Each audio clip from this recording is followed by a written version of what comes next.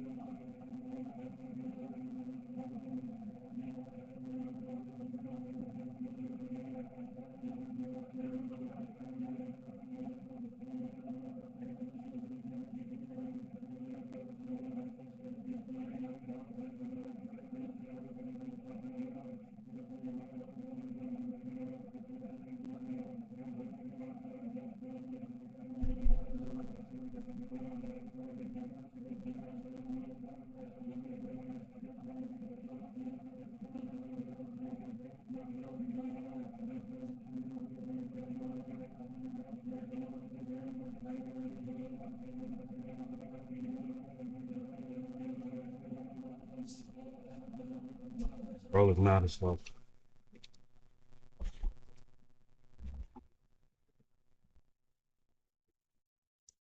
He look mad as fuck, Chuck.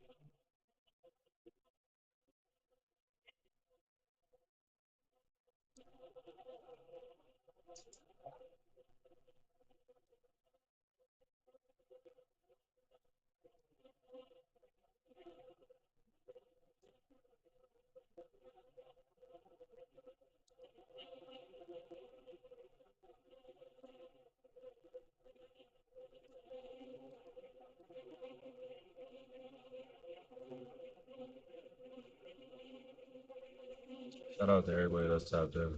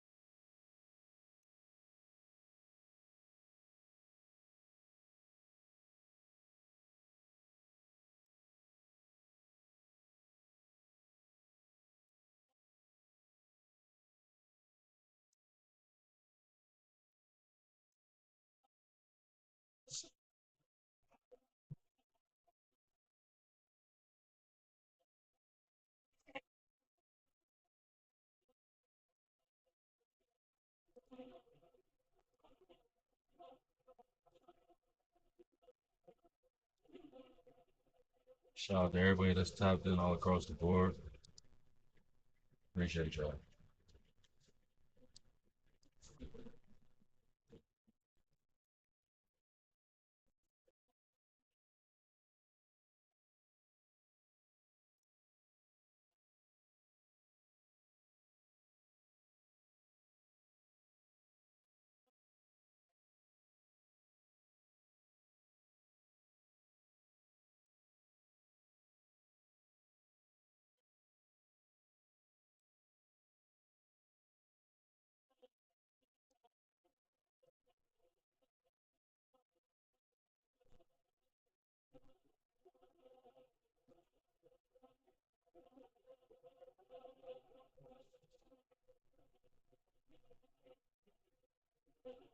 Looking good, looking good.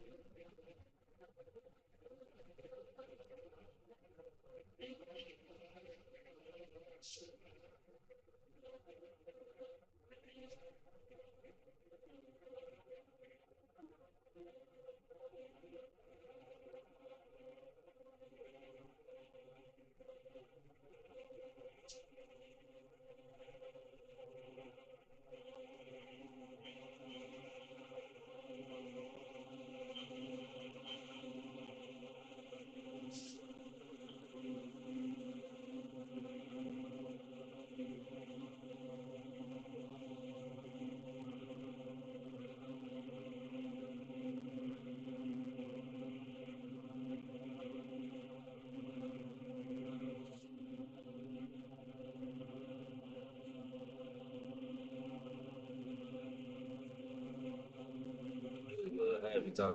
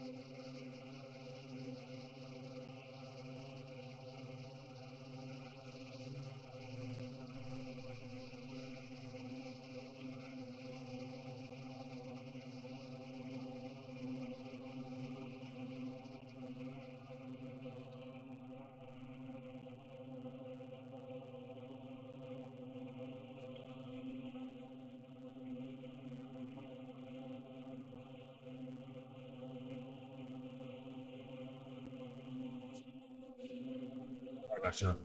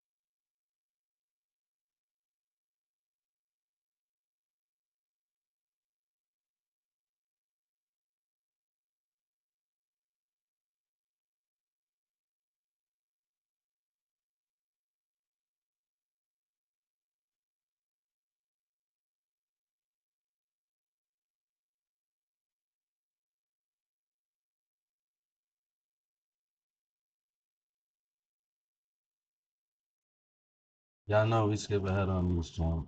You know how we do. Yeah, I'm here today. I'm here today.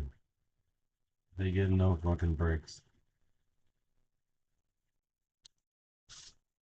They getting no fucking breaks.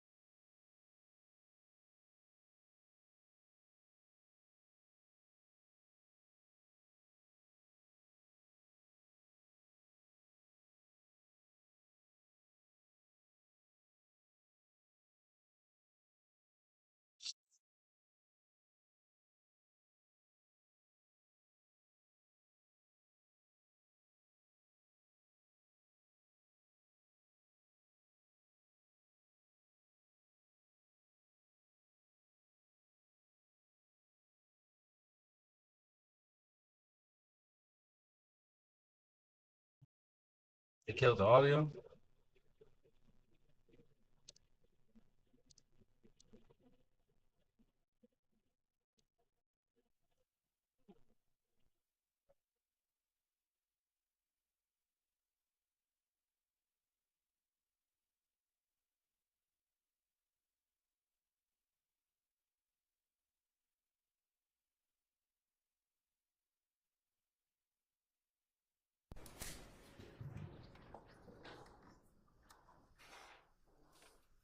Your Honor, I'd like to,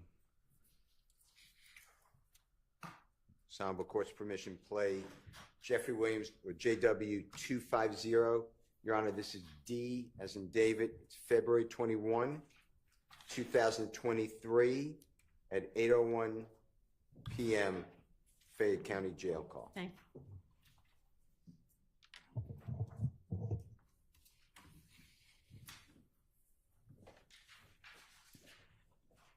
Hello, this is a prepaid collect call from an incarcerated individual at Fayette County Jail. This call is not private. It will be recorded and may be monitored. If you believe this should be a private call, please hang up and follow facility instructions to register this number as a private number. To accept charges and consent to this, thank you for using Securus. You may start the conversation now. Hello. Yeah. My boy didn't call? Yeah, he was calling when he was on the phone with Craig. Call him real quick. I'm sure he can call now. Huh? I told him he can call now. Yeah. Now I don't feel like going to sleep no damn serious. But I ain't I'm gonna going to lie. fall asleep. My head just started hurting bad as hell. Shit just made me feel better though. I be feeling like I be got. Because you worry about what the street say for the street. You ain't like, we're going to fuck with you because of you. Everybody else, fuck them. Fuck that hoe. It's a court situation, man. You know what I mean? Like, it just like... Let me tell you something. God gonna let you out in the right time. Hold on, he calling. You just got to trust that shit and believe it. Have faith. When you pray about everything. Click him in, why can't Cry that shit out the door. Yeah, you can say that while you click him in, you crazy girl.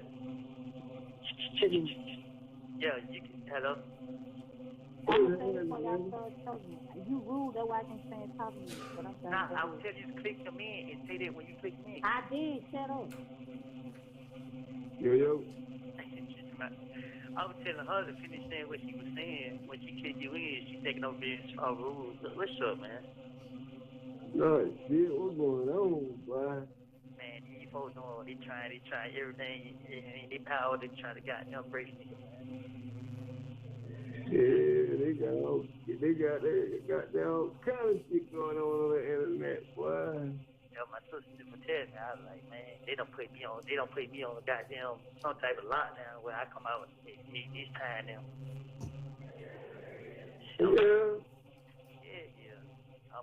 all people come out at like 1:13. They got like they call themselves Viper here. They bring out, but they let me come out. They ain't in here. What the hell? What the hell? They chop that shit up or something? Like, I'm trying to see like what the hell. You know what I mean? They got a part, man, on that motherfucker. They chop that motherfucker up. What you say? That's Come out. What you talking about? Tell me.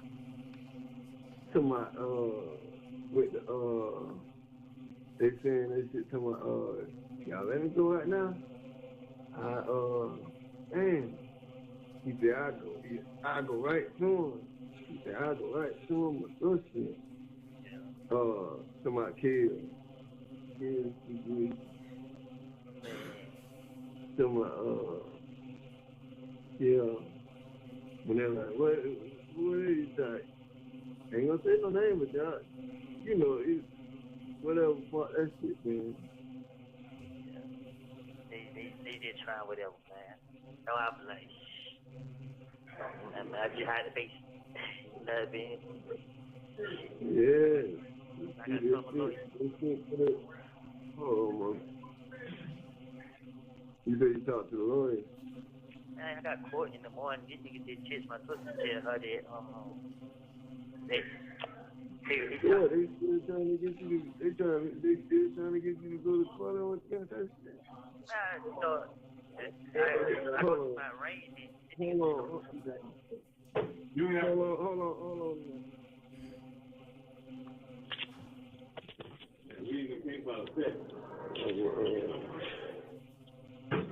My people that came into the office, Yeah. People into my office. Yeah. Yeah, bro. But he said I'm going to court to make that deal to this shit. Yeah. So what I'm saying, like, what the charge? They still doing the old charge? They still got. They still found driver with suspended license and reckless driving. So I'm like, Yeah. damn, man, you been talking about you didn't tell me the whole time you're gonna try to ask for a bond, but now you tell my sister that we gonna enter 9 years in the morning. But they gonna do it on Zoom. He said he went to the judge to make sure that they come get me to bring me to court. And then he held later and was like, we gonna have court on Zoom. Yeah, but the way that shit running, boy, they ain't even worried about them charges. They trying to get you. They trying to get you. At the end of the day, them charges, they're just a goddamn, them old charges, that shit just a goddamn, what you call that shit, like a, 15 months, no bond. Yeah, that's what I'm saying. They, you know what, it's like they gonna keep putting them charges up just to hold you and hope you know what I mean? Cause the way they doing that shit, bro, the way they put this shit out there like that shit ain't, you know what I mean? It's like they got an agenda, bro. Like, they saying to themselves, okay, motherfucker, you talking about you ain't gonna talk, this is what we got to do. Oh, you ain't gonna call, guess what, we gonna keep putting this shit out there to make you feel like, you know what I mean? To make everybody, like, they just do it, they going crazy, that shit, bro. Yeah, I told her there was that ammunition. I'm like, shit, you know what I mean? Like, I ain't tripping. Shit. Yeah. Like, man, you know, shit get goddamn crazy. I keep trying to contact his lawyer, and I'm telling him, like, look, you say you gonna come see me today. You ain't come see me today. You know what I mean? Then he just playing too many games, and now they gonna put me on this damn ass lockdown. And I ain't even gonna be able to get in touch with this nigga. Like, I ain't gonna be able to talk to him unless he answers the phone after 7 o'clock. So I'm like, yeah. So I'm like, man, I had my sister did you call. I had to tell her to goddamn let you know, goddamn, I be out there anytime 'cause I know you be at work. So yeah. I ain't know if you can answer.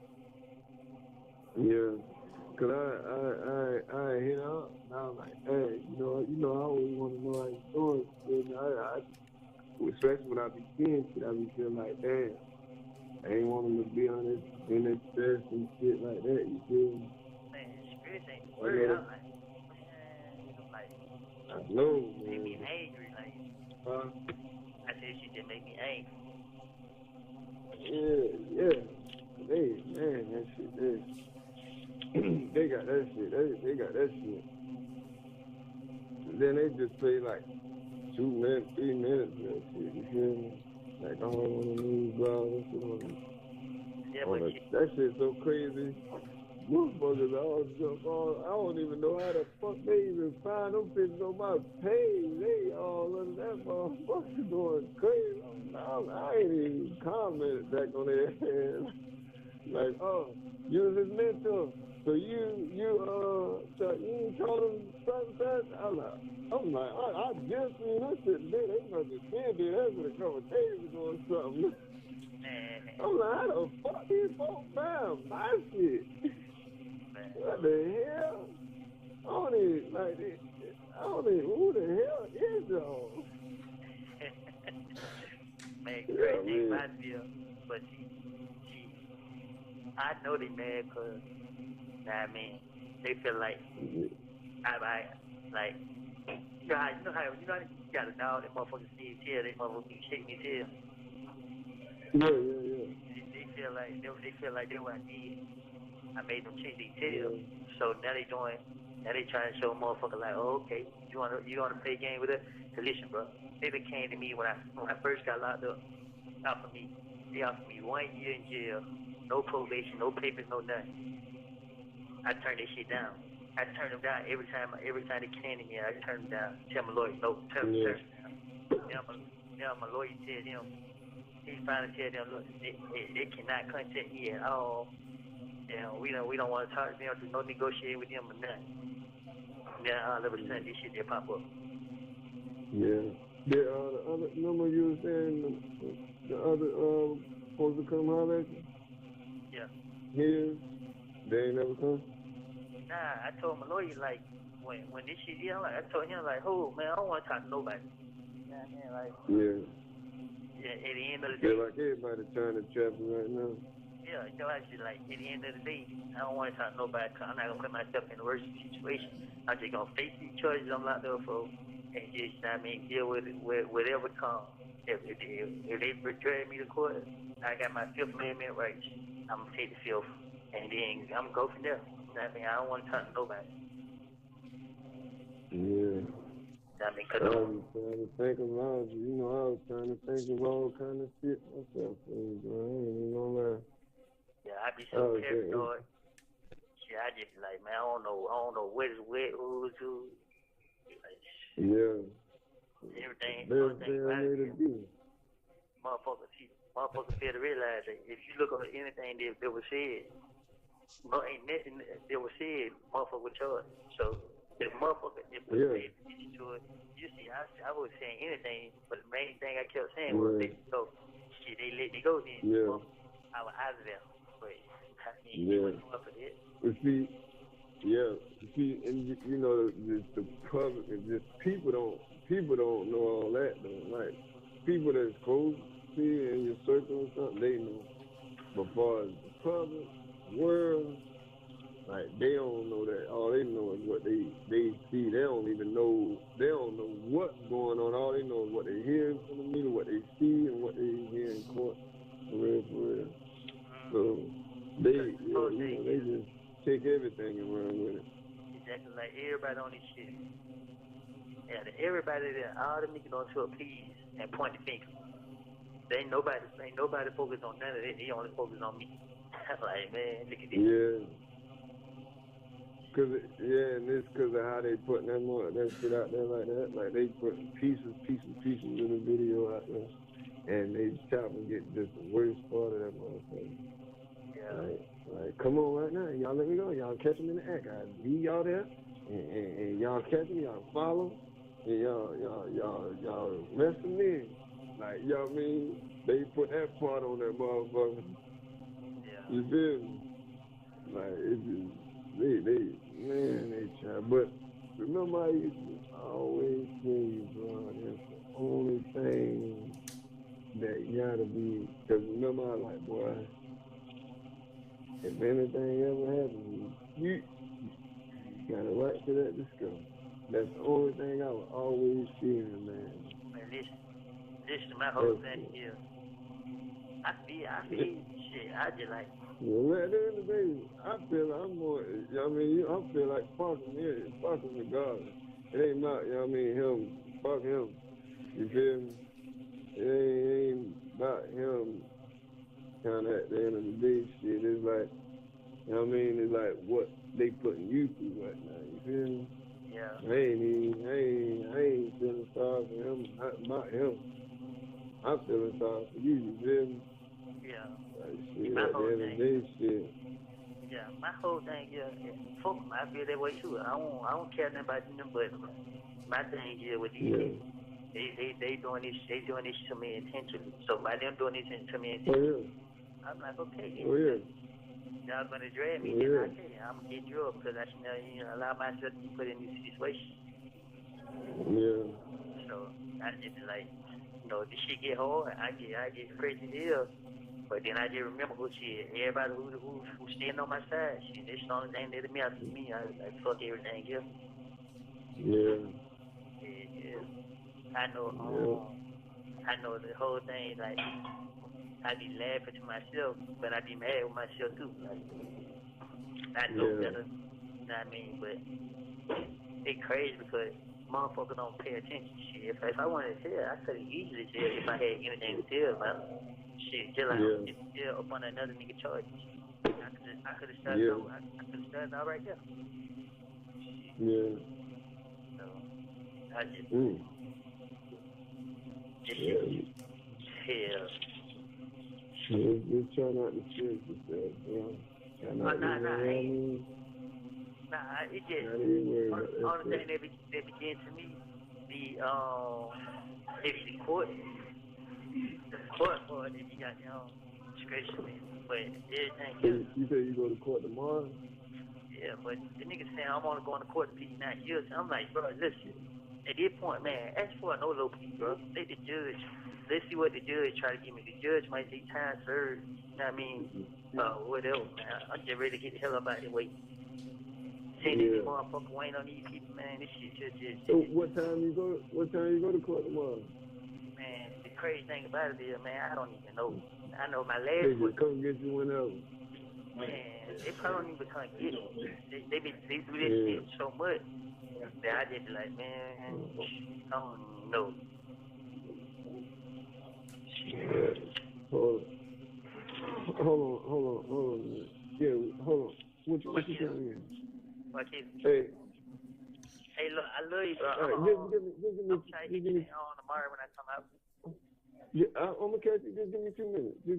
Hello? Yeah, What you say? I'm gonna hit you tomorrow when I come out. Yeah, man, keep walking in my office, man. Like, God damn, bro, y'all don't see a nigga goddamn, you know what I mean? Like, what the fuck? You heard me, though? Business? Yeah. I'm gonna hit you tomorrow. Yeah, hey, what you got? You got to go. You about to go in? Yeah, my time up. All right, I ready, man. got like 2 minutes. I got 2 minutes. So I could try to tell my. Yeah, hey, you know my head up, nigga. You know what I mean? You do the same too.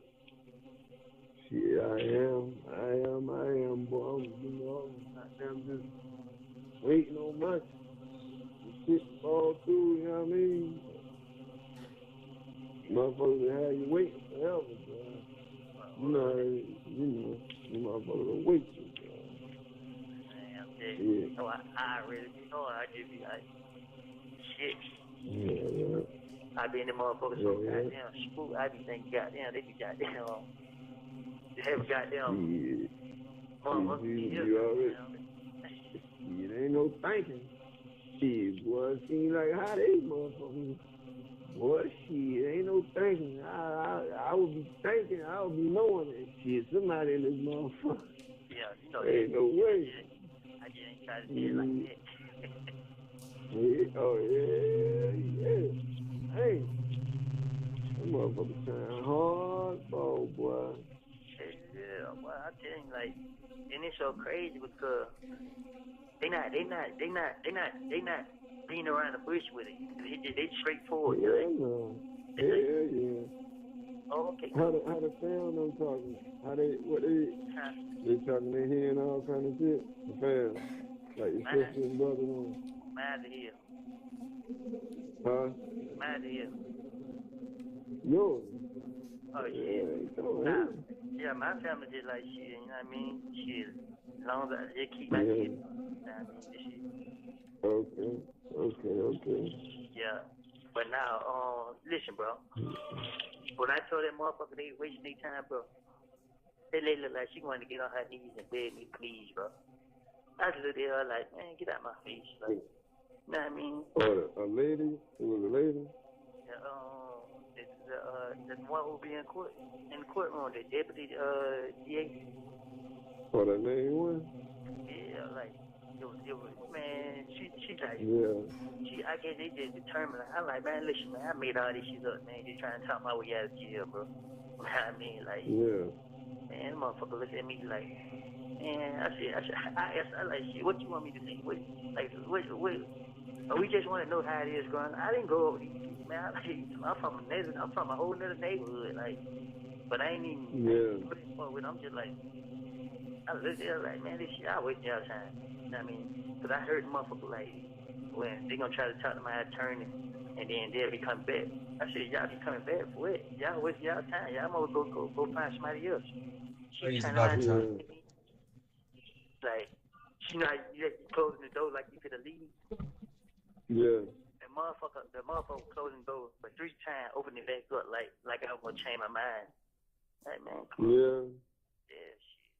I done did 5 years. I done did 51 months in the feds, and I've been doing goddamn so much time in the damn state. Yeah. Every day. How long you been locked up so far? Man, 15 months. Boy, God damn. Oh, that's it, 15 months? Man, it seems like longer than that, boy. Nah, because I did 14 months, got out for 3 months, and then now I've been locked up 15 months. You have 1 minute left. Hey.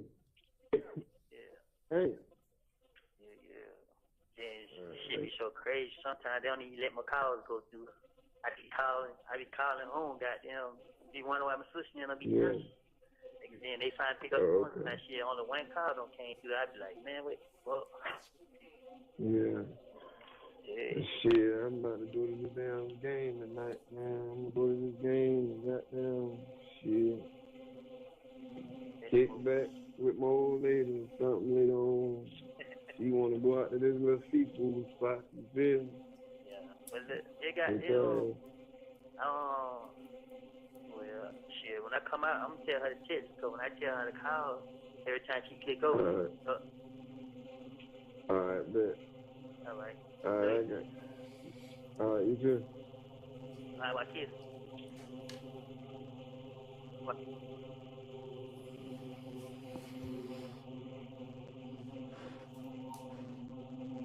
Mr. Copeland, can you tell the jurors, just orient them, what relation was the people that we heard besides your voice on the recording? My sister and a friend. Okay. And the friend this time is a man. Sound like a man's voice. Is that accurate? Yes. Did you hear you explain that you've made people mad and that they feel like you feel like you made them shake their tail? When you first got locked up, they offered you a year in jail. You turned them down, and now your lawyer has told them not to contact you at all. And then all of a sudden, the video of your interrogation pops up. Do you remember hearing that? I said, chase their tail. Chase their tail. Okay. And who are the they that you're talking about when you say you think you made them mad? Say that again? Who is the they? Who is they when you say you think that you made them mad or chase their tail? Who the police. And then at 10:05 on JW 250D, as in David, did you hear yourself say that people failed to realize that if you look up what was said, nobody was charged with what you said? Do you remember hearing that? Yes. What were you referring to on that? The 2015 interrogation. And it's now February 21, 2023. This year? No, when this call was made, February 21, 2023, so a year and a half ago. Is that what you're referring to? The length of time? Yes. Okay. And then do you remember hearing at the same statement at the 10:05 that you would say anything. Your main thing was you were saying Thug and was trying to let you go, trying to get them to let you go. And you said that if you would let go, you were out of there, but they weren't going for it. Do you remember hearing that? Yes. Do you remember a little later you said that it is crazy that people don't pay attention. If you wanted to tell, you could have easily told if you had something to tell. You remember hearing that? Yes. Do you remember hearing at 17:20 that you explained that you told them people that they're wasting their time, and the lady acted like she wanted to get on her knees and beg and plead. You said you told them to get out of your face, and then the man asked which lady. Do you remember that? Me love. And then you said on the recording the deputy DA. That's who you just pointed to? Miss Love. And you said you told them, Miss Love, that you made it all up trying to talk your way out of jail. Is that what you said on the recording? Miss Love. You told her that? Yes. Back in February 21 of 2023 and before that. When she came to see me at Fayetteville jail. And then she wouldn't leave, and you said, what does she want you to say? Do you remember saying that? Huh? You asked her, meaning District Attorney Love, what does she want you to say? Remember hearing that? Yes. And then you said that they asked about how it was growing up, and you said, I didn't grow up with them. You're from a whole different neighborhood. Did you hear that? Yes. And you told Deputy District Attorney Love that she and the others are wasting their time. Yes.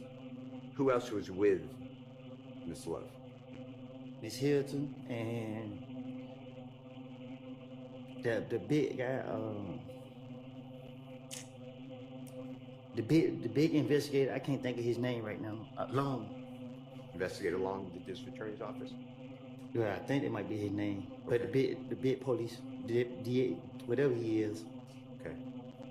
And you told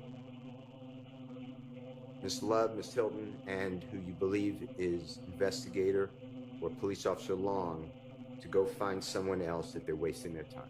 Did you hear that on the recording? Yes. And that did happen? Yes. And you said that the door, that she opened the door 3 times like you were going to change your mind. Who are you referring to? Miss Love. And when you say open the door, just tell the jurors, like, what kind of room are you in? A little small room. Were you allowed to go in and out of the room on your own? I was in jail. So who was going in and out of the room like 3 times, opening the door? No, she wasn't going in and out. They were leaving. I was complaining about my court. Every time I had to go to court, they weren't coming to get me to take me to court. So they kept holding me in jail, and I would miss my court, and they'd give me another court date, another month, like a month away. So she would ask me who my lawyer was, that she was gonna reach out to my lawyer and try to get them to get me in court. So if they were to help me get in court, would I cooperate? I said, get me in court and we'll see. You wanted to get out of jail? Yes.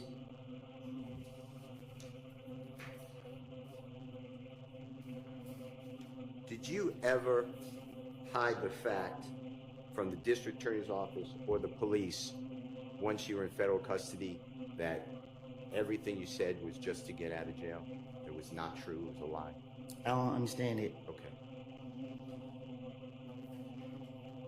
Once, I think you said, and tell me if I'm wrong, but I think you said, once June 10, 2015, the interrogation that we watched with the jurors, Mm-hmm. after that date, Yes. you go over to federal custody at Lovejoy Yes. Detention Center. You get charged with murder of Donovan Thomas in October 2015. Yes. You then go before Judge Totenberg, federal Judge Totenberg, in Yes. the Northern District, Georgia, received 60 months in custody. Well, actually, I fought my case for 40 months because the lawyers who I had represent me over there kept telling me that the prosecutor wanted to talk to me, and they wouldn't fight for me, so I had to write letters to the judge, ask for new lawyers. So I had to fire you 2 lawyers because I kept telling them I didn't want to talk to them. I made it up, and then I didn't trust them. So it took me 2 years to file one, and then they gave me a 3rd lawyer. And when I got her, I just told her I want to plead guilty at this point because I've been in there for so long. And when you said you wrote to the judge, you're talking about the Honorable Judge Totenberg? Yes. And you had what's called appointed lawyers. Some people say public defenders. Is that true? They call them federal defenders. Yes, sir. And they don't cost anything. They're great lawyers who don't cost anything, but they're assigned to people who can't afford a lawyer. Is that your understanding? Yes, they free. Did Jeffrey Williams ever pay in any of your court, you have a lot of court appearances. Did he ever pay for any of your lawyers? No.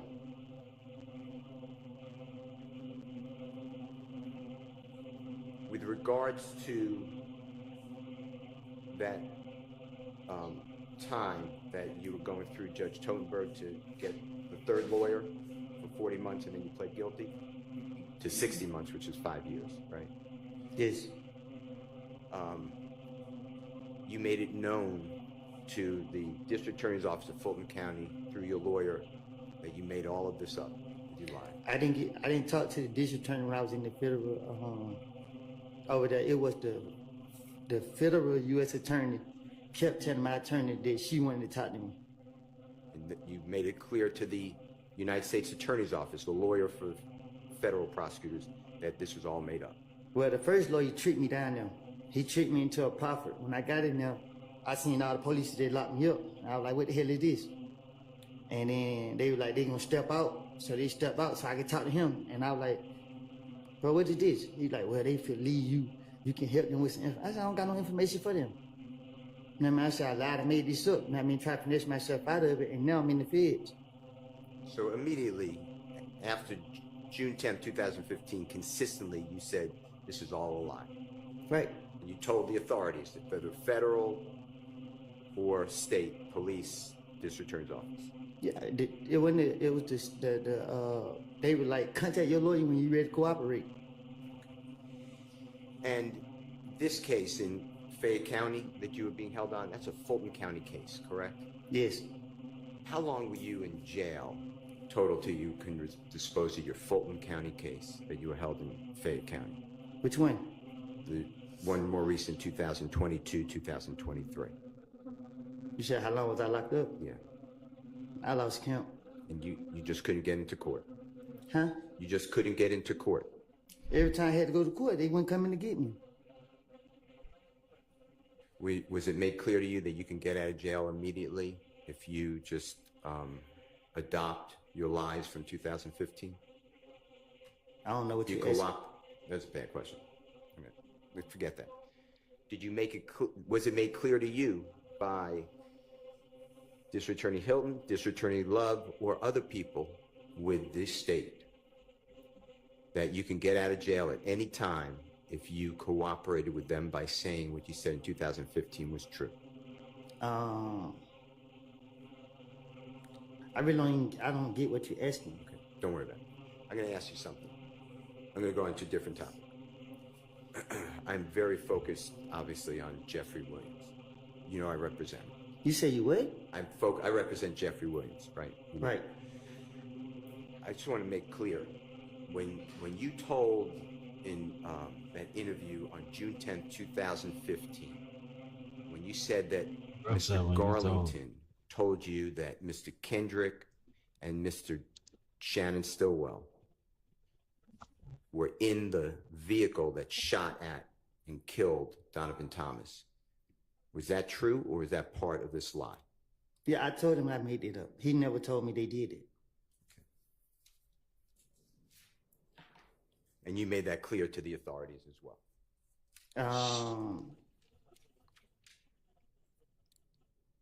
I can't recall if I told them that, but I can't afford to tell them I made it up. All right, I'd like to go through a jail call that the state played for you, Ms. Hilton played for you earlier this week. It's, Your Honor, it's already in evidence. It's State's Exhibit number 295Y. And specifically, Your Honor, it starts at 128. And just to orient the jurors, this should be the 13th day of June of 2015. So 13th day of June 2015.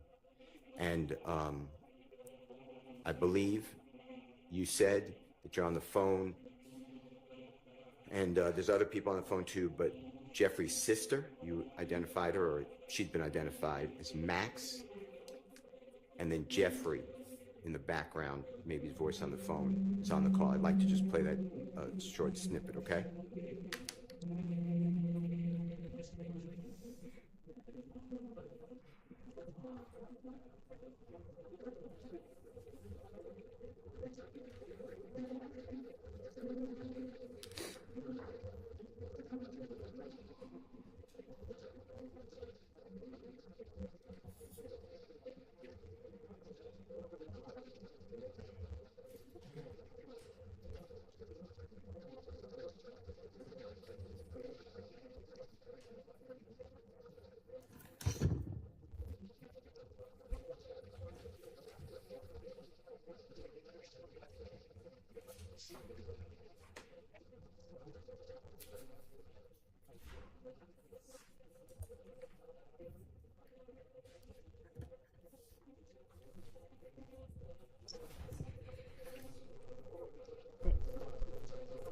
I can't hear that. I don't think it's playing.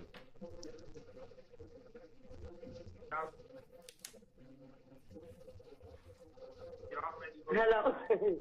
She be waiting. Actually, Hello. Woody. Yeah. What's up, Woody? Hey, what's going on? Yeah. Lil Jerry is. Yeah, he got a bun. Huh? Doc, Deshaun. Yeah. How much your bun is? 15,000. But I can go to a bun because bun come about 15,000.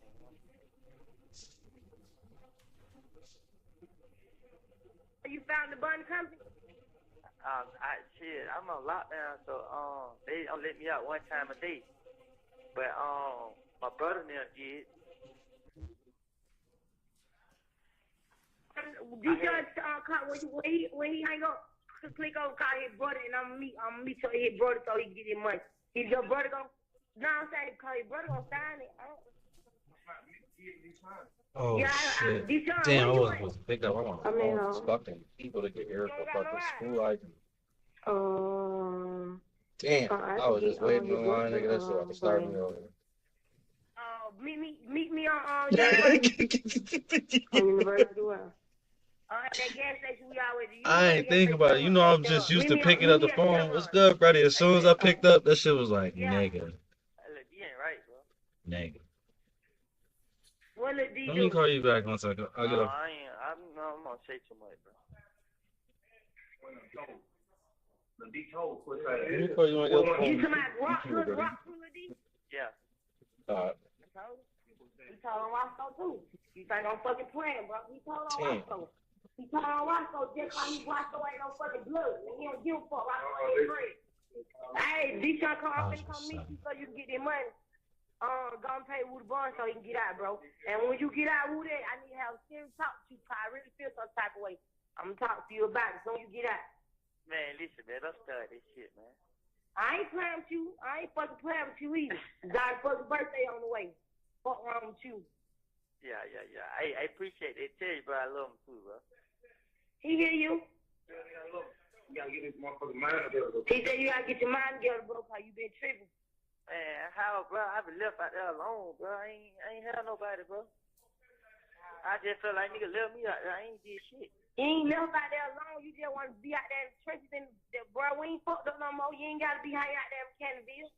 Shit, I had no choice. That way gonna get you time, Cannonville. Out there in them apartments. I keep telling you that. Were you able to hear that? Yes. Okay. And that was, if you recognize the voice, that's the voice of Jeffrey's sister, you know her, I believe, is Max. Is that fair to say? Yes. And she said that she asked about a bond, and you had a $15,000 bond through a bonding company. Yes. And that she would meet Mr. Sean Quarterman at the Chevron on University. Yes. To help you, I guess, your family, you, to secure money for a bond. Is that fair to say?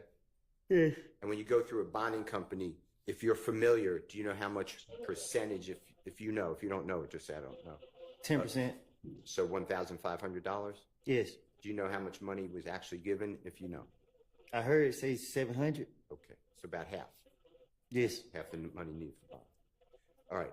And then did you hear Jeffrey's sister say you have a birthday coming up and she has to have a serious talk with you? My little girl birthday was coming up. I'm sorry. Okay. Did you hear that? Yes. And then did you hear Jeffrey say, and it was faint, but you said that tell Jeffrey you love him. He said, I love you too. You got to get your mind together. You are tripping. Did you hear that? Yes. And then you hear Max, the sister, say, we're not effed up no more. You got to get out of the streets. Did you hear all that? Yes. Okay. I'd like to go with you the Infinity. Also on that jail call, you heard, let me just go back to that jail call in State's Exhibit 295Y. Did you hear you say that little D is tripping? Did you hear something like that? Yes. And then Max said something like,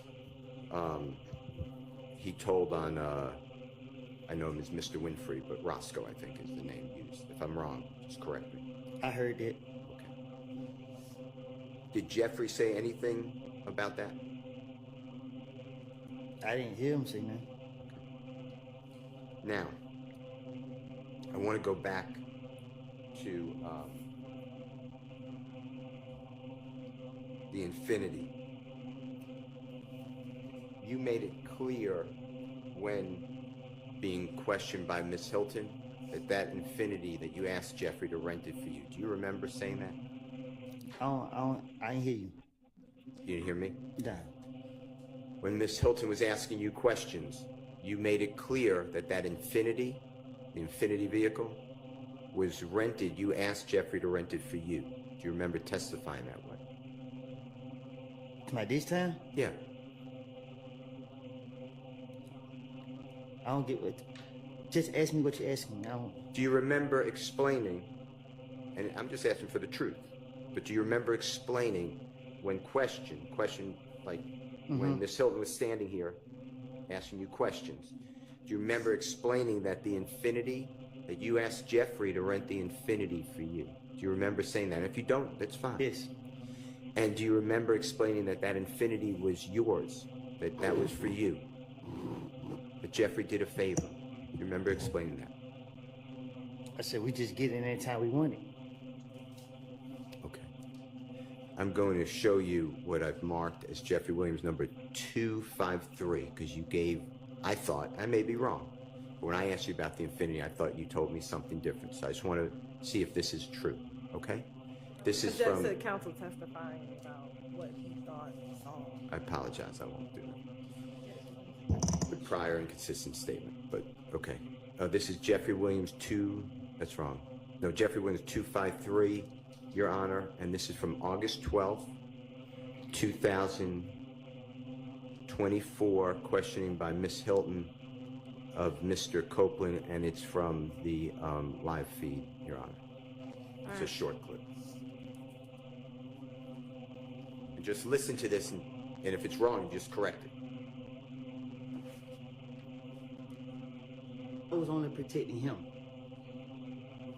So when you told the detective about what happened the night of Donovan Thomas's murder, were you protecting Threat? Yes, I was gonna keep Threat name out of it as much as possible.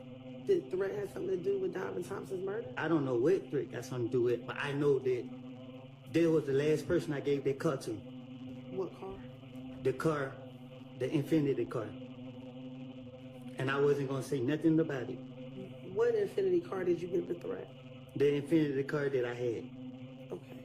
Is this the same car that you went to the rental car place with Thug and Thug rented the Infinity? I'm talking about the gray Infinity car that me and Zachary was riding in.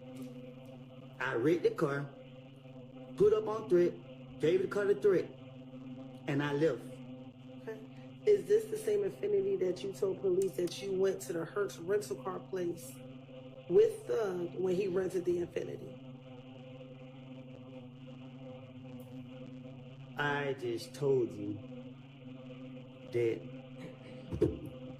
I gave Threat that car. Ms. Copeland, that's not what she asked. So listen to what she asked and then answer that as best you can. You're saying you gave Threat that Infinity. Is that what you're saying?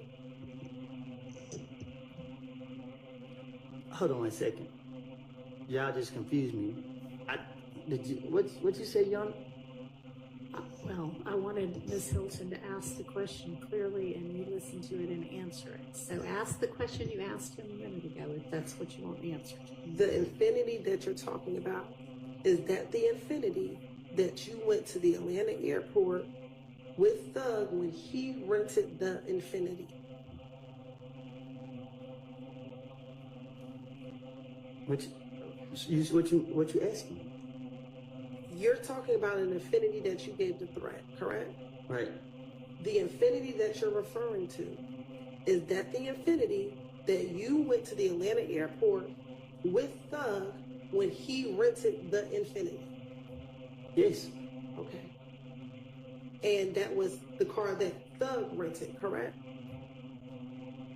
I asked him to rent me a car, and I rented the car, and I gave the car to Threat. When did you give the car to Threat? The same night I rented it. The night before that happened. For what happened? The same night it happened. I can't remember. I gave the car to Threat and I left. Where did you give the car to Threat at?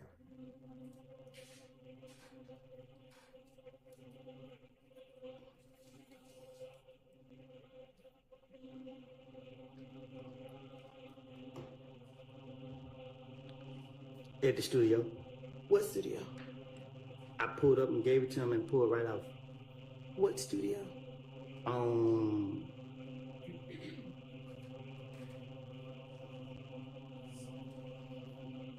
It was by Northside Drive, Marietta. It was one of them streets.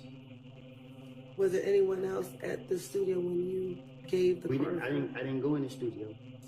I pulled up. I was pulling up, and I seen Threat.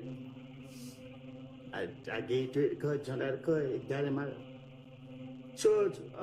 Called my brother to come get me.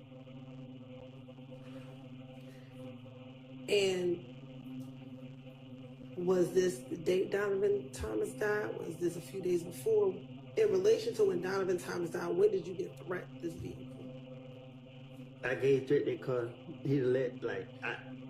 I read the car, gave it to Threat. So when you wrecked the car, why would you give Threat a wrecked vehicle? So I could, what you mean? It wasn't damaged bad. I don't know. I hit something on it, and then shit, the thing on the cover, it was tripping. So when I pulled up, I wasn't giving it to Threat, but I just seen him standing outside. And I was like, he like, what you about to do? I'm like, him, just get the key real quick. I'll be right back. Gave Threat the car, and I dipped.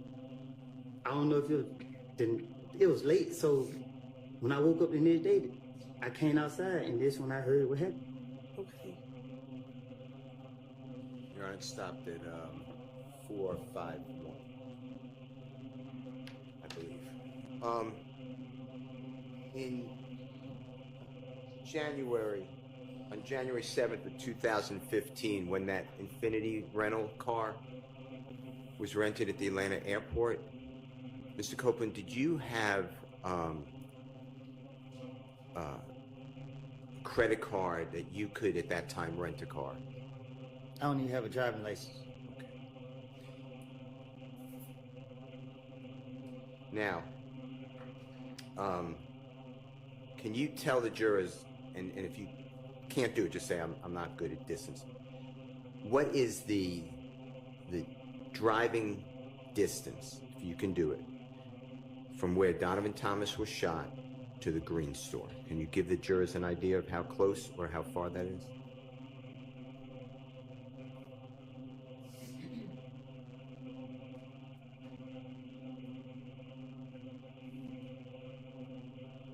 Five minutes. Okay.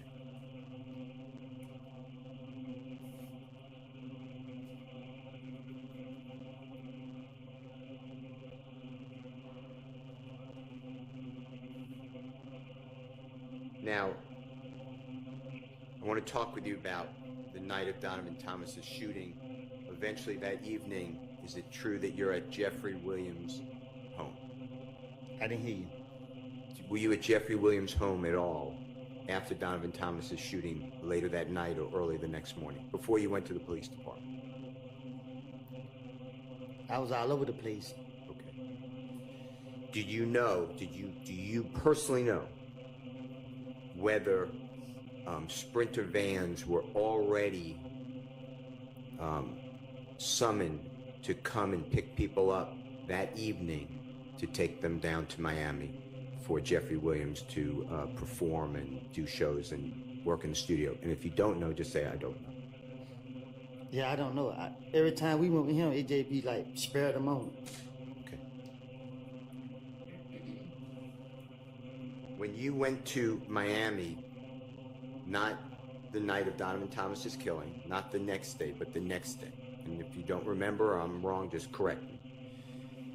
You went with Miss Quarterman, Deshaun Quarterman, and your child. Is that true? To my when I went to Miami? Yes, sir. After Donovan Thomas's shooting, a couple of days later. It was just me, my baby mama, and my little girl. And do you remember if you flew to Miami or you drove? We had to drive because I don't think I ever caught a plane with her. Okay. And do you know how you got there? Meaning, did somebody drive you like in a Sprinter van or another vehicle, or did you have a car access to you, or do you know?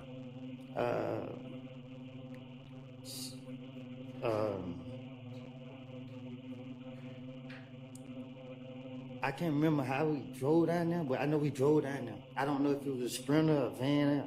I can't remember how I got down there. Okay. And is it true that immediately after Donovan Thomas was, God forbid, killed, that your family, you and your family's homes and persons were being shot at?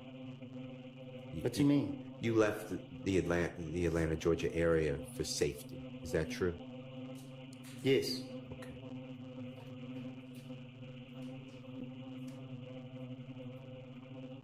The detective told me to leave. And was it Detective Thorpe? Do you remember? Yes. Okay. And did Jeffrey give you any money for that trip and pay for anything, hotel room, anything like that? No. Did Jeffrey ever give you any money, ever, for committing a crime for him? I never committed a crime for him. That was my next question. Okay. You had a lot of contact, it appears, what the jurors heard, with Detective Gaither, Detective Thorpe. It was just telephone calls. You could text them, they could text you, they could call you. Is that fair to say? Before, obviously, June 11th, 2015, before you got incarcerated and continually for 60 months, 51 months. Have the prosecutor and the police ever showed you any recordings of any of those calls that you had with them, besides the interrogations that we had? My first time ever seeing these two was during this trial right here. I never talked to nobody outside of these two right here. Okay, and when these two, you mean Miss Hilton, Miss Love? Yes. I'm talking, and I appreciate that. I'm talking about Detective Gaither, Detective Thorpe, and all those communications, Detective Dennis. Did anyone ever show you, let you listen to any of the recordings that you had with them? Any time, every time that you met with them? Did you ever have that outside of these video, audio? No. Did you ever see a report that was shown to you, hey, you said this on this date? No.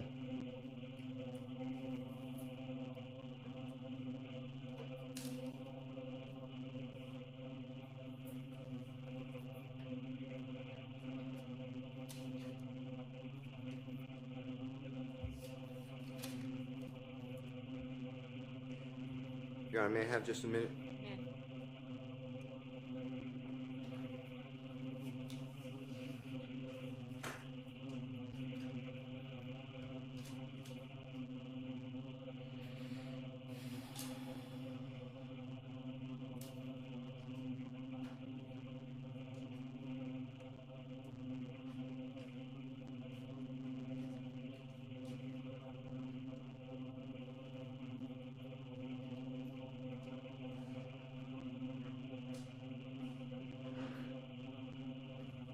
I have no other question. Thank you. All right, thank you. Mr. Weinstein, I think you indicated you might have a fairly short cross-examination. Go ahead. All right, go ahead.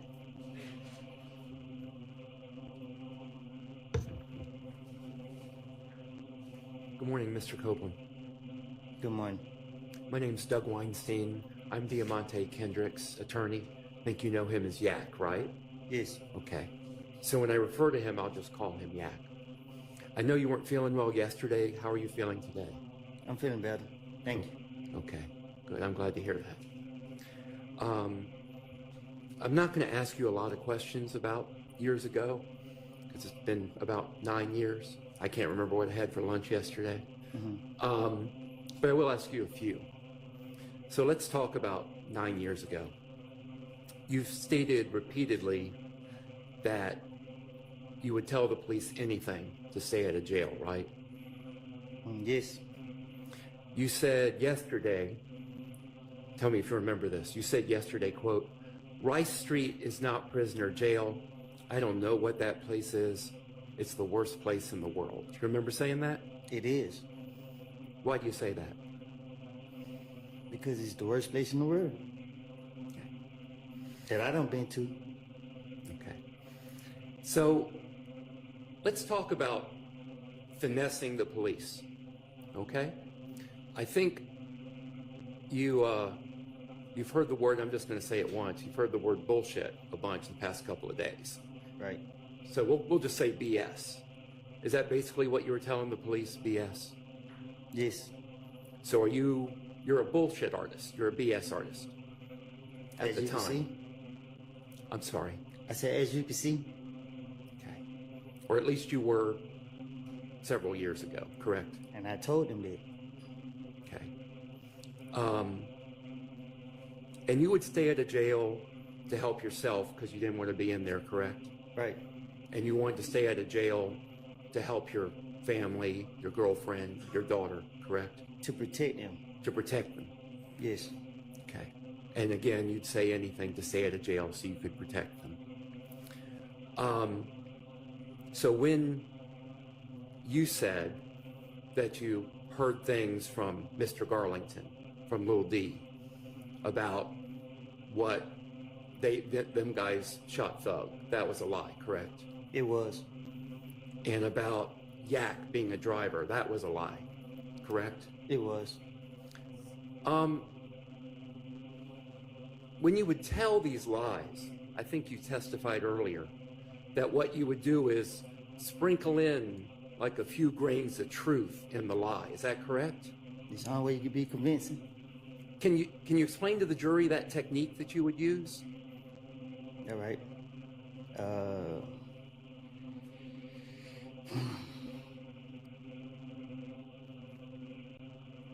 You hear stuff, you know what's true, and you know what's not true.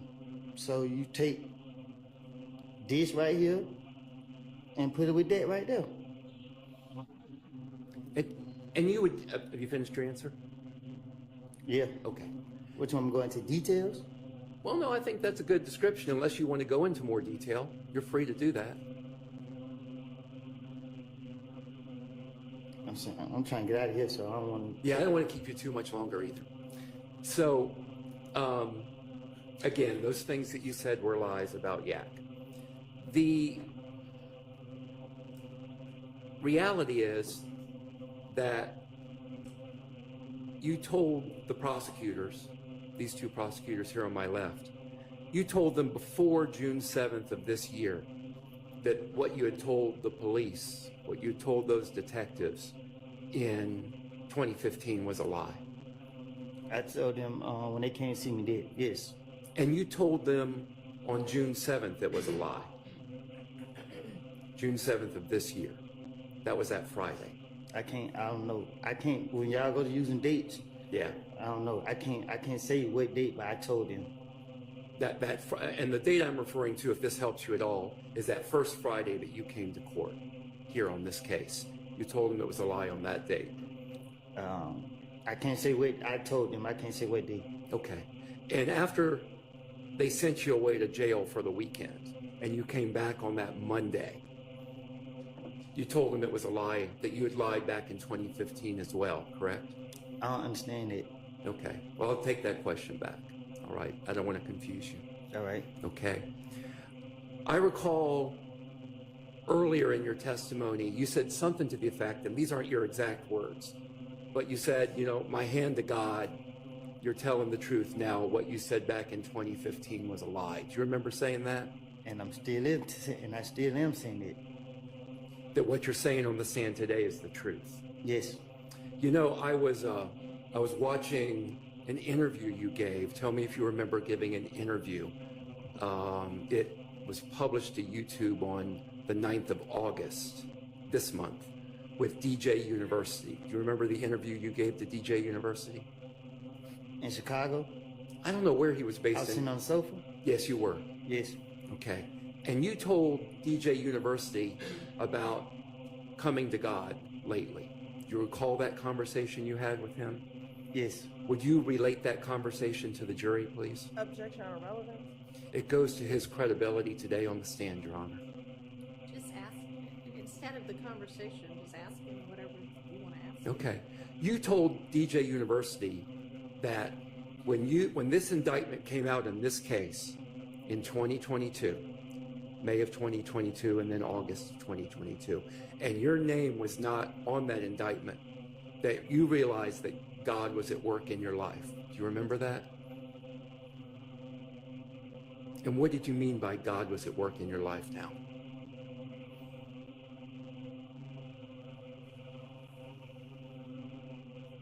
Say it again. Yeah. When you told DJ University, and you told him a lot about God entering your life lately, but you told him that when you saw this indictment and this case come out, that you realized that God was at work in your life. And I asked, what did you mean by that when you told him that? If you can express it. Just God is real. God is real. And you have that in your mind when you said on the stand that you put your hand to God and what you're saying on the stand is the truth right now. That's with you knowing that God is real. Is that correct? Say that again? Yeah. That knowledge that you have, that belief that you have that God is real, you have that in your mind when you took the stand and you raised your hand up and you said, my hand to God, what you're saying now is the truth, and what you said in 2015 was a lie. Yes. That was with God in your mind, correct? It's in my heart, not my mind. Okay.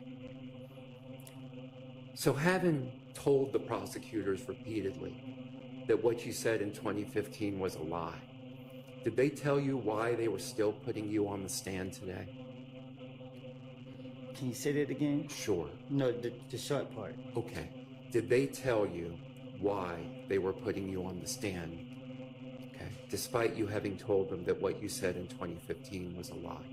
I don't know why they put me on the stand. Okay. Thank you. I don't have any further questions. Thank you for your time. Mr. Matthews?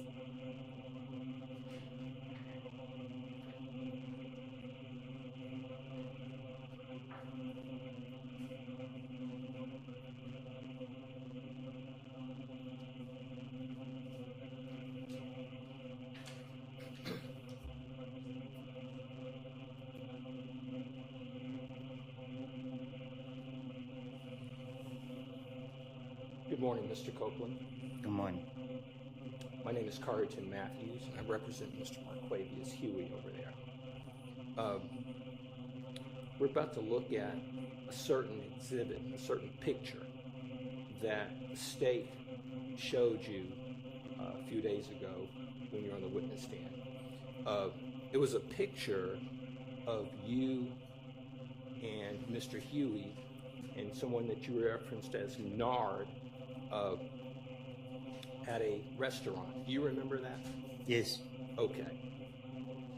That particular photograph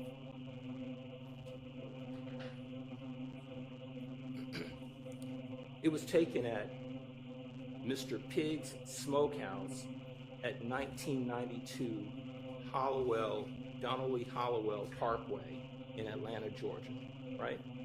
On Bankhead. On Bankhead. And that is probably about 20 plus minutes from Cleveland Avenue, right? Probably far, yeah. It's about that same distance, or give or take a little bit more, a little bit less, from Mechanicsville, right? Right. And it's a barbecue spot, right? Yeah, they sell barbecue food. When you all went to that barbecue spot, it was in broad daylight, right? Yes. Went there for some food, right? Yes. I'm going to show you this photograph, and I want to talk about it. State's going to pull it up. Now, you've not known Mr. Huey that very long, correct? Probably a couple months. Okay. And you were at this particular restaurant with Mr. Huey and Nard on this particular day. And in this photograph, I want to talk with you about it. In the photograph, someone wrote, you can tell us whether it was you, I am this. Do you see this photograph here? Yes, I see it. Okay. All right. Let's talk about it. Is that you in the middle? Yes. And this is at Mr. Pig's Smokehouse in Donnelly Hollowell? Yes. Okay. Now, you have your hands together. Is that correct? Yes. It looks like it's a symbol of you praying. Is that correct? It is. Okay. On your clothing, is there anything that suggests YSL on it? No. Do you see the person to your right in that photograph? Is that Mr. Huey in that photograph? With the white t-shirt? Yes, sir. Yes. Okay. Let's look at Mr. Huey. Take a look at his t-shirt. Do you see anything written on his shirt? Anything YSL on it? It's a white t-shirt. Okay. Let's look around his neck. Do you see any fancy jewelry around his neck? No. Do you see any bracelets on the arms that you do see? No. Any rings or anything of that nature? No. On this particular day, do you see, or did you have in your waistband a handgun? No. To your knowledge, did you see, or Mr. Huey have a handgun on him? No. How about this person, Nard? Did you see him with any type of handguns on that day? No. Were you all meeting there to do a crime or anything of that nature? No, we were chilling the whole day. Okay. Now, any AKs, any rifles or anything in the background in this photograph? Huh? Any weapons? No. On this particular building, do you see any signs or symbols, any graffiti with YSL or anything of that nature? No. Now,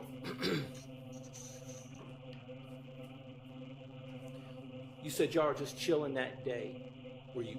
Nothing about this photograph suggesting that you all are asking anyone to participate in any type of YSL gang or anything of that nature, is there? YSL ain't the game. Okay.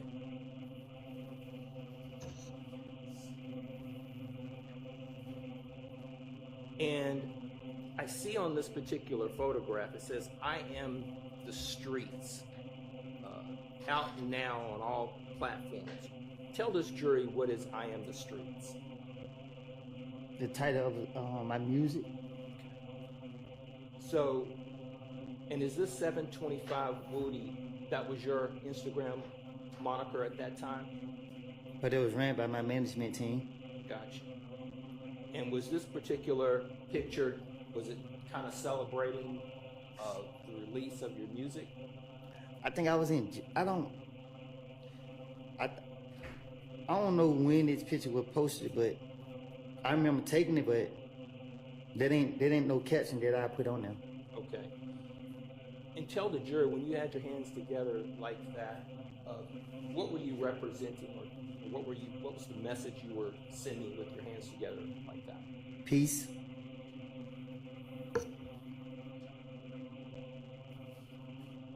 Now, on this document that we're looking at, on this photograph, at the bottom it says "Free the Guys."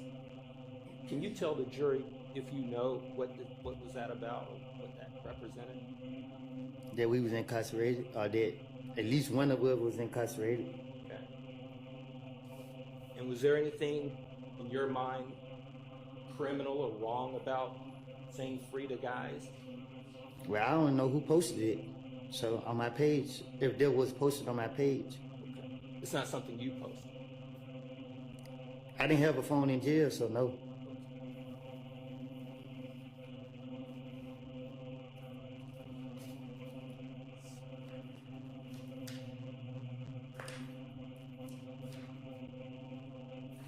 And to the best of your knowledge, on this particular day that you all met, sounds like I'm hearing you to say is that y'all aren't doing anything but chilling. Right. Nothing more, nothing less. That's all we do. Not meeting up to commit any crimes. Never. I was doing the music, focus on the music. That was it. The clothing that you're wearing there, I notice here these particular jeans, and there's red on the jeans there. Is that the way those jeans are made? Yes. Does it represent anything to do with any type of gang or anything of that nature? No, that's how I bought them. It's a broken heart. A broken heart. On my pants lid, yeah. Gotcha. I actually still got the pants. Okay. And is it fair to say that you guys are relatively neatly dressed urban gear? I thought I was. Kind of fresh, right? That's what I thought.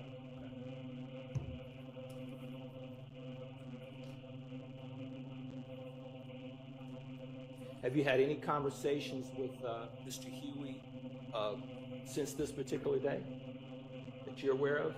I don't know what you mean. Have you talked to him? What you mean?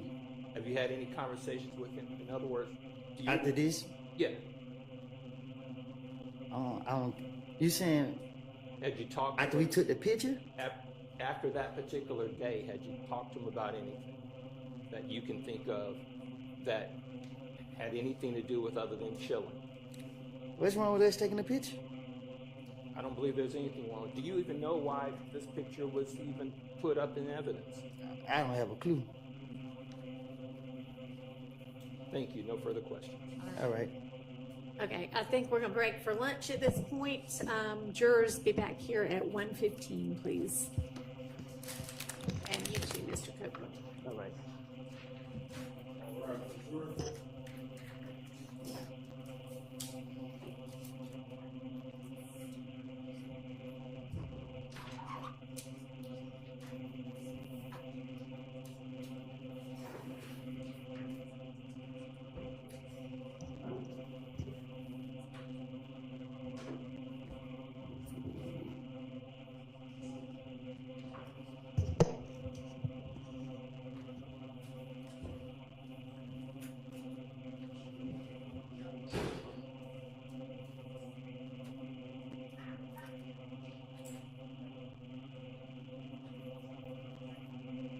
All right, y'all can have a seat. So I have an answer back from the juror with the potential job. September 25th is when they would want that juror to start out there in Arkansas. So I guess I need to hear what y'all's position is at this point.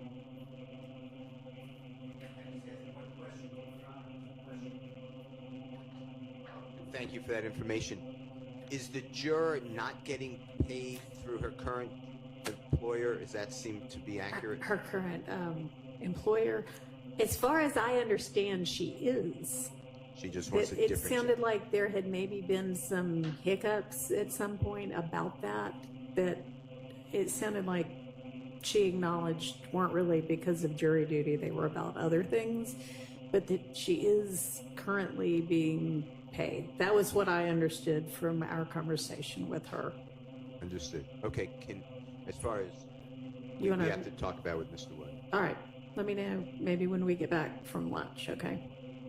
Anybody else, or just want to check back in after lunch? All right, I'll see y'all at 1:15.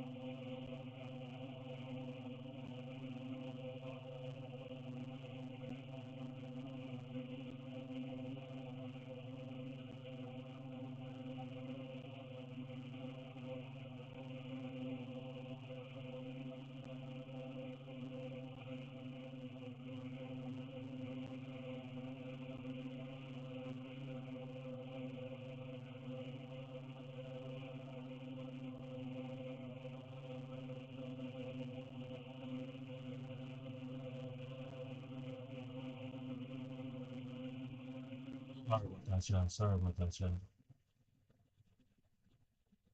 Let's get us back. In regards to this juror, and we've spoken with other counsel. We're not of one accord, and so I'll let everyone speak for themselves. All right. But on behalf of Mr. Williams,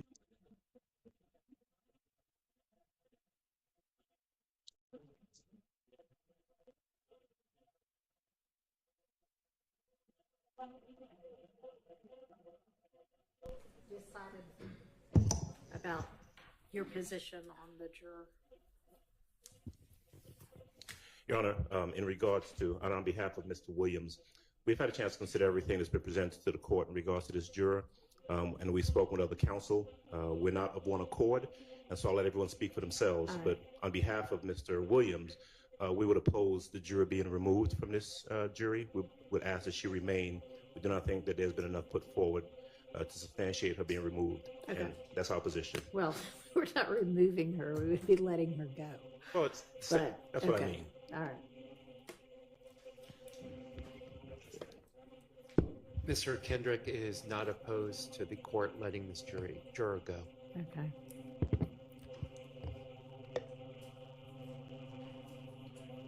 Your Honor, on behalf of Mr. Stillwell, we are opposed to letting this juror go. We are under the impression that she is still getting paid. I am also under that impression Okay. currently. So we are opposed to letting the juror go. My impression is that she might have had some, I don't know what was going on, something between her and her current employer. But, I mean, all I know is what y'all know, so. I couldn't hear what you said without. Okay, well, y'all gonna have to work that out between yourselves. Mr. Ryan would like to voir dire the juror to ensure she wouldn't hold it against us if we were to keep her. Okay. Your Honor, on behalf of Mr. Huey, we want her to stay. All right.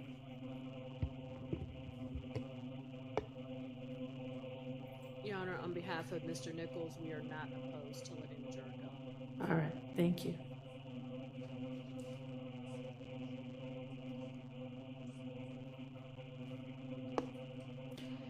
All right. And essentially, the state's position was, I'll leave it up to the court. Do you have a position one way or another, or?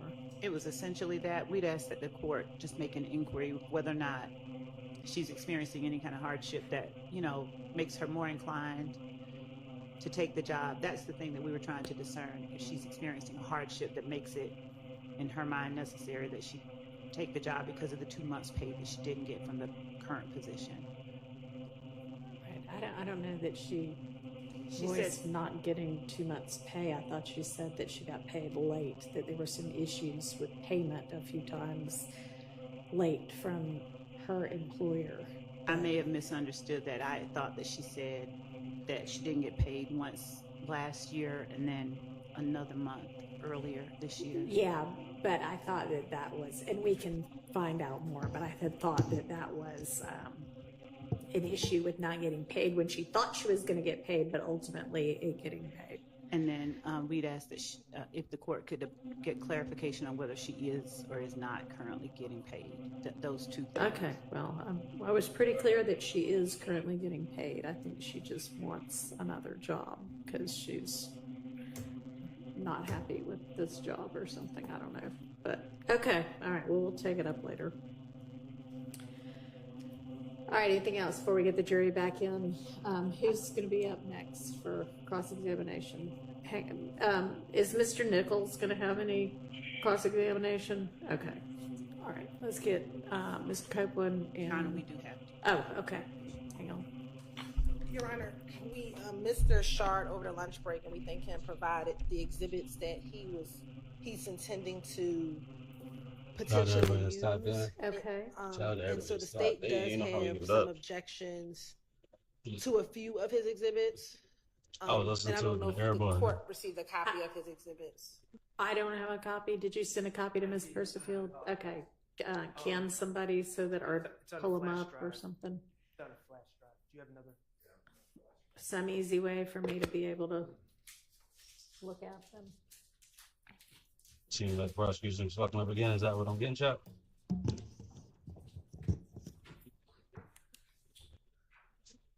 Oh, smoke stream team.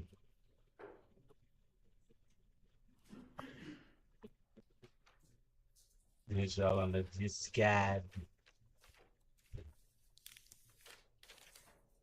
What's up, baby? Jesus, magic. I just don't know what's going to be magic.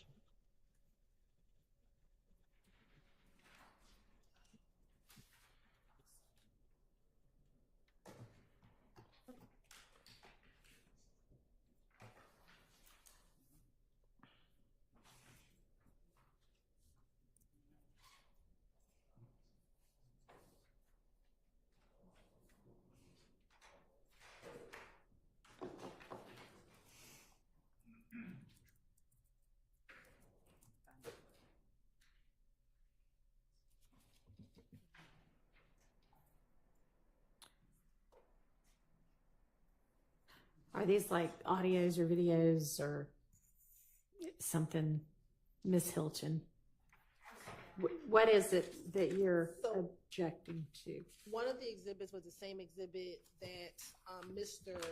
Steele attempted to exhibit, which was the Instagram post with the innocent man Instagram post, and so that was included. Now, I adopt all of Mr. Steele's arguments for admission, Uh-huh. but based on the court's ruling, I was not intending on introducing it. The next two exhibits are I think it's DS-27A, which is a warrant for false report of a crime. Mr. Copeland was never convicted. Matter of fact, I think that case was actually dismissed. And so I'm not sure the relevancy of the warrant that. Is this a different warrant than he was presented with before? Yeah, this is different from the murder Okay. warrant. Yes. Your Honor, I can hand up to the court my copy. Okay. And there's two warrants actually, one for false report of a crime and then one for false statements, both which were dismissed by the state. So, Your Honor, this warrant was from 2021. It was pending in the DA's office until earlier this year. It's been pending while this trial is going on. The DA's office, I believe it says January 18th of 2024, no prost, or they said decline to prosecute. I believe that's the third document. Yeah. I'll point out a couple things. First of all, the reason for the decline to prosecute is prosecutorial discretion, not a hole in the evidence. Also, that decline to prosecute says that this case it says at this time, the state declines to prosecute, meaning it can be brought up in the future. And quite simply, Your Honor, the state cannot, it's clear under the law that pending cases against a witness are bias and motive. The state cannot evade the reality of pending cases by just simply dismissing cases against their witnesses before they testify. So this case was pending during this trial. I believe Mr. Copeland, I wasn't planning on introducing evidence, but Mr. Copeland gave a interview to the Danza Project where he seems to be under the impression that the case is still pending as of that interview. So I don't even know if he's aware about the declination of prosecution. When was that interview? About?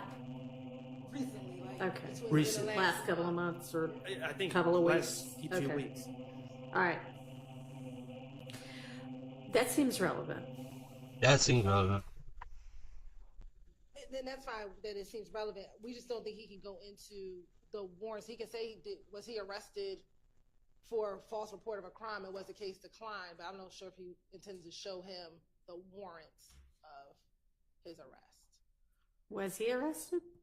He was arrested, and then the case was dismissed 3 years later. Well, just to be clear, When was he was in arrested? jail. The false report of a crime is he accused a jail guard of using OC spray on him, and the jail reviewed the tape, and the jail guard didn't even have OC spray. Okay. And so that's, this going into the warrant trial, it was declined earlier this year in January of 2024. Okay. Well, you can ask him about all of it, and then if it becomes necessary to use those documents, you can use them. Yes, John. What else? They really just trying to show they lying. Okay. All right, then I think we're ready to get I see Mr. Copeland and the jury in.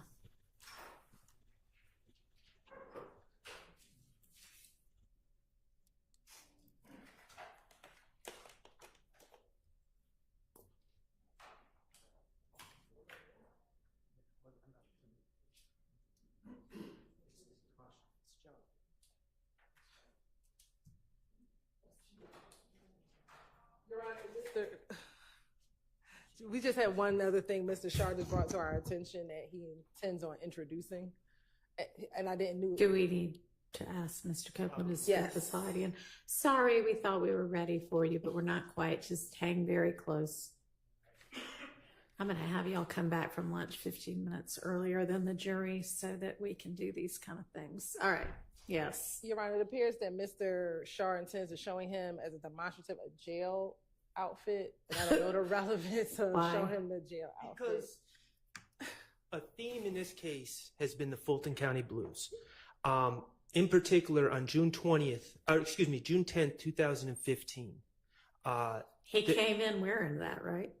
Well, I'm talking about 2015. Oh, 15. Okay. 2015, he's on June 10th. Okay. He's on video. Yeah. All right, there's a lot of June 10th. He's on video, and he's not wearing a jail outfit because they haven't brought him to the jail yet. Okay. Part of the reality of Rice Street, and I'm not asking this to go back with the jury, it's just a demonstrative. Part of the reality of Rice Street is you wear the outfit, you lose your individuality, your identity, you're thrown in the Fulton County. No, that is nice and dramatic, but no, we don't need to do that. May I use a picture? No. Okay. Okay, let's get Mr. Copeland. She's super dope, that's it.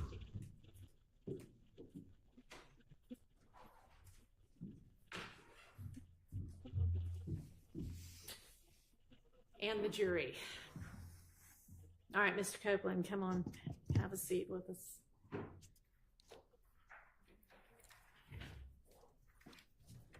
Well, I guess stand up for the jury.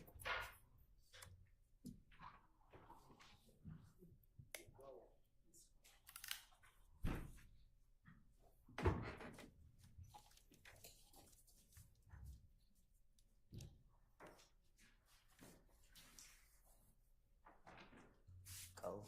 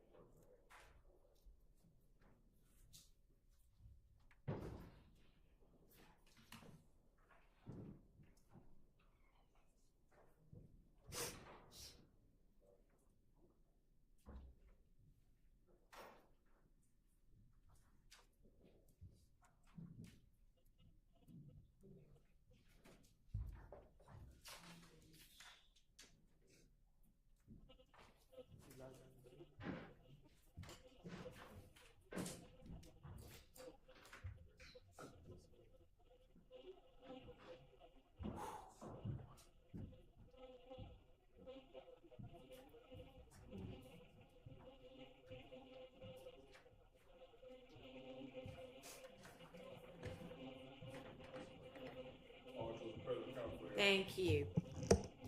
Hope y'all had a pleasant lunch.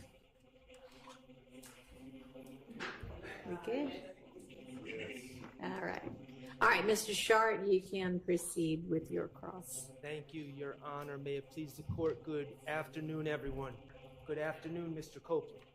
Good afternoon. Hey, Mr. Copeland, we have never met before. Isn't that correct? No. Okay. We've seen each other in the hallway. No, we never met before. Yeah, we never met before. My name is Max Shard, and I'm the attorney that represents Shannon Stillwell, okay? All right. All right. And I know you've been asked a lot of questions, and I'm going to try not to repeat questions that you've been already asked. I'm going to do my best. All right. All right, great. You do not want to be here today. At all. Okay. And the reason you don't want to be here today is not because you're scared, correct? You know that. Okay. It is because what you said in 2015 was lies. You said it again? What you said in 2015 were lies. Right. Okay. And specifically, when you said that Demekion Garlington told you something at that McDonald's about Mr. Stillwell, that was a lie. Right. You lied to get out of trouble. Right. You lied as part of your finesse to the police. Right. You've testified that if the police mentioned anyone, you were going to come up with a story about them to get yourself out of trouble. As y'all seen. And the police mentioned Jeffrey Williams. Right. They called him a big fish. Right. And you lied on Jeffrey Williams. Right. Okay. Mr. Copeland, I'm going to ask you, do you still have that listening device? Huh? Do you still have the listening device? What's that? The earbuds. Oh, they right here. Yes. Okay. I'm going to play a clip for you, okay? Mr. Kokomo, could you play what has been marked DS230? And for the record, this is a clip from State's Exhibit 378 Yankee Echo, which is the June 10th, 2015 interview, and it's from 9:53:35 to 9:54:10.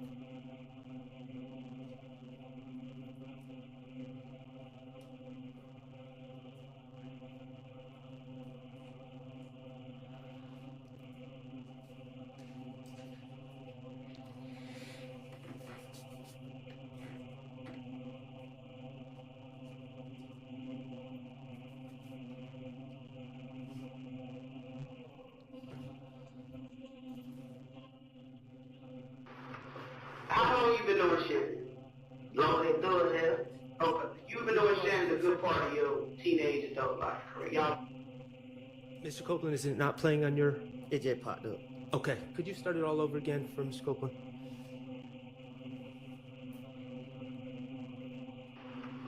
How long you been doing Shannon? Long as thug hell?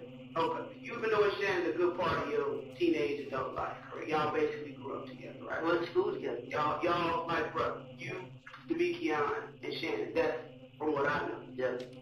So I can pretty much assume that if it's something like that that they did, even if you weren't involved in it, you know about it.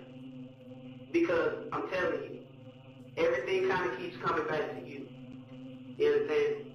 Because Shannon's out there on the streets now. Okay. In that clip, Investigator Gaither is asking you about Shannon, correct? This sound like it. Okay. I can't barely hear it. That's why I took the headphones out. Are they not working? No, it's just like the way my ear, the way I can hear, it's not clear enough for me. That's why I had to listen like out loud. Okay, I understand. All right, well, we're going to do our best to work through that, okay? All right. So, regardless, in that clip, I'm going to ask you about that clip, and you can, if you didn't hear it, you didn't hear it. Investigator Gaither tells you that while you're in the interview room with her, Shannon is out on the street. Isn't that correct? I just heard that. Okay. Investigator Gaither says to you, if Shannon's involved in something, you know about it, correct? I didn't hear that. Only thing I heard was just the last part where she said he on the street. Okay. You now realize that the police were saying some things, such as Jeffrey's on a European tour, or Shannon's on the street and you're in here with us, to try to get you to tell on other people, correct? Objection, speculation. Sustained. Is that how you took those statements at the time? I don't get what you're saying. Did you take those statements when Investigator Dennis told you that Jeffrey's on a European tour while you're sitting in the investigator's room, or Shannon's on the street while you're in the interview room?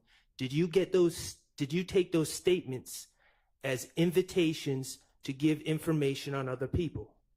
Yeah, that's what they were doing the whole time. He got these big houses and cars, and that's what I think that was Dennis kept saying it all the time. Okay. And these conversations and Investigator Gaither talking about Shannon then, that's not the only time law enforcement talked about Shannon in your interviews, is it?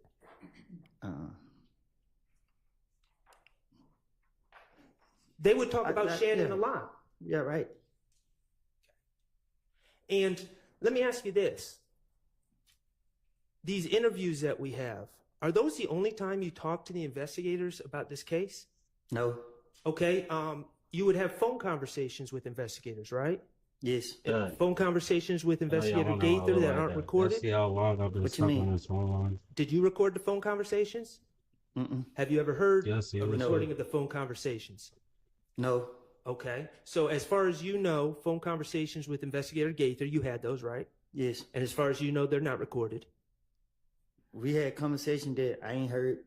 How many conversations would you say you had with Investigator Gaither from January 1st, phone conversations from January 1st to, we'll say June 10th? Weekly, daily? A lot. Okay, what about Investigator Thorpe? You talked to him on the phone? No. Okay. What about... But I did, but... Not as often? Yes. Okay. What about when they bring you to the interview room? Okay, obviously we see videotapes of you in the interview room. Do the police talk to you outside of the interview room before you go in there? Yes, they do it all the time. Okay. And are those conversations about what you need to do? Yeah, something like that. Okay, and what officers had those conversations with you, to your recollection? Shit, everyone they have me. Okay. So the bottom line is you said that the state were asking about Jeffrey when Mr. Steele was asking questions, right? Yes. Okay, the reality is the state was also asking about Shannon. Yes.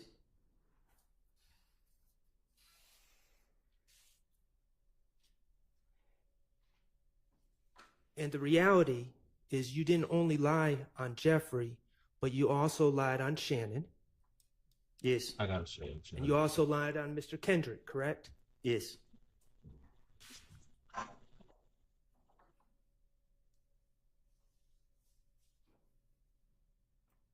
You remember when Attorney Steele showed you that video from the Texaco gas station and asked if you saw Jeffrey Williams walking around the Texaco changing cars? Yes. Okay, I'm not going to play that video again. Thank God. Yeah, I don't think you're the only one that's saying that. I was shocked to hear this whole when you music. It watched sounded like the fight. you didn't see the music Shannon from like a fight stage. changing cars Street at that Fighter or Texaco something. either, did you? No. Street Fighter 1, not even Street Fighter 2. Regarding these lies you told in 2015, you have repeatedly told the state that they were lies, correct? I told everybody who listened to me. Okay. I want to ask you about, you mentioned it briefly with Mr. Steele. Remember that on June 10th of this year, we're talking about this year now, remember when you were in the judge's chambers? I'm listening. Do you remember that? Yes. Okay. And just so we're clear, you didn't request to speak to the judge or the prosecutors, did you? I had no clue where I was going. Okay. And you had been in jail the weekend before. Yes. And guards brought you to the judge's chambers. Took me straight in there. Okay. And when you were brought to the chambers, Miss Hilton was there, correct? Yes. Okay. And the SWAT team. And security, whatever they were. You saying the SWAT team. I was not there. No, I didn't see you. Okay. Mr. Stillwell wasn't there. Who? My client, Mr. Stillwell. Shannon. No. Okay. And none of the other defense attorneys were there? No. Okay.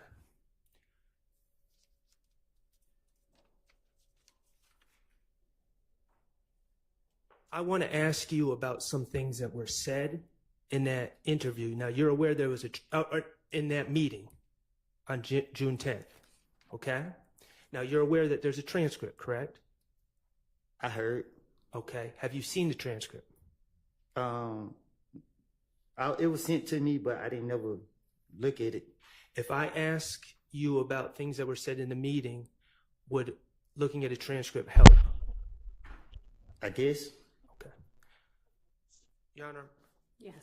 May I approach with what's been marked as DS-33, which is the transcript from the June 10th, 2020? Yeah, but I mean, ask him about it first.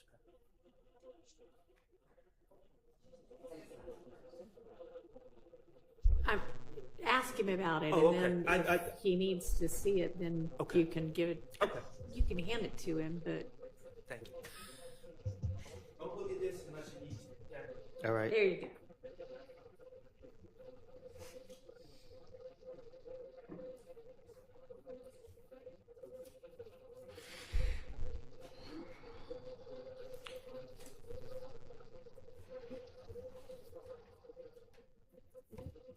Mr. Copeland, in that meeting in the judge's chambers, did you tell Miss Hilton that you've never been truthful in your life? Yes. Except when you're telling them that you're a liar. Right.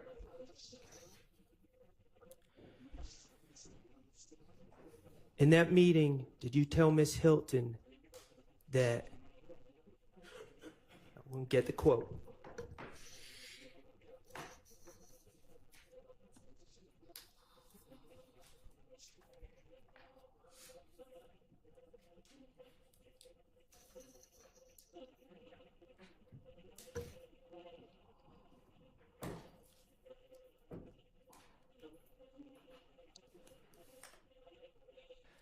so when the police question me, they don't question me every time they lock me up.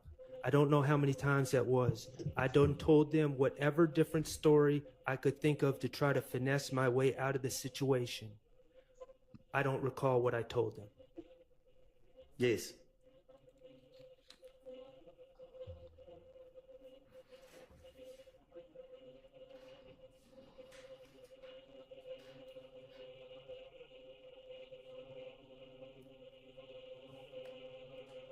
Did Miss Hilton tell you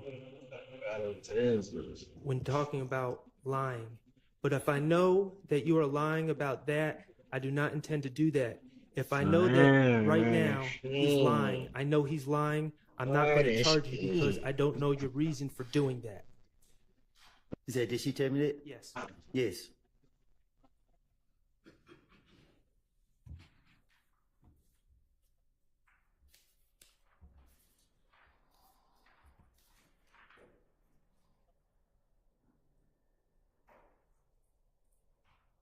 You were offered immunity by the state, correct? Well, not offered. I say that you didn't want immunity, but they gave you immunity. Yes, they forced it. Okay. To Miss Hilton, did you tell her I did these crimes? Yes.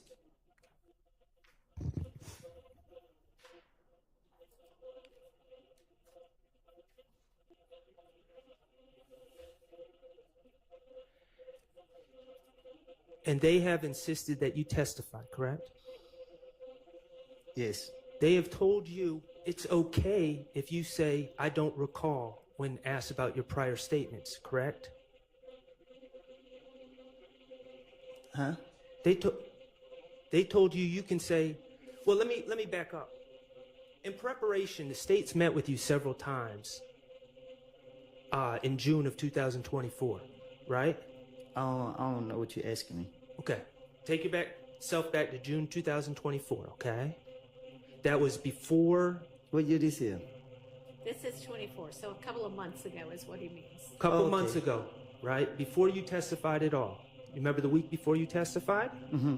Okay. Remember when the state and Miss Hilton and maybe some other people started coming to find you in the community? Yes. Okay. You had a lawyer at the time, right? Yes. His name was John Melnick? Yes. Okay. Jonathan Melnick. To your understanding, did the state, when they were trying to find you in the community, did they reach out to your attorney? Or did they go behind your attorney to talk to you? Objection, Your Honor, relevance. So, to your understanding. on the relevance, I mean, we've kind of been through all of this. Can I? Try a different question. Was Mr. Melnick there for those meetings with Miss Hilton in the community? No. They took you to the courthouse one day before you were to testify, correct? No. 2 days. 2 days before you were to testify. And was Mr. Melnick there for those meetings? No. And you told the state that what you said in 2015 was lies. I told Miss Hilton.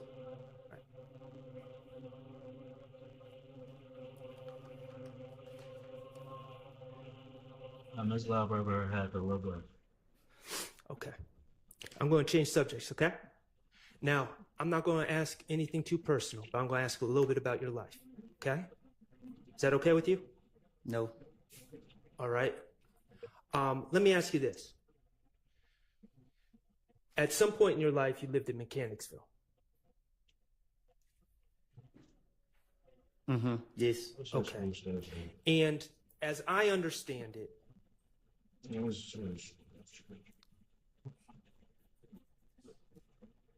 your life hasn't always been easy. My life ain't never been easy. Okay. Your life has never been easy. And there have been times where you have been in dangerous situations in your life. Is that fair to say? Yes. Okay. I want to ask you about some ways that you avoid dangerous situations. Okay.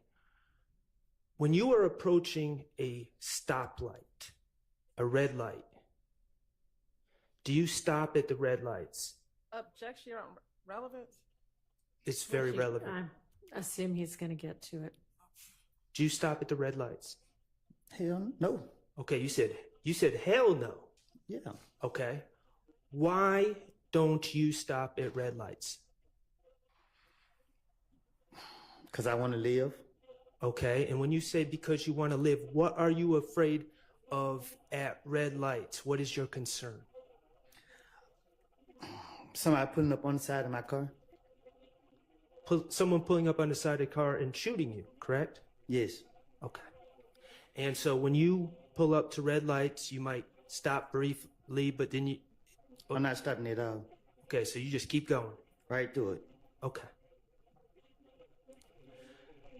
I appreciate you telling us that information. And is that during the day and night? There's no any red light. Okay. If the police right there, I turn off. And you've actually told the police this in a prior interview in 2021. You told them that you don't stop at red lights, correct? You told Investigator Flores that. Probably did. Okay, what about tinted windows? Do you prefer to drive cars with tinted windows? This Garrett, this must. That's a must. Why is that a must? So people don't know I'm in that car. Why don't you want people to know you're in that car? Because they like to shoot at cars. Okay, so is that a form of self-preservation? riding around in cars with tinted windows only? You better. Okay. And let me ask you this: with the red lights, are you the only one that does this, or are there other people in your in Mechanicsville or in other areas that do that as well, to your knowledge? Speculation irrelevant. Well, he said to your knowledge. I think I'm To your gonna allow knowledge. it. Most of the people I know run lights. Run lights. Okay. Is it a What about the tip tinted cylinder? windows? Even my sister and them got tinted windows. Okay. Finally, I want to ask Whoa, you about wearing a mask. And when I say a mask, I don't know what to call it. So maybe if you can Oh, educate slow me sometimes, and the judge. buddy. Talking about a cloth mask with a hole right here. Mm-hmm. Okay. What do you call that type of mask? Shit, different stuff. I call it a mask. Some people call it a shiesty. They just got different names to it. Okay, I'm just going to call it a mask, but to be All right. clear, we're talking about the same things. And you've worn those masks before, correct? Yes.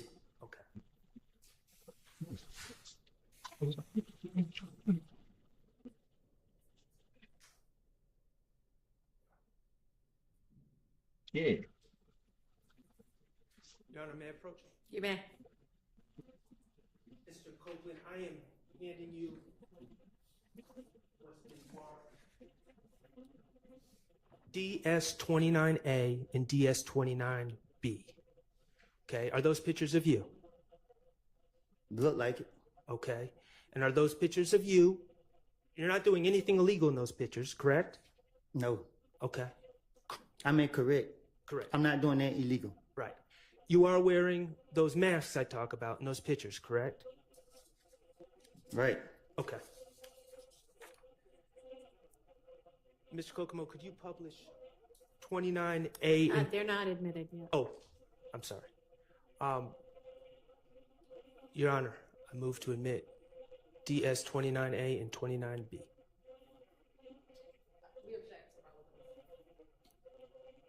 I assume this is going to be kind of the same lines of testimony. They're admitted over objection. Mr. Kokomo, could you just publish one of them? 29A.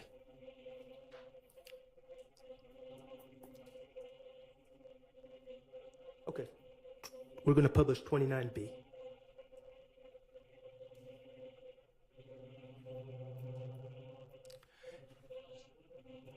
Okay, now, Mr. Copeland, on your screen, that's the type of mask we're talking about, and I just want the jurors to be able to know what we're talking about. Okay. What are those masks made of? What you mean? Like what material? I ain't make it. Are they made of cloth? I don't know. Okay. Are you the only person to wear those masks? No, everybody wearing them. Everyone wears those masks. What year did you start notice everyone wearing those masks? When COVID came. About 2020? When COVID would cause us to wear the mask. Okay. And are they... It became more like a fashion thing. That's what I was about to ask you. It became more of a fashion thing. Right. Okay. And where can you buy those masks? Shit. Anywhere. Gas stations sell those masks? Yeah. Okay. Corner stores sell those masks? Beauty supply store, all that. Okay. They're not rare. Huh? They're not rare. They're not weird? Rare. They're not Unusual. Unusual. They're common. Right. Those masks are common. Mm-hmm. They come in all different colors, Yes. all different sizes. Yes. All right. Just because you're running a red light, does that mean you're committing a crime? Other than a driving infraction? It depends on, I guess. I don't know. Well, you do it to preserve yourself, correct? To avoid being shot. Right. Okay, avoiding being shot is not committing a crime, is it? You're just protecting yourself. Okay. When you're riding around in tinted windows, you ride around with tinted windows to the grocery store and other places you go about on your everyday life, correct? Right. Now, I objection on this point. I just don't know if this is a relevant line of questioning. I'm asking Well, because it's it relevant. is cumulative. Okay. Well, I have one more question. When you're wearing that mask, you just wear that mask in your everyday life, when you're going to the store, when you're going to run errands, doing whatever, correct? Right. All right, thank you. Okay.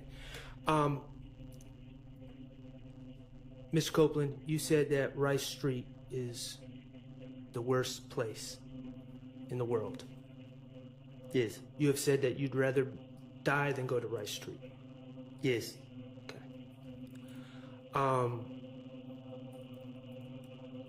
You talked about your stay in Rice Street in, I guess it would be February 21st of 2015, when they arrested you on that probation warrant, and you stayed there for several weeks, correct? Yes. Do you remember exactly how long you stayed there? Yes. How long? 3 weeks. 3 weeks, okay. So that would have been February 21st to the middle of March of 2015. Yes. Okay. And in that, first of all, in Rice Street in general, there's dorms, right? Not where they put me at. Well, I'm just talking about in general right now. I'm going to get to where they put you at in a second. There's dorms, and then within the dorms there's cells. Yes. Okay, and the cells, how big are the cells? 18, and some ones 16s and other ones. Talking about feet? You said cells? Yes. Like rooms? Yeah, how big are the rooms? Yeah, 18 rooms and some, 16 and some. The individual rooms are small, correct? Yes. Okay.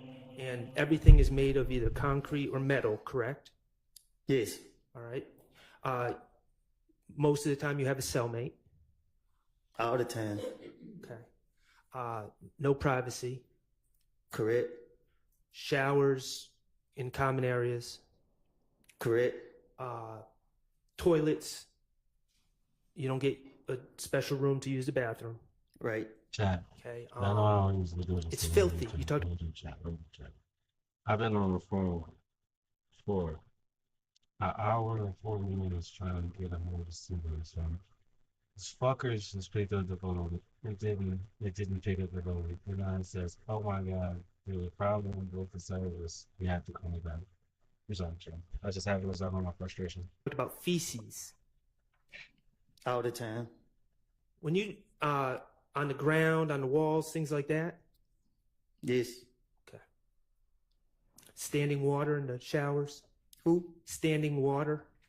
We call it nut juice. What do you call it? Nut juice. Okay. All right. Mr. Shart, That's let's the get on. We're painting the picture. Let's get on with what you want to ask. Okay. The filth in Rice Street. To avoid that filth, you would be willing to tell lies, correct? Correct. All right.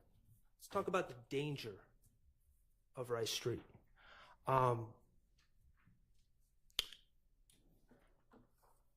What's a shank? A knife. Okay. Knife made of just a random piece of metal, correct? Whatever you can make with. Whatever you find. Are shanks common in Rice Street? Is they who? Common. What you mean? I keep using that word. Is it unusual for people to have shanks in Rice Street? When I say people, I'm talking about the inmates. You saying, do they have them? Yes. Yes. You better have one. Okay. And is it a concern of yours that someone that doesn't like you would have a shank in Rice Street? Yes. Okay. You know jail, you know Rice Street to be a particularly dangerous place, correct? Yes. And it's a particularly dangerous place for you, correct? Yes. You would lie to avoid the dangers of Rice Street, correct? Yes. I want to talk about the isolation. Okay. In February of 2015, you were arrested, and let's be clear, you feel it was a bogus probation warrant, correct? It was. Right. You were on probation and they accused you of not completing your community service. And I didn't even have community service to do. And even if you did, you never heard of anyone getting locked up for failing to do community service on probation. I even called my probation officer, and she said she didn't do it. Right. I understand. And so when they locked you up in February of 2015, they put you in isolation, correct? That's what you want to call it. Well, you said, I think the way you described it was the medical unit. There was sick people, it was disgusting, people were talking to themselves. Yes, people were doing worse stuff than that, eating their stuff. Okay.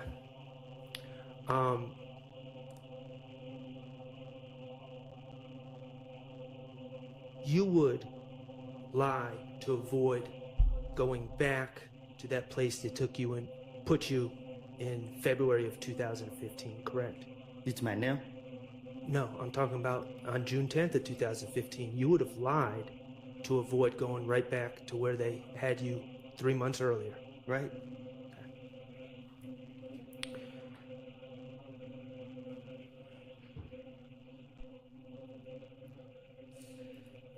Mr. Kokomo, could you play DS23Q, which is States 378 Yankee Echo, June 10th, 2015 at 4:16:13 to 4:16:36.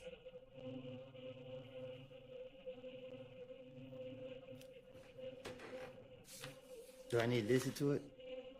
I would appreciate it if you did. Thank you.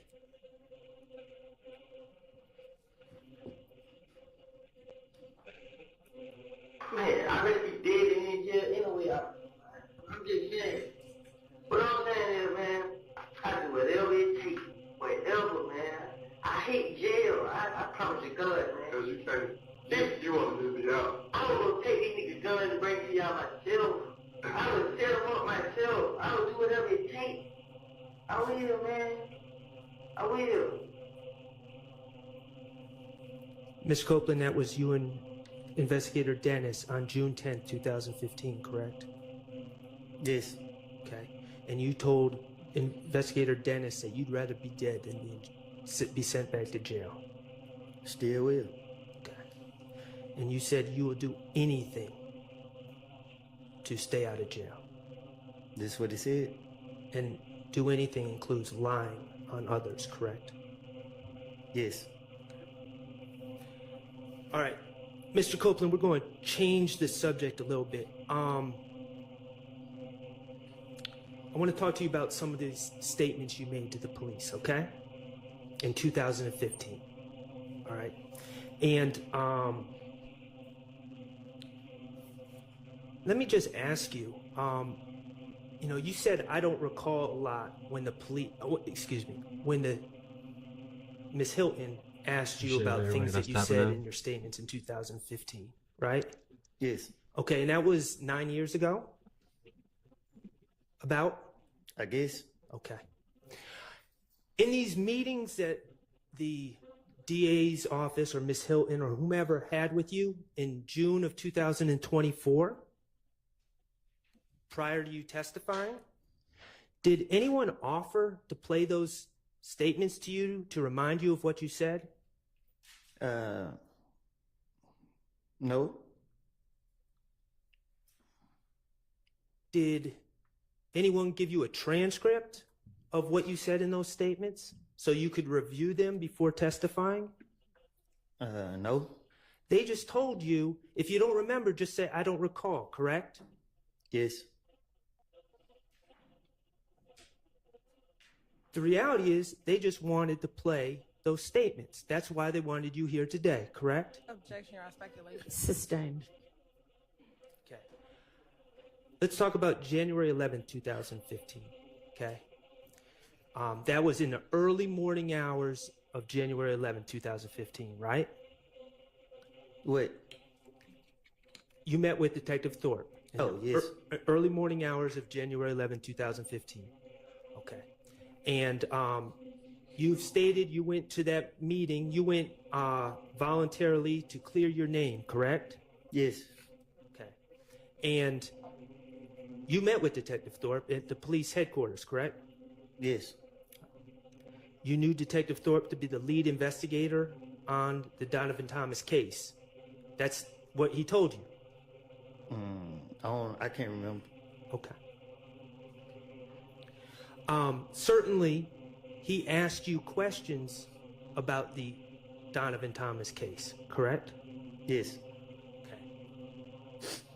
And let's just talk about the timing of this meeting.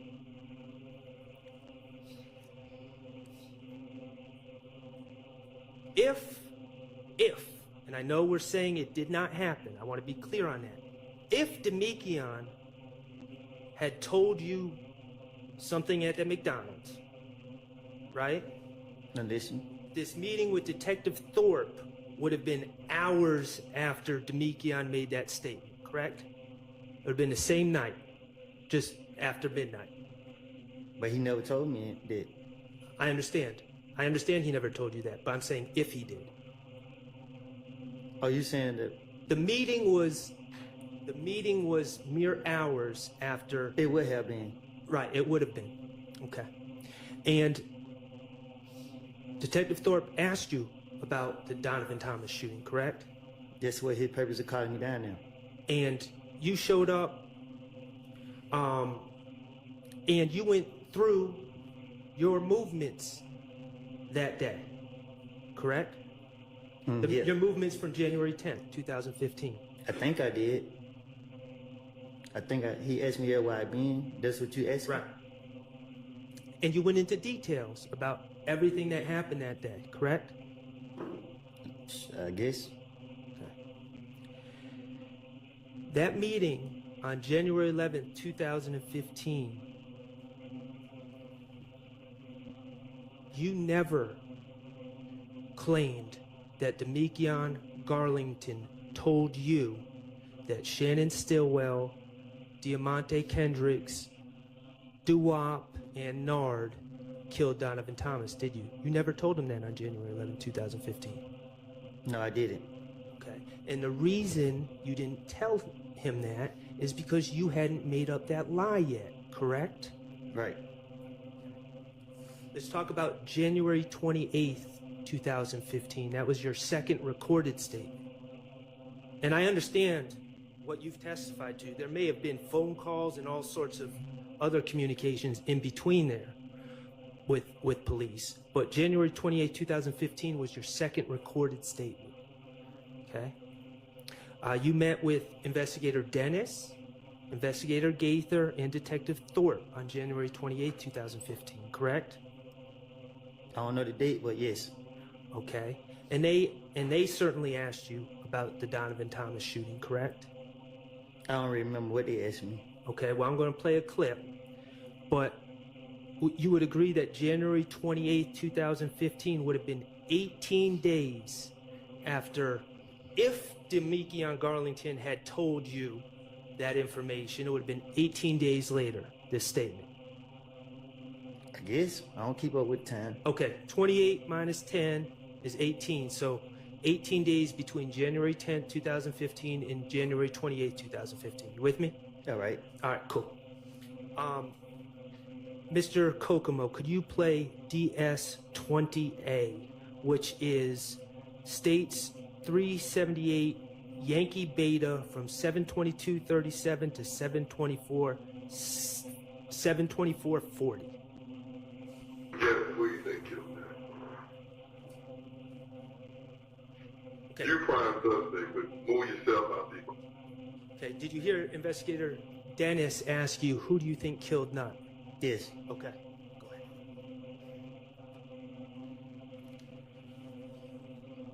Who you think did? I'll probably say that. I'm just saying, like, word on the street is, you've been tried, convicted within the street.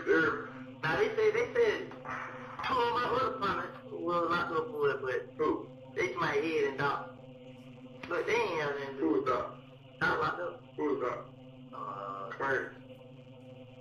I think that's his name. Cause I didn't like him later. Yeah. So they saying they did. Out though, right? Yeah, he had out. Yeah, he had out. They saying they did. You know what I'm saying? They trying to make it What like. you think? Like, I'm not. What do you think? What do you think happened? right there, you said to Investigator Dennis, when asked who you think killed Nut, you're saying, they're saying, meaning the streets, right? Right. Streets are saying Head and Doc, who are two people you know. Right. Those are street names, Head and Doc. Right. Streets are saying they did it, but you don't believe that. Right. Okay. Like real shit. I think it got something to do with them. I think they did something. They got another beef somewhere else. Cause I been hearing stories like Nut's supposed to ran off on somebody with something. You know what I'm saying? But When you said, I think it had something to do with them, you were referring to If Gang, correct? Yes. Okay. And I paused in the middle. I probably shouldn't have, but you started talking about the rumor was Nut ran off with something. That's what I said. Okay, and something would be narcotics. Yes. Okay. It's undercover. Right. I'm reason I'm here because I'm with Doug and Birdman, right? And he come back to them. Right. So Nut's supposed to ran off on somebody with some and some jury. I don't know if they didn't say what it was. He's like he's supposed to ran off on them with something. And Rich Homie Corn supposed to give him $50,000 to meet a new plug. Like Rich Homie Corn told him this out his mouth. Yeah. Then Rich Homie Corn like you got $25,000 to have Tate killed. It's like from the picture you just showed. Nah, Tate who just got shot the other night. Oh, in the car over there. Okay. He got 25. Okay, so you continued to say that the rumor was that Nut, or I should say Donovan Thomas, you said Nut, ran off on someone, and that something would have been narcotics. That's what I said. Right. Nowhere in that answer did you say, well, Demekion Garlington told me that Shannon and Mr. Kendricks and Doo-Wop and Nard killed Nut. I did say that. You didn't say that on January 28th. I didn't say that. Correct.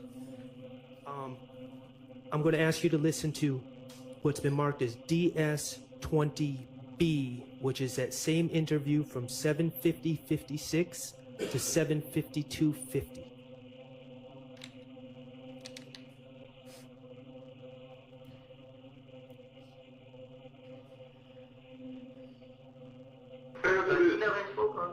Why was people saying Birdman have something to do with all this? Because that's what they gonna do. They gonna do what they, like, I realize it. You know what I'm saying? They say they back me up. It might be, but they paying for it. So. They finance. Yeah, that's what they saying. So I just like, man, whatever. What about Nut stole his watch? Stole what? Birdman watch. I doubt it. Because when you go in Birdman's house, you're not gonna go in their room.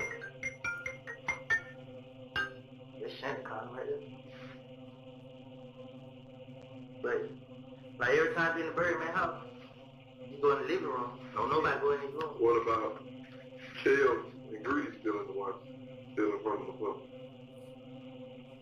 Never and back.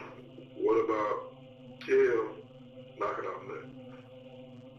Doubt it? No. I ain't gonna say I doubt it, ain't. I heard that. I'm gonna say I doubt it. Because when him and Doug, like, he was just like, well, call Nut. I'm gonna tell Nut about this. Like his big homie. Yeah. Like the big brother, like I'm telling like the boss. Yeah, like he said like I gotta tell Nut what he need to say. I was looking at him like, why you gotta tell Nut? But I ain't never seen that like yeah. What about Thug knocking off Nut? Like I said, I really can't say like when it came out of Nut, I don't know. I don't know nothing about it. Who did you hear? You said that you heard just in the streets that Head and who was the other dude?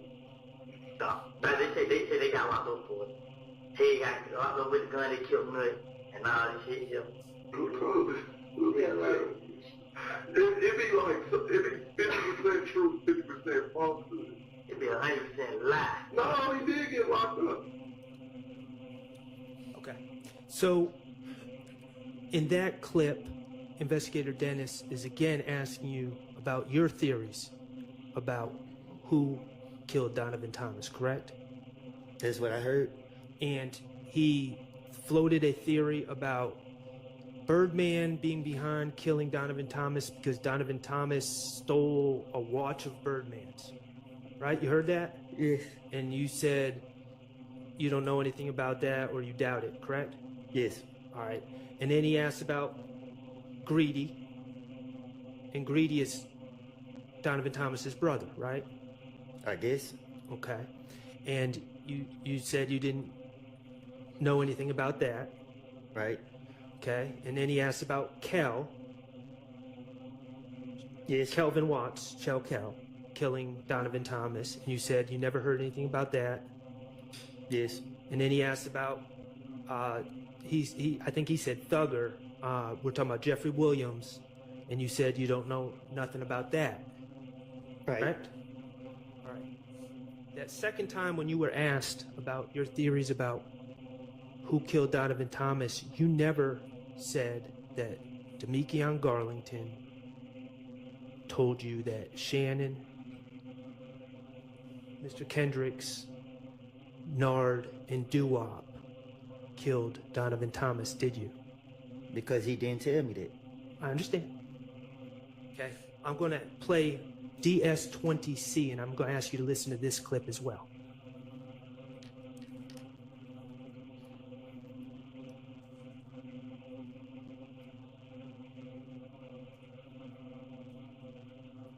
My girl, she get a lot of information from her friends. She got a lot of friends, so they be around me. Lucci and them was talking at the studio, and there was a girl in there, been messing with one of them, and she was my girlfriend. And she said that they know I didn't do that. You know what I'm saying? They was all like Kill and K Ross, man. You know what I'm saying? Kill and who? K. Who's K? I sent you a picture of that to them.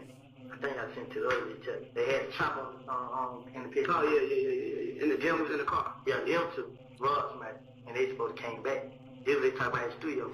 You know what I'm saying? They just put my name on it. They called me up. Make it seem like they ain't got beef for the streets, whatever. Yeah. So, and then they like, she be like, they know what they do it. You know what I'm saying? But they gonna keep playing on him. And she be like, K, when the nigga got killed, K first one called everybody like, we killed nothing. Tell the mom now we did. He the first one started my name. And they like, Kill went along with it. So they had Jerry Ross, like, then they did. Like, Nut died, then they started. That same day? I don't know when. They like, they Jerry Ross, man. And niggas supposed to come back for them. You know what I'm saying? Like, Kill Rock Fly. Plug, Fly. He robbed one of them. So, in that clip, Mr. Copeland, again, you were asked about your understanding or what you've heard about who killed Donovan Thomas, correct? Right. And you said that you said that your girlfriend or a female friend of yours was at the studio and she was told that Kel and Kay had robbed somebody. That's what I said? Yes. Yes. Okay. And the people that Kel and Kay robbed came back and killed Donovan Thomas as revenge for being robbed. Yes. And you said that Kay then started putting it on you to cover his own tracks. Yes. And you also specifically said your understanding was Kelvin Watts, the robbery he did was to Fly's plug. Yes. Okay. And so we're clear, Fly is Mr. Jervin Henry. Do you know his government name? No. Okay, he's someone who runs clubs, correct? And runs TIG, the record label. I guess. Okay. And when you say plug, what do you mean by plug? That's a drug distributor, correct? That's just a phrase that we use. I don't know. Is it involved in the drug game? I guess. Okay. The bottom line is, you gave, on that third clip, you gave some more information about things you heard, but you never said, detectives, let me tell you, Demekion Garlington told me that Shannon, Mr. Kendricks, Doo-Wop, and Nard killed Nut. Did you? I never said that. And the reason you never said that on January 28th, 2015 is because you hadn't made up that lie yet, had you? Yeah. Yeah, you had, or no, you hadn't? I haven't. Okay, and the reason you hadn't made up that lie, let's just be clear, on January 28th, 2015, no one was trying to lock you up, right? I just didn't have no reason to. Right. You had no reason to finesse at that time. Right. They lost like I was. I want to ask you about February 20th, 2015. On that date, you met with Investigator Curry, correct? And let me just, I think his name is Curry, it might be Kerr, but it was the investigator about those people shooting at you while you were holding your baby. Remember that? Yes. And you remember that investigator? I remember, I didn't know no name, but yeah. Okay.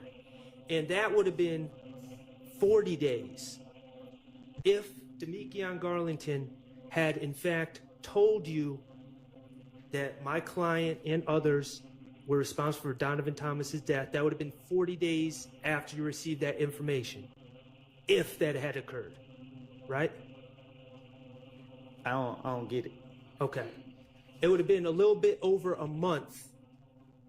February 20th, 2015 is a little bit over a month from January 10th, 2015, correct? Gotcha, yes. Okay. And you were asked in that interview about the Donovan Thomas situation, right? Yes. Okay. I don't remember. I don't know.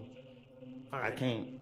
Well, you didn't say anything about Demekion Garlington telling you that Shannon and Mr. Kendricks and Doo-Wop and Nard had killed Donovan Thomas in that interview, did you? No. And the reason is because you hadn't made up the lie yet, right? Right. February 21st, Detective Gaither and Detective Thorpe had you in there. And they were arresting you for that bogus probation warrant, right? Yes. And you knew it was bogus. You didn't think that it was actually going to stick, did you? Right. They asked you about the Donovan Thomas case. And this would have been 41 days after Demekion supposedly gave you that information, right? Right. And you never told them that Demekion Garlington told you that Shannon, Mr. Kendricks, Doo-Wop, and Nard killed Nut, did you? Right.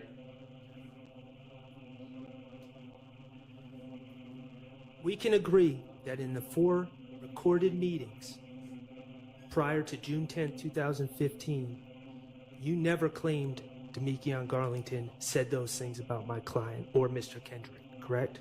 Right. Okay. So let's talk about June 10, 2015 and what makes that date different.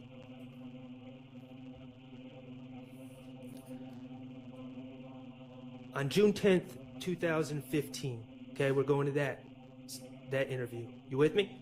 Yes. All right, appreciate you. You met with Investigator Gaither, Investigator Dennis, Investigator Thorpe, and Federal Agent Cunningham, correct? No. I didn't meet with them. They brought you to the interview room, and they came in the room? Yes. Okay, you didn't choose to meet with them? No. All right, and let's just talk about the circumstances, and I'm going to show you a picture that's already in evidence. I believe it's 378 Yankee Echo 1. If I may approach and get that, Your Honor. You may.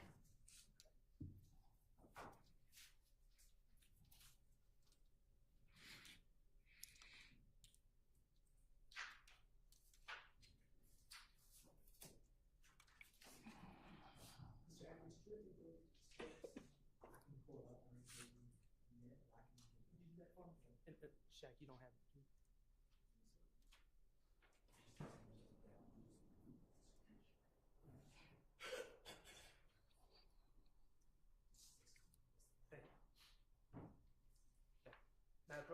You may.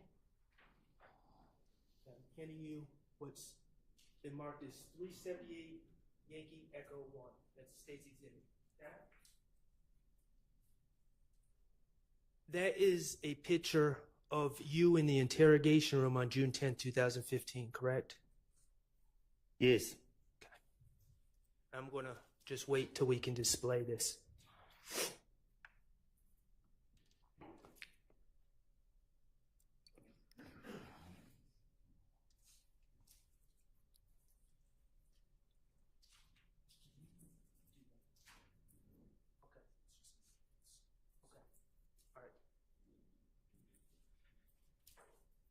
Can you display it? Oh, actually, don't.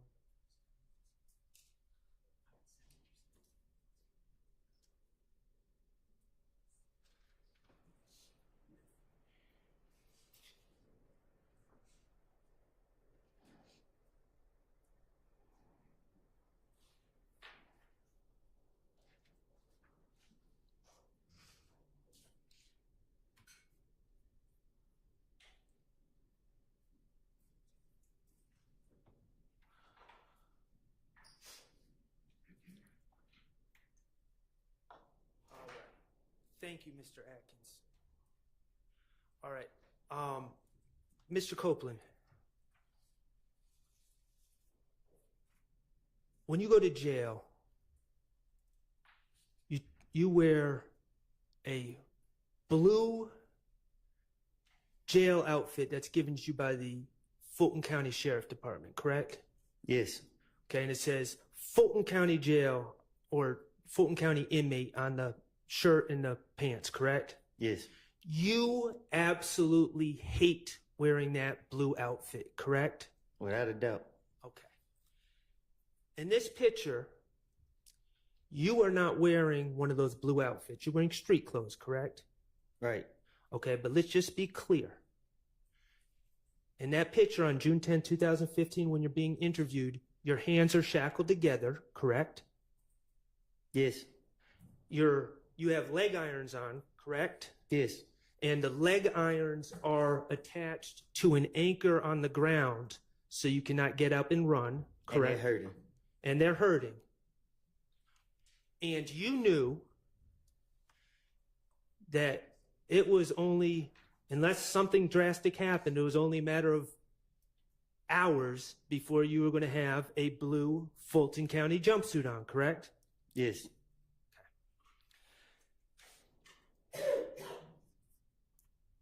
The circumstances of you being brought to that interview room on June 10th, 2015, were federal agents kicked down Miss Quarterman's door that day, correct? Yes. Okay, and they kicked down that door looking for you because they had an arrest warrant for you. Yes. They had an arrest warrant for you for the April 28th, 2015 possession of a firearm incident at the Dunbar Rec Center. Yes. Okay. And while in the apartment, they saw some things, correct? Yes. And they went and got a search warrant. I don't know. You're not sure if they got a search warrant? Okay. The bottom line is they searched your apartment. They did. Okay, and they found a Smith & Wesson handgun in the kitchen of that apartment, correct? They found a gun, I don't know what kind. Okay. Was it a handgun? I never saw it. Okay. They also found a stolen laptop computer in your apartment, correct? That's what they said. All right. They also searched Deshaun's car, correct? No. Well, didn't they find stolen IDs and other stolen property? That was a rental car from her mama rented. Okay. Okay, thank you for that clarification. They found a stolen IDs and other property in a rental car that was associated with you, correct? That you had been driving. Yes. Okay. And also on June 10th, 2015, your daughter's birthday was coming up. 7 days. 7 days from that date. Yes. And you had plans to have a big celebration for her birthday. Yes. Even though you didn't have a blue jumpsuit on during the interview, Investigator Gaither informed you that you were under arrest for various charges, correct? Yes. And you were under investigation for various other charges. Yes. Okay. She told you that you were being charged with possession of a firearm by a convicted felon for the gun at the Dunbar Rec Center. Yes. She told you that you were being charged with reckless conduct for leaving the gun on the bleachers at the Dunbar Rec Center. Yes.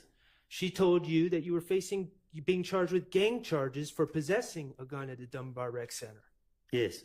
And you knew that you knew that you weren't getting a bond for the gang charges at first appearance. Right. You were going to have to sit for a while because of those gang charges. Yes. Unless something drastic happened. Yes. You were also told that that they were investigating the stolen MacBook computer found in your apartment. Yes. You were told that they were investigating the stolen IDs and other property that was found in the rental car. Yes. And Investigator Gaither told you that she knew that stolen property found in the rental car was taken during a series of auto breakings in the area, correct? Yes. You also had a Henry County bench warrant? Yes. I believe you had another bench warrant out of the city of Atlanta involving a four-wheeler. You don't remember that? Yeah, I don't remember. Okay, that's fair. And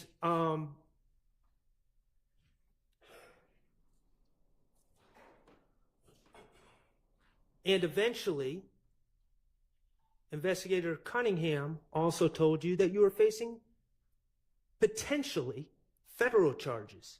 Yes. For the gun that was found in the apartment, correct? Yes. Okay. Investigator Gaither told you it's real now, it's about to be real, right? Yes. What'd you take that to mean? Exactly what she said. She was telling you, the way you took it, it was time to get to talking, correct? Yes. If you wanted to get out anytime soon. Yes. They told you that there was no way around that charge at the Dunbar Rec Center, that it was on video. Yes. That you were dead to rights. Yes. That they had all the control in the situation, correct? Yes. I think it said open and shut case. And let's be clear. Even though you don't have that jail uniform on in this picture, you were thinking about how you just got out of jail 3 months prior. You had just been in jail in that horrible unit with feces and people talking to themselves and people eating whatever they were eating and the isolation. And you were thinking about that on June 10th, 2015, correct? Yes.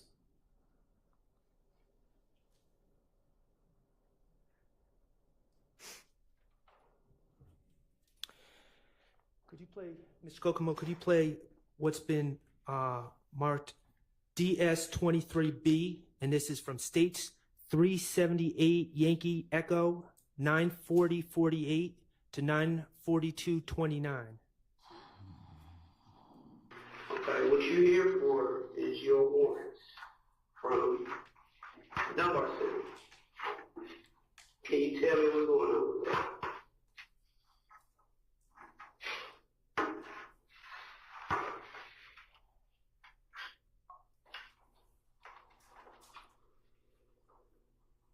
Can you tell me what's going on with that? With that weapon? How'd you get it? Number one. Because I got a version of how you got it, but I want to hear from you. How'd you get that up? How did you get it? I got it. Because you had it. We got the video, bro. We got the video. So my question is to you, how did you become in possession of that? We ain't really gonna do the back and forth today. I know y'all. We ain't going back and forth today. That's what Investigator Gaither told you. Say that again. We ain't going back and forth today. Right. You took that to mean that they are in complete control, correct? That's what it means. You took that to mean that you needed to tell them what they wanted to know, or you weren't getting out, correct? This is it. That's what I took it as. Shout out to everybody that's still tapped into the stream. Shout out to You are, because appreciate y'all. this is that place. This is an opportunity for you to help you. Make sure you follow on Rumble. You just heard Investigator Gaither say this Shouts is your out to opportunity for you Strike. to help you. Heard that? Appreciate you following you. You took that to mean that this is your chance to give the state or give the police what they want to help your situation. Nah, this is game time. It's time for me to finish my way. And Or follow on YouTube. do you remember follow when on Attorney Steele played that video, I guess it was yesterday, with Agent Cunningham talking about the federal charges? Okay, I'm not going to play that video again. Thank you. But I am going to talk to you about a few things that were said.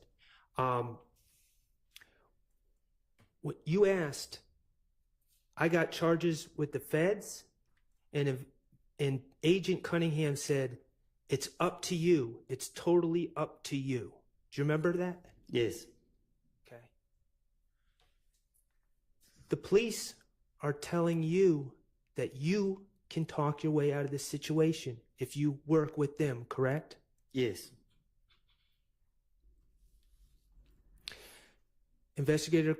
Agent Cunningham told you you're clearly guilty.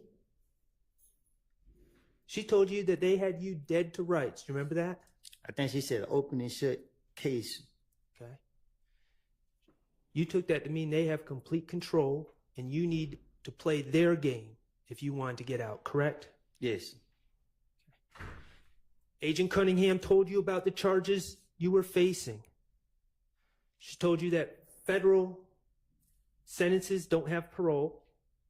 Yes. No early release. Yes. She told you that with federal cases, they don't typically let prisoners stay in Atlanta, right? Right. She said that they were typically going to send you to some other state to serve your federal time behind this. Right. You didn't want to be separated. You love your daughter, don't you? With all my heart. You post about your daughter on Instagram and you're proud of your daughter, correct? Yes. And you consider yourself a good father, don't you? I try to be. Okay. And you did not want to be separated from your daughter in some federal prison in another state, did you? Who want to? Understood. And Agent Cunningham also said that to her understanding, you're a 3-time convicted felon, making you an armed career criminal in the federal system, correct? Remember hearing that? Yes. She told you that you were facing 15 years without parole, plus another 10 years without parole for the gun charges, correct? Yes. 25 years without parole, and that's not even including the conspiracy charges. Right. You were 23 at the time, and Agent Cunningham told you, if you don't play ball, you're going to be locked up in a federal prison in another state until you are 48 years old. Isn't that correct? Yes. Wasn't that said to you? Yes. On June 10th, 2015. In the interrogation room. Miss Agent Cunningham also said that all this is up to you. It's totally up to you, right? Yes. She told you that she reports to the U.S. attorney, and she can tell the U.S. attorney what you did to help yourself out. I think we all heard what she said to me. Okay. Well, what did you take that to mean? That I need to help myself out. Okay. Does that include lying on others? That means that this is my chance to get myself out of this situation. It was time to finesse? Yeah.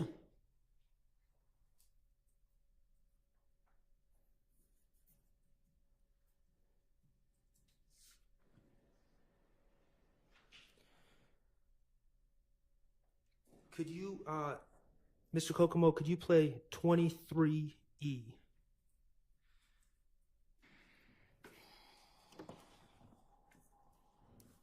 And for the record, Your Honor, DS23E is States Exhibit 378 Yankee Echo 1031 to 103250. Do you understand the rank that Nut had? Do you understand the rank that Nut had? Yeah. What was he? I don't know. I didn't know he was. He was like the third or fourth ranking blood in Georgia. But what I'm saying is, bro, they were between third and ninth. You didn't let me finish though. When you go to prison, your name is on there, regardless of if you did or if you didn't. Thug ain't in jail. Thug ain't in jail. Thug on the European tour, whatever the fuck. Did you just hear Investigator Dennis pointing out while you're in the interrogation room, Thug, Mr. Jeffrey Williams, is on a European tour? I couldn't understand nothing that was said. Okay. Did Investigator Dennis bring up the European tour that Jeffrey Williams on? Is that something you brought up, or Investigator Dennis, to your recollection? I guess he did. The one that's gonna go courtside for that. And it ain't no protective cover. It's you. So you the one that's gonna have to speak on what you need to. If you need to speak on what you need to speak on, help. Okay. Did you hear Investigator Dennis say that you were going courtside? Yeah, I can't hear it the way it sounds. Okay. And that's okay. Did you hear him? I'm just going to keep asking. If you didn't hear, you didn't hear. Did you hear him saying that there's no protective custody? I don't know what he said. Okay. I can't say I can't. Did you hear him say, you need to speak on what you need to speak on, right after bringing up Jeffrey Williams in the European tour? Y'all ears work better than mine, so you heard what he said.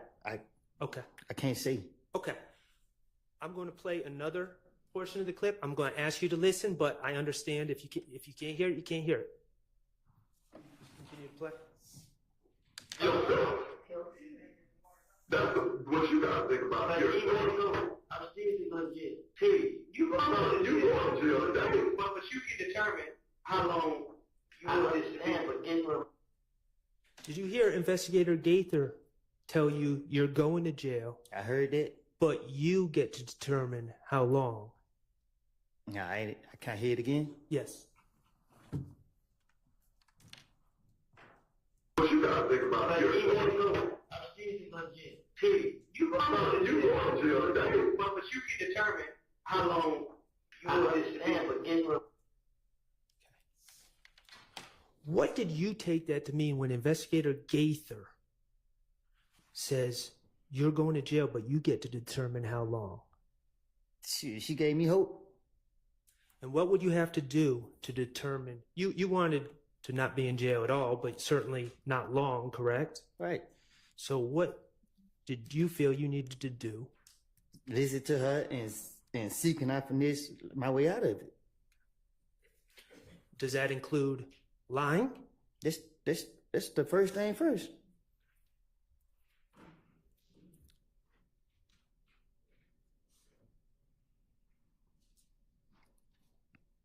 Okay, Mr. Kokomo, could you play DS23D, which is States 378 Yankee Echo, 10:04:20 to 10:06:25?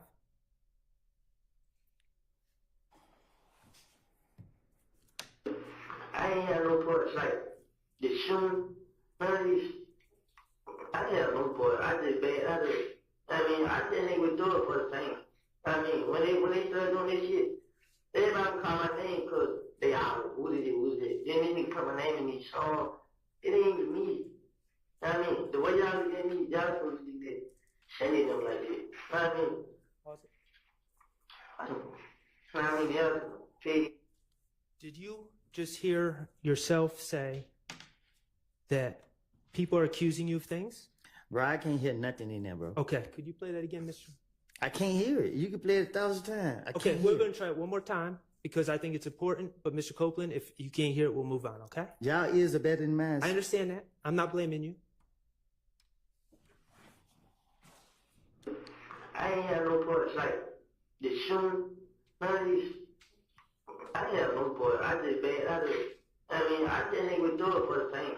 I mean, when they started doing this shit, everybody would call my name because they all, who did it? Then they nigga put my name in these songs. It ain't even me. I mean, the way y'all look at me, y'all supposed to do that. Shady them like that.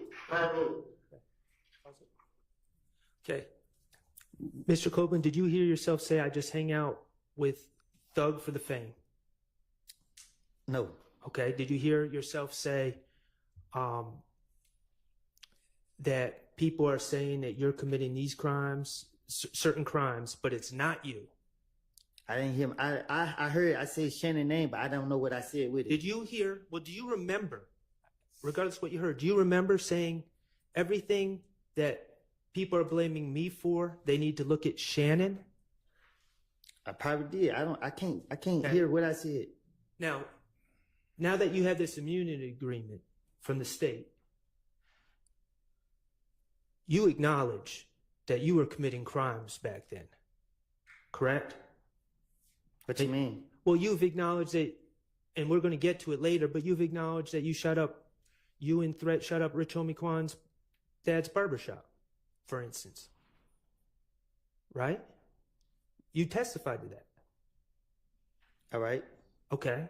So when you said, I ain't doing nothing, when people are blaming me, they need to be looking at Shannon, that was not true. That was you trying to shift blame from yourself. That was you finessing. But I already said it. I understand that.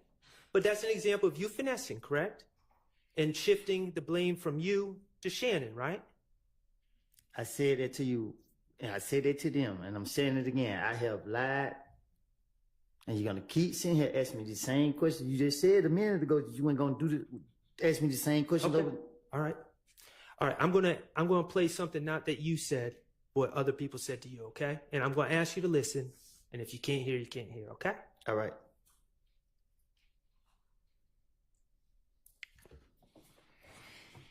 I mean, the other thing is, I plan on taking care of my kids, man.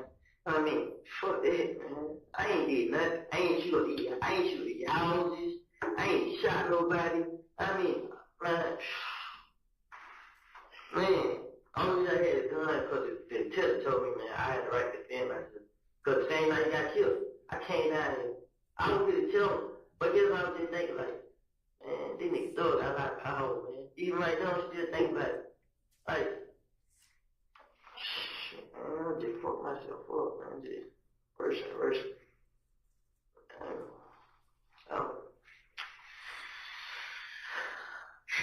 Yeah. You want to say it? I don't know. I'll make that decision. I ain't had no foot. Keep going. I'm I sorry. will talk to the USA. The judge makes. Did you hear yourself ask Agent Cunningham if your case is going to the feds? Yes. Did you hear Agent Cunningham say, I don't know, I just talked to the AUSA? No. Okay. Keep playing. Decision on, what's going down there. I ain't had no foot, so I ain't. But you were, I don't know if you had no part of that. That's yet to be determined. But you had every part of the gun that was found today. No, you keep saying the gun that was found today.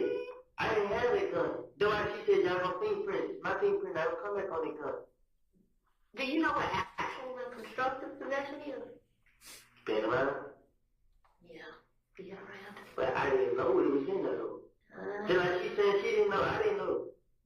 Man, somebody knew. The baby didn't know. She a baby. Nah, this is what I'm saying here. Me and her just, we were there. But I wasn't there yesterday. But you were there this morning when they found it, sweetheart. You know how I got there this morning? You know how I didn't get there. But that's irrelevant. You were there. When they came and brought you up, it was there, you were there. That's all I need. That's on you.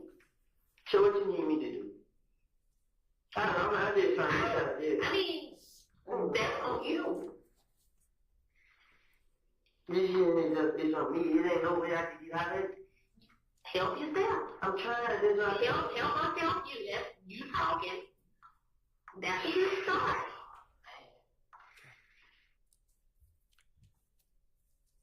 Did you hear yourself, Mr. Copeland, ask Agent Cunningham, what do you need me to do? I'm just trying to get out of jail. Yes. Okay. And did you hear Agent Cunningham respond, you help yourself? You help yourself? Yes. Help us help you? Yes. You're talking, that's a start? I said yes. Okay. Help us help you. Did you take that as it was time for you to finesse, to start telling stories on others, to get yourself out of the situation? Yes. I got one more clip I'm going to ask you to listen to, Mr. Copeland.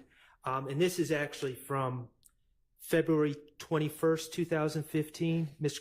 Kokomo, I'm going to ask you to publish what's already DS24A, which is already, it's a clip from States Exhibit 378 Yankee Delta from 433.33 to 436.11. And again, that's from the February 21st, 2015 interview with Investigator Gaither and Detective Thorpe, okay?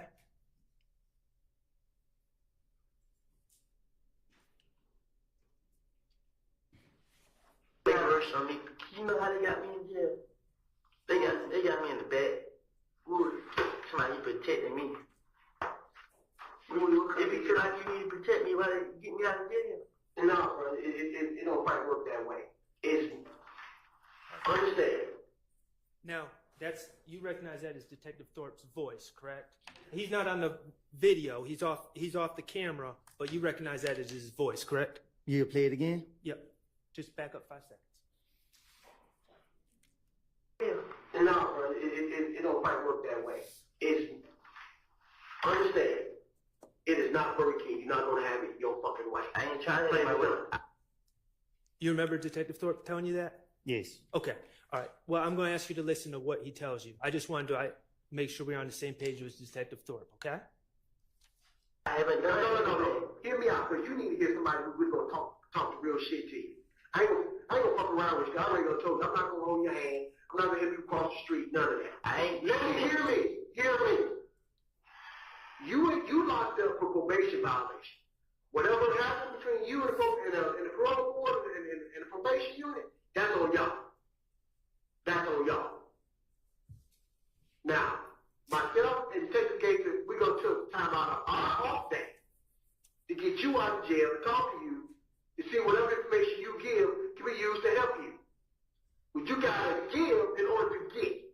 All you want to think that all you want is give me. But you want to, but you don't want to give nothing back. Here's the thing. I didn't ask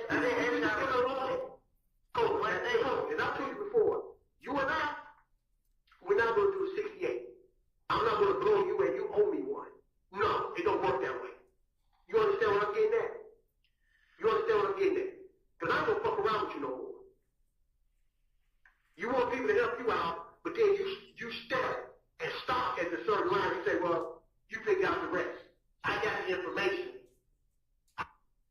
So, Mr. Copeland, that was on February 21st, 2015. You would agree that Detective Thorpe made these comments to you before you first lied and said that Mr. Garlington told you the information on Shannon and others, correct? Yes. Okay. And Investigator Thorpe said, I ain't going to F around with you, right? Yes. You have to give in order to get? Yes. You want to say, give me, you don't give back? Yes. And of course, the give me was you getting out of trouble, getting out of jail, right? Right. Okay. You and I, we aren't going to do a 68. I'm not going to blow you and you owe me one. Right. You said that? Yes. Did you understand the message that he was getting across when he said that? Right. We are not going to no DA and say, you cut us a break and he ain't give us nothing. You heard him say that? Right. Go ahead. I have the information, but I'm not going to say anything else. Y'all just need to go ahead and check me out of jail, and I'm good after that. No, bro, it don't work that way. Whatever fucking TV show you was watching, them motherfuckers was wrong. I don't even look at TV. I can't hear So you. whoever told you whatever you thinking, you're dead ass wrong. We're not going to go to no district attorney and say, can you go ahead and cut him a break because he gave us nothing? Nigga, don't work that way. When the fuck did life start working that way? It don't work that way. That's a fucked fantasy. Man. You gotta give to give. And that's just being real. Now we. Did you hear Investigator Gaither back Detective Thorpe up and tell you, you got to give to get, and that's just being real? Yeah, I just heard it.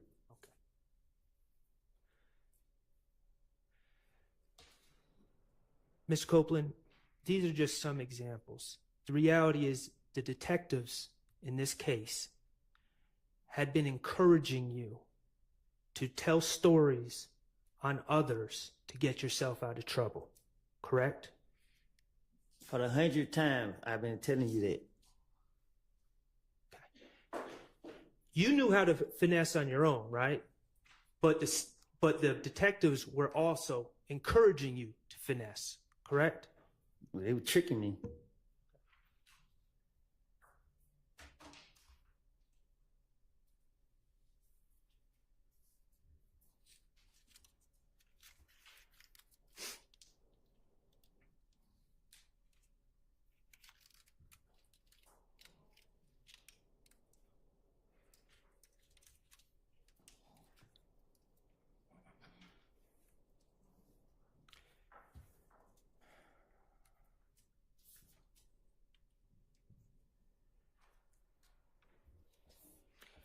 Okay.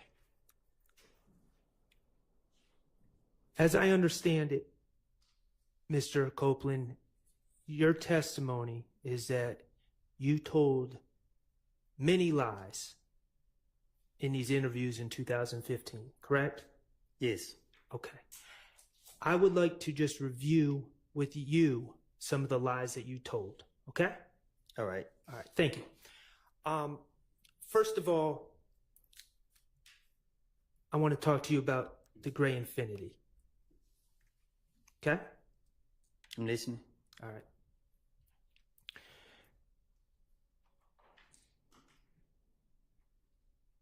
Through the questioning of the police, and I don't know, maybe through other information that you've been given, you're aware that there's a surveillance video of the shooting of Donovan Thomas, correct?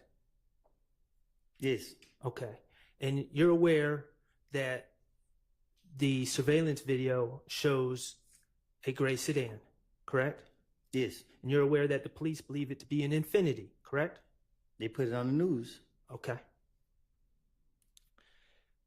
Your Honor, I'm going to ask Mr. Kokomo to publish DS-19A, which is a clip from States 378 Yankee A,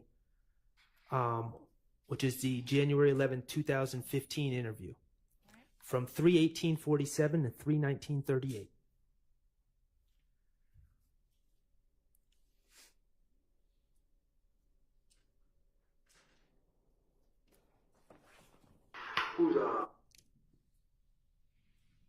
Who's Walter Lee Maddox?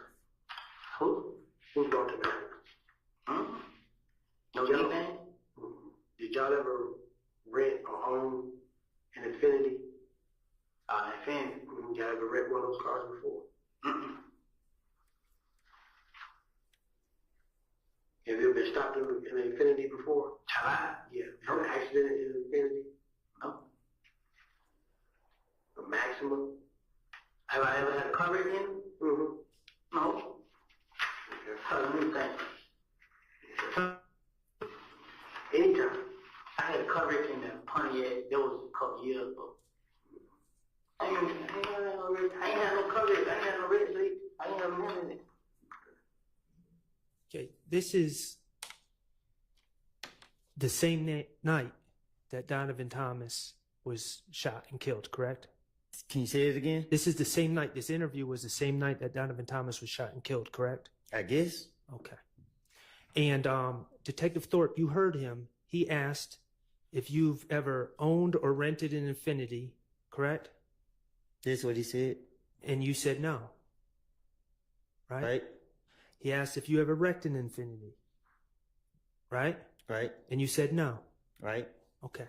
I'm going to publish, Your Honor, with your permission, DS-19B, which is a clip from the same interview on 378 Yankee Alpha, States Exhibit 378 Yankee Alpha, from 3:20:28 to 3:20:48. It's just 20 seconds. This is video? Yes. 3:20:28 to 3:20:48. Y'all ever had a Infinity Gray? It's not playing. Gray. Y'all ever? Is it up now? No. Okay. Could you start it over? Y'all ever had a Infinity Gray? A gray Infinity Q45 before?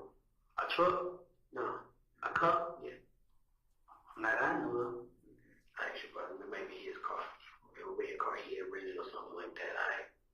That's cool. That's cool. I'll be sad. Okay. In that clip, again, Detective Thorpe asked you about whether you ever had a gray Infinity, correct? Right. And you said, not that I know of. Right. Okay. Those were your statements on January 11, 2015, hours after Donovan Thomas was shot, correct? Right. Okay. I want to talk to you about the reality. The reality is that you asked Jeffrey Williams to rent you a gray Infinity, correct? I'm listening.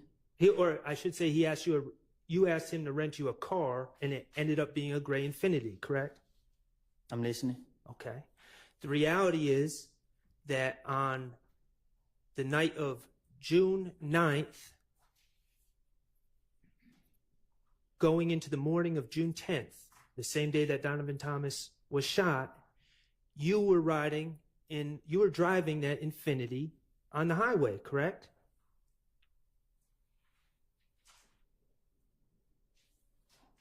I don't know. I can't remember when I was driving it. We just saw your testimony from earlier in this trial. Yeah, but you being specific about the time. I don't know. Okay. The reality is, I don't know when I written on the expressway. That's what I'm saying. Okay.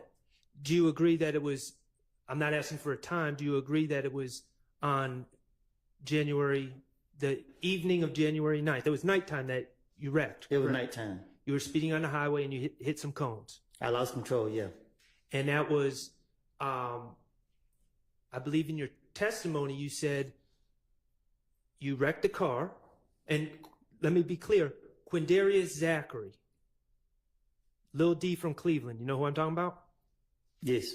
Lil D from Cleveland was in that car, that Infinity, with you on the night you wrecked. Yes.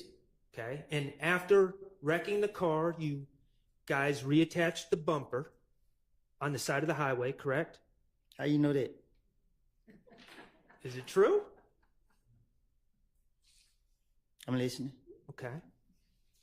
And after you reattached the bumper, that's when you went and pulled up on threat Trevante Turner at a music studio somewhere around Northside Drive, I believe is what you said.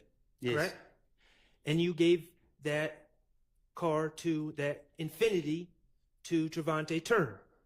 Yes. Okay. And in your testimony, you said then you went home, fell asleep, and the next day you woke up, and that's when the Donovan Thomas shooting occurred, correct? Yes. Okay, so I'm just working through this with you. I'm not trying to trick you. So based on your testimony, you were driving that car, that Infinity, on the evening of January 9th going into January 10th, correct? I guess. Of 2015 with Mr. Zachary. I guess. And you gave that Infinity to your good friend, threat in the early morning hours of January 10th, 2015, correct? I gave it to him at nighttime. It was dark. Okay. So you don't remember if it was before midnight or after midnight. Is that what you're saying? I don't keep up with the time. Okay, that's fine. The bottom line is you were specifically asked about that infinity or in infinity hours after Donovan Thomas was shot. And you denied ever being in possession of an infinity, correct? Say that again. When you were asked on January 11th, early in the morning, talking to Detective Thorpe, when Detective Thorpe, the lead investigator of the Donovan Thomas murder, asked you about possessing a gray infinity, you denied that you ever had one, correct? Right. Okay. Let's talk about the gun at the Dunbar Rec Center.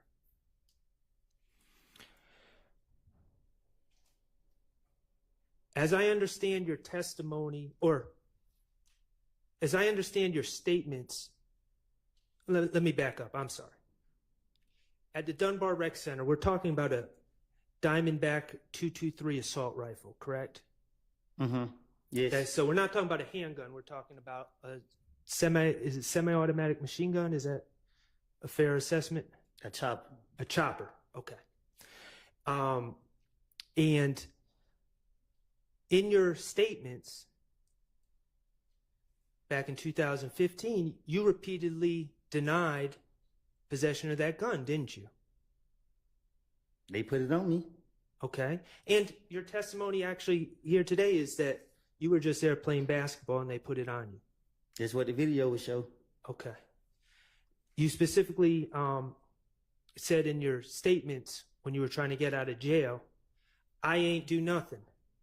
Right? Right. Okay. The reality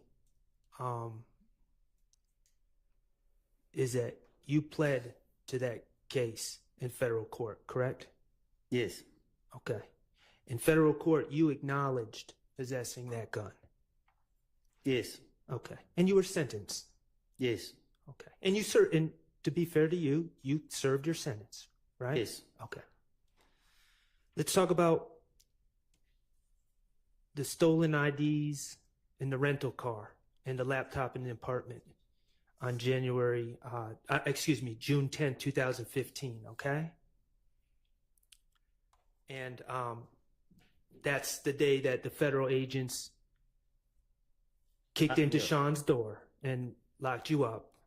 And that's also the same day that you made up the story and lied and said Demekion Garlington told you that Shannon and others were responsible for killing Donovan Thomas, right? Yes. Okay.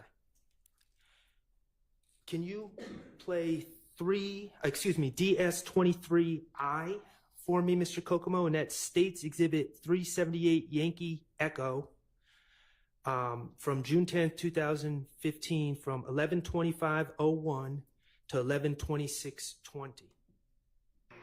Like I said, I didn't say that. You said, I'll tell you, beat that shit. Yeah. Okay. So you want to know now? Need the history, little Mike. Pause. Can you play it again? Yes, we can. Like I said, you didn't say that. You said, I'll tell you, beat that shit. Yeah. Okay. So you want to know now? Need the history, little Mike. Little Mike quiz. In that clip, you're being asked about how those stolen items ended up in your apartment and your rental car, correct? Yes. And you're telling the investigators that you didn't do those auto breakings that resulted in those items being stolen, correct? Right. You're saying it was Little Mike and Quez from Etheridge? Yes. Okay. You ain't never heard of them? You ain't never heard of them? They wild them. Whatever they call it about them. I'm pretty wait. You pull out the other day pay about $5,000 for y'all and nothing. There's gonna be a lot of motherfuckers out there. How am I gonna know it's them? You.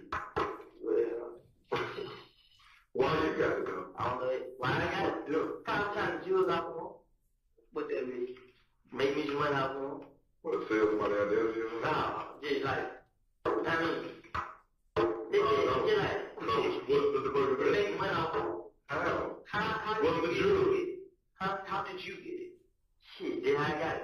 When they bought the cup, Tay bought the cup back to me. Wait a minute, you let Tay borrow the Jeep. Yeah. Lil D, bro. No. You know what I'm about. You talking about Trevante. Yeah, you let Trevante use the car. Yeah, he's supposed to go to him. You know what I'm saying? But when they pull that car, I let it go. Okay. There you're saying that you gave the car to Trevante, who gave it to Lil Mike and Quez, correct? Yes. Okay, and you would agree that Detectives Gaither and Dennis are telling you we've never even heard of Lil Mike and Quez, correct? Yes. Mr. Copeland, Lil Mike is not a real person, is he? No. That was the finesse. You invented a person out of thin air, correct? Yes. Quez is not a real person. You invented him out of thin air on the spot, correct? Yes. You invented those people to take the heat off of you and put it on fictional characters. I done told y'all that's what I do. That's your finesse, right? The reality is that stolen merchandise was found in your apartment and in your rental car, and you invented fictional characters to take the heat off yourself, right? I know you're going to say, I told you that's what I do. I guess. But I got to ask the questions. You understand? Okay. Yes. Okay. October 27, 2021. Okay.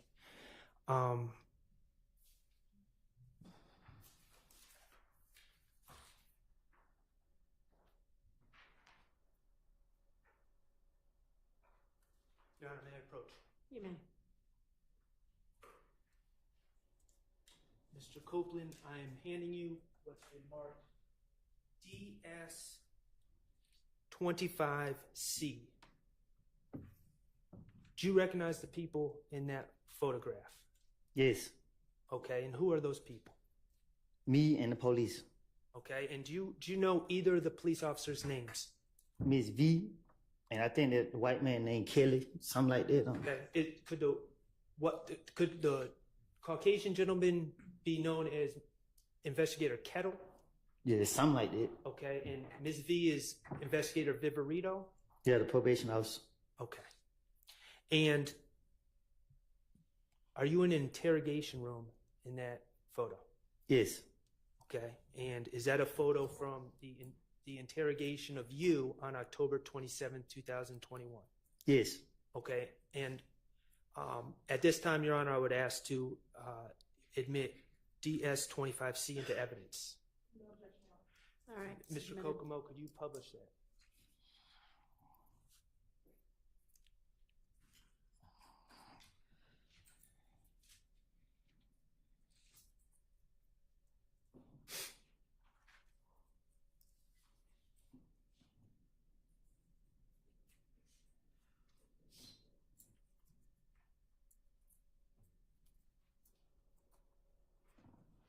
Okay, and like I asked you about the photo from June 10, 2015, I'm going to ask about this photo as well. You don't appear to be wearing a Fulton County blue uniform, are you? No. Okay, and I can't tell if were your arms shackled together during that interview? My leg. All right, and we see you're wearing Timberland boots, and we see a chain right next to the boot, correct? It's on my leg. Right, and that's shackling you to the ground. Yes. you are under arrest in this photo. Yes. Okay, and you know that you are soon to be wearing a Fulton County blue uniform, correct? That's what they told me. Okay. And the allegations of that case were you were pulled over at Atlantic Station in Atlanta, correct? No. Where were you? Walking. Okay, you were walking. All right. According to the police, they searched a car that they were saying was yours, right? Yes. And they found a handgun under the car seat, correct? That's what they claim. Okay. And you were a convicted felon, so you're not allowed to possess the handgun. But I was walking. Okay, I understand that's what you're saying. But you were charged with reckless conduct and possession of firearm by a convicted felon, correct? Yes. Okay. No. I was charged with driving with suspended license and a firearm. Okay. Thank you for that correction. When you say firearm, you're talking about possession of firearm by a convicted felon? Yes. Okay. And there's a little complication with that explanation. You were, in fact, searched after you were arrested, correct?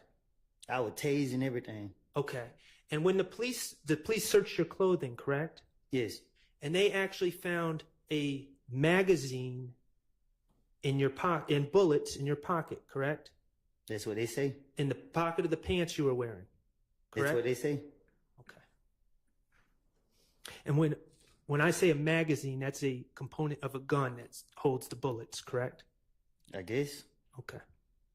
All right. Mr. Kokomo, could you play DS25B, which is from 10/27/21 interview from 2/23/05 to 2/23/58? I think that video has been tendered and admitted.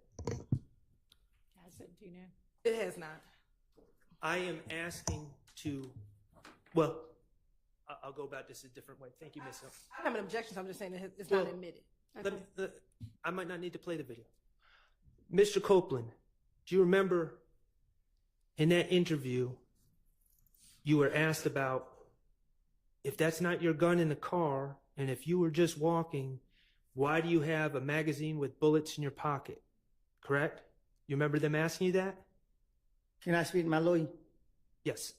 Well, Yes, you can. Let's take a break anyway. We'll take about 15 minutes.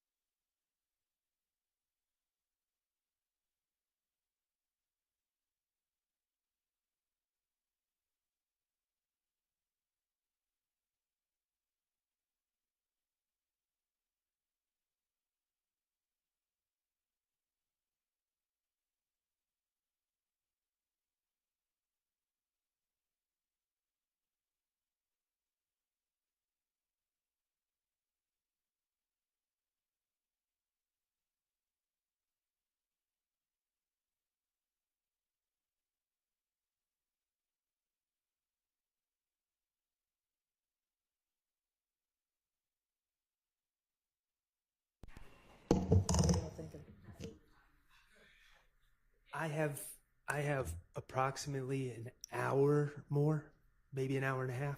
Okay.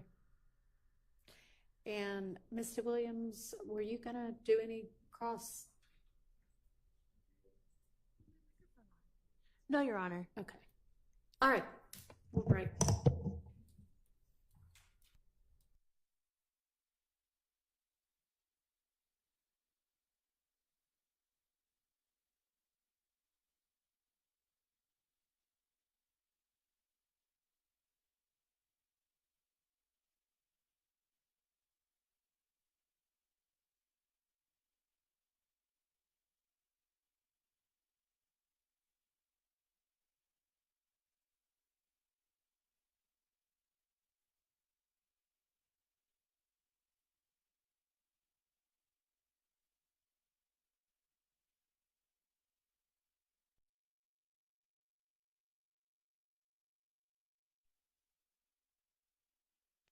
We're gonna skip right ahead, chat. We're gonna skip right ahead.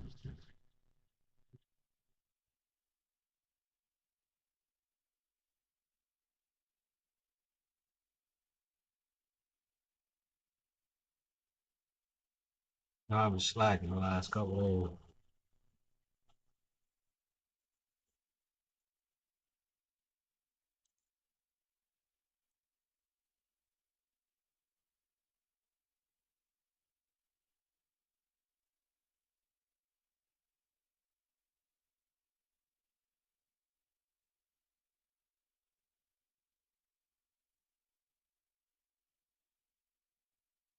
Mr. Short, you say you have maybe another hour or hour and a half. Okay. And then the state thinks redirect of About an hour and a half, 2 hours. Okay, so Mr. Copeland, I'm sure much to his chagrin, will be coming back on Tuesday of next week anyway. Here's the situation. We also need to deal with what we're going to do about the juror.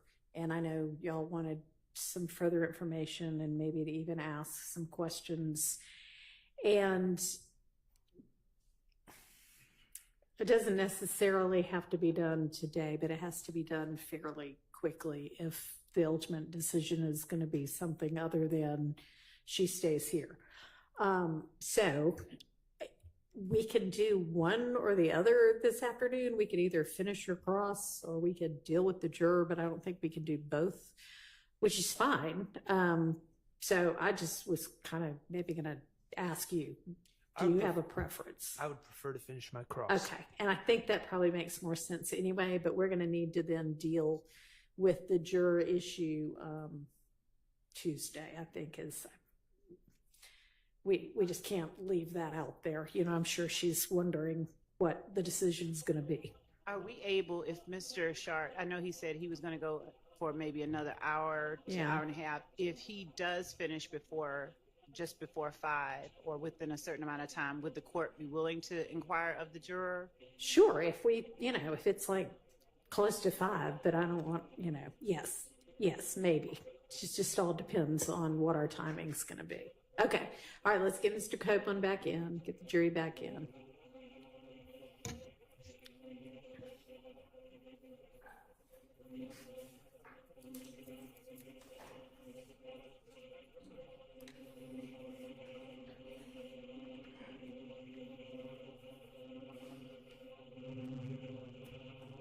Shout out to everybody that's tapping in on Rumble, YouTube, and Twitch. I appreciate everybody that's locked in and we're doing our thing with this case.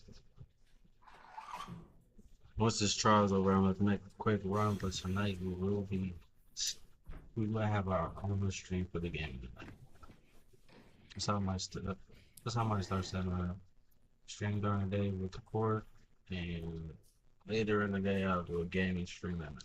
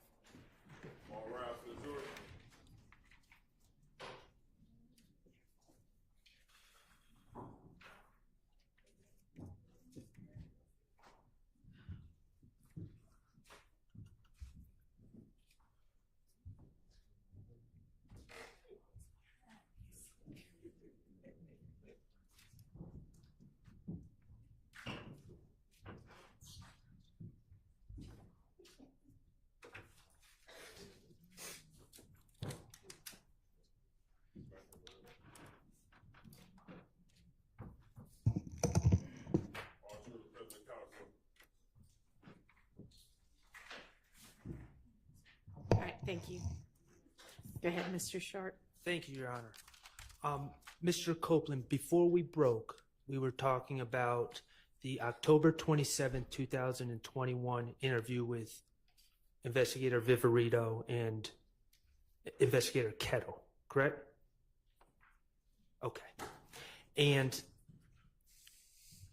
you were being accused of possession of a firearm and driving offenses. Yes. And in that statement you gave on October 27, 2021, okay, you were denying possessing the firearm that was found in the car that they said was being driven by you. Yes. Okay. And what I was asking you about is about your pockets being searched after your arrest, right? I'm listening. Okay. And the reality is the police did search your pockets and they found a magazine and some bullets. And Investigator Viverito told you that, correct? I don't recall. Okay. You told Investigator Viverito that the magazine and the bullets were in your pocket because you had just grabbed someone else's pants and put them on, correct? Yes. Okay.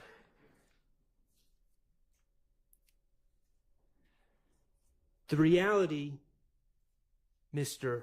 Copeland, is that those were your pants. Prove it. Okay. Let me ask you this. Did you plead guilty to possessing a firearm in case 22 SC 182134 on June 28, 2023? I pled NOLO. Okay. And that was involving this incident, correct? Yes. Okay. Fair enough. Going to ask you about the shooting of Rich Homie Kwan's father's barbershop. Okay? Is that okay? No. Okay, well, I got to do it. You're aware that Rich Homie Kwan's father does own a barbershop in Atlanta, correct? I guess. Okay. 2014, someone shot up Rich Homie Kwan's father's barbershop, correct? I guess. Okay. And this was a big deal. Rich Homie Kwan, at least at that time, was a well-known rapper.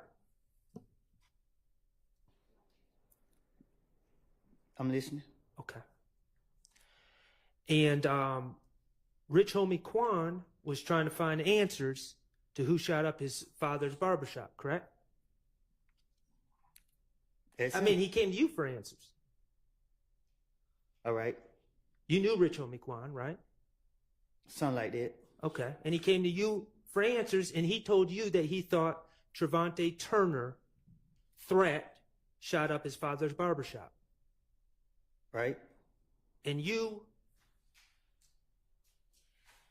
took it upon yourself to convince Rich Homie Kwan that it was not threat. Right. And you did that, at least partially, because you knew that Rich Homie Kwan was thinking about putting money on Threat's head, correct? I'm listening. And when I say money on Threat's head, taking out a contract to have to have Trevante Turner, Threat, killed. I'm listening. 25,000, right? I'm listening. Okay. On January 28th, 2015, you were asked by investigator Dennis about the shooting of Rich Homie Kwan's father's barbershop, correct? You say when? January 28th, 2015, during the interviews that we've been talking about. All right. Okay. The interviews that you've said you lied in, right? Uh-huh. Okay. Your Honor, I'm going to ask to publish DS22A, which is States 378 Yankee Bravo. And the time is 7:24:00 to 7:27:30. All right.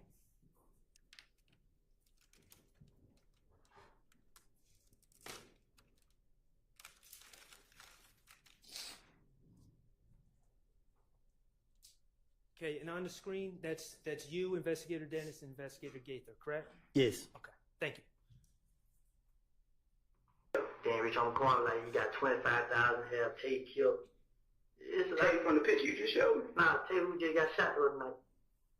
Oh, in the car over there? Okay. He had 25,000 have. We're going to get to Rich Homie Kwan's father's barbershop in a second. Trevante Turner is now sadly deceased, correct? All right.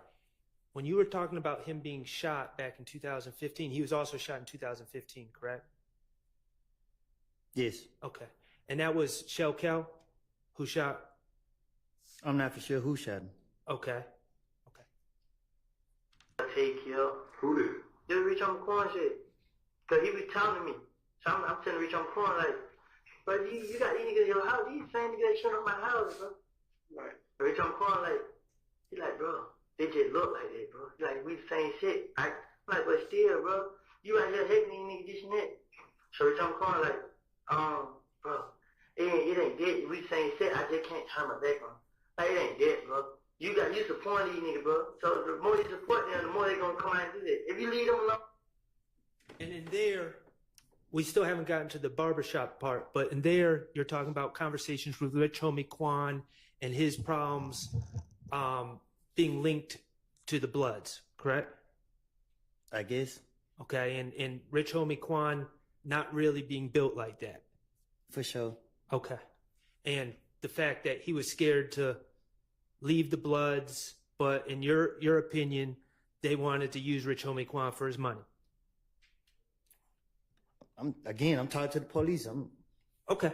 But that's what's being discussed. All right. I'm not saying it's the truth. That's what's being discussed, though. All right. Okay. Then everything gonna go away. Yeah. Then you're like, bro, just protect me, bro. We need y'all, bro. I need y'all to protect me. How the hell we gonna protect you?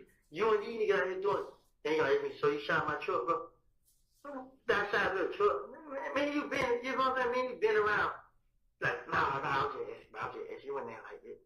What did he have a 25 to do Tay here for? Say, his daddy got shot. Rico. Rico. It's barbershop. Just like how they say my name, on Bankhead they say Tay name. They saying Tay did. I know Tay. And just so we're clear, you said Rich Homie Quan's daddy got shot. So it wasn't just a barbershop that was shot. His barbershop was shot, but he actually got shot in the barbershop, correct? I don't know nothing about all that. Okay. Well, that's what you said. You said that Rich Homie Quan. Talk to the police again. Okay. Ain't do it. You know what I'm saying? Then I don't lie and stuff saying Tay said like his mouth. I know Tay ain't do that. Right. You know what I'm saying? Because the night before we just hit the party. Yeah, who did it? Somebody else did. Some. Spit it out. You know what I'm saying? But it's supposed to be some niggas that had money over there. You know what I'm saying? Over there got money. No, I'm talking about Bankhead. A lot of niggas on Bankhead got money. So when I started thinking, I couldn't think of the name, but this nigga supposed to have paid somebody on Johnson Road on one of them streets over there to do it. Mm-hmm. You know what I'm saying? To kill him and retaliate, to get that Quan? Or to target his daddy? Like the same day, we like, I was in the street, I seen Quan crying. I'm like, oh, bro. And he tried to kill my dad. You know what I'm saying? But him and Tay been having problems. So that's why he think. Okay. And you just, about 15 seconds before we paused it, you were talking about who shot up Rich Homie Quan's barbershop. Rich Homie Quan's father's barbershop. And you said a man from Bankhead with money hired someone from Johnson Road to do it, right? I'm listening. Is that correct? Is that what you said? That's what I said. Okay. Somebody from Bankhead, and when you say Bankhead, you're talking about Donald Lee Hollowell Road, right? I guess. Okay, well, you said it. Bankhead means street. Bankhead mean that area. Okay. That area off of Bankhead. And he paid someone from Johnson Road to shoot up Rich Homie Quan's. I ain't pay nobody to do nothing. I didn't say you. Oh. The person from Bankhead with money, according to you in this interview, person from Bankhead with money paid someone from Johnson Road to shoot up Rich Homie Quan's barbershop. Again, I'm talking to the police. Okay. Tay. Right. Him going through it, him and Tay murder each other. But he don't even know that Tay. Right. How y'all have a problem with Tay missed with school, but and they feel like they retaliation. Man, it ain't. But I couldn't say him because no matter how many times I tried to speak up to Tay, he always had in his head, Tay the other day? I called Tay, I was gonna ask Tay, but I had Tay pull up on me like probably like Friday or Thursday or Friday. Tay pulled out like, hey bro, bitch on the corner got 25,000 on your head. Why so much? Yeah, he real scary. He's scared of Tay. So I said, Tay, like, bro, he trying to face me like, damn, Rich on the corner supposed to go and kill her. You know what I'm saying? So I'm feeling like that's what he did because the whole time he been having the money on Tay's head and he ain't do it. So when he going the man out, that's what happened. That's on him. You feel what I'm saying? But I ain't talked to Tay. So I don't know how it happened. I don't know what happened. But I knew Tay wasn't messing with nobody. Tay stopped doing whatever he was doing. He just ran right now. He trying to be a rapper. Okay. So let's unravel. And I'm not saying, Mr. Copeland, please understand, I'm not saying that's the truth. I'm just talking about what you told the police. I told you, I told the police anything. I understand. I understand that. Okay? But I'm just want to talk about what you said. I'm not saying it's the truth. In that story that you gave the police, you were saying that Rich Homie Quan was convinced that Trevante Turner, Tay, shot up his father's barbershop. What I'm saying is, you think I'm letting somebody hurt my partner? So if I'm having a conversation with Rich Homie and he trying to put some money on my friend, you think I'm gonna really have that conversation with him? It don't make any sense. Okay, but can I finish my question? So what you told the police, not saying it's the truth, what you told the police is that you talked to Rich Homie Quan and tried to convince him that Tay did not shoot up his father's barbershop because Rich Homie Quan had $25,000 on his head, right? That's what you told the police. Never put the police on what's going on. Mislead the police. That's always the mindset. I got you. All right, you keep talking about what I told them. I understand. I think we're all on the same page. We can't be. Okay. Let me ask you another question. Okay, let's play the next clip. DS24B, which is 378 Yankee Delta. It's from February 21st, 2015, from 4/12/10 to 4/16.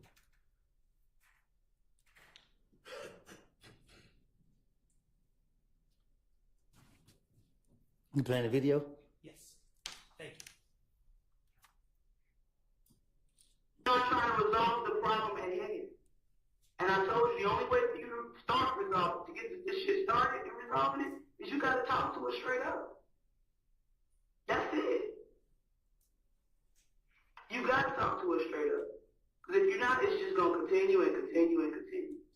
And I hate to see you or anybody else come up dead behind the foolishness because everybody want to be loyal to the streets. And Rich Homie Quan said, kill to shoot Tay after he blew him up. Rich, they tricked Tay over there. All on land like that hiding. Not saying it's true. You told Investigator Gaither that Rich Homie Quan paid Shell Kel, to shoot Tay. Correct? That's what I said. Okay. And then when Tay pulled, Tay supposed to pick somebody up. But when Tay pulled and get ready to call nigga come back out there, they started shooting. Then my so-called sister, not my mama child, not somebody I'm annoyed with, but go around telling folks I shot her house up when she know the whole time they shit Tay up. So you see what I gotta go through? Hold on, let me get this straight. You said Quan paid who? Kill to shoot at Tay. To kill Tay. To kill Tay. How much you paid? It's supposed to be $25,000. Did he get it? I told Tay before that. I told Tay, come pull up on me. Tay pull up on me. I said, bro, look, bro. I love you there, bro. But you gotta wait, bro. Rich Homie Quan, goddamn, he wants you dead, bro. Why though? Cause somebody shot Rich Homie Quan dead at the box shop. Right. They think it was Tay, right? Yeah, they think it was Tay. I'm just Rich Homie Quan. It wasn't Tay, bro. Who was it? I don't know. Then the crazy thing about it, they, like, as I was listening, they were speaking on it like It's supposed to be somebody on Bankhead with some money. I don't know who this nigga was, who he is. I never heard. I heard him say his name, but I can't think of what it is. But I know if I was to hear it, I know it. But he supposed to have paid somebody to do it. But I'm telling Rich on the corner, like, I know Tay ain't do that. You feel me? That ain't Tay. Tay not just gonna walk up and shoot nobody. So he like, what I'm telling you, it was Tay. I'm like, no, it wasn't. He like, man, I'm telling you. I'm like, I know it went, but I'm not gonna lie. All right. So in that interview on a different day, you're again talking about the shooting of the Rich Homie Quan's father's barbershop and of Rich Homie Quan's father, correct? I'm listening. Okay. And again, what you just said on that tape was someone from Bankhead with some money paid someone to do it, right? Right. Okay. So in two separate interviews, you told detectives that someone from Bankhead with some money hired someone from Johnson Road to shoot up Rich Homie Quan's barbershop. Rich Homie Quan's father's barbershop, correct? I'm listening. Is that correct? You said that in two different interviews. Okay. Now, the reality, Mr. Copeland, is once you are given immunity as a witness in this case, you testified in court earlier when Ms. Hilton was asking questions that it was in fact you and Trevante Turner who shot up Rich Homie Quan's barbershop, didn't you? How many times are we gonna go over this? You and Trevante Turner, in fact, shot up Rich Homie Quan's barbershop. Correct? I'm listening. The reality, Mr. Copeland, is the $25K on someone's head was completely made up by you. Correct? Right. The reality is that somebody from Bankhead with some money, those details, somebody from Bankhead with money, that was completely made up. Correct? Right. The reality is someone from Johnson Road being hired, and you would recognize their name if you heard it. All that was made up on the spot, on the fly, in the mind of Kenneth Copeland, wasn't it? Right. That was you finessing. Just like Lil Mike and Quez were made up on the spot. The man from Bankhead with money, the man from Johnson Road were made up characters. I done told y'all 100 times I done lied. You sitting right here keep trying to throw it in my face. I don't admit it till I lied. I'm not trying to throw it in your face, Mr. Copeland. I'm giving you an opportunity to come clean. I thought I did that. Okay.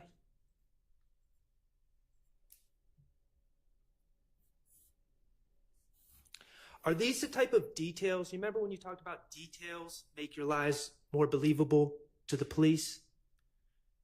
Lil Quez from Etheridge, Mike, or Lil Mike from Etheridge, Quez from Etheridge, man on Bankhead with money, man from Johnson Road. I would remember his name if someone said it. Are those the type of little details that you add to your finesse to make it more believable to the police? Sound like that.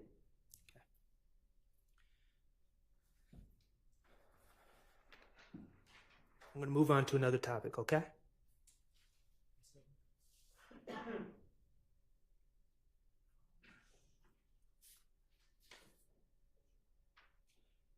Your Honor, may I approach the witness with DS-30?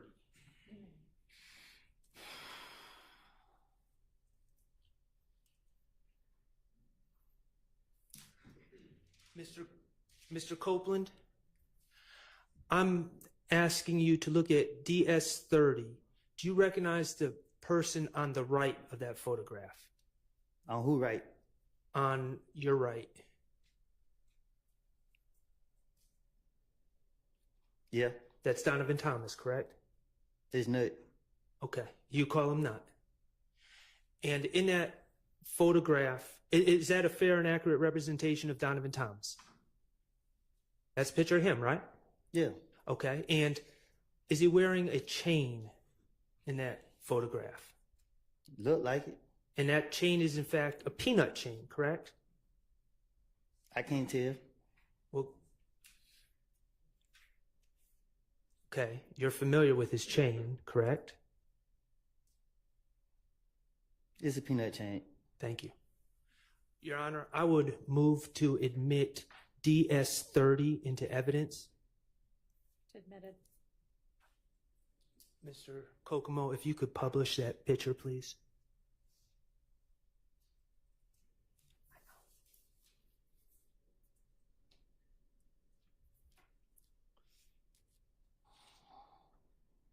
Okay.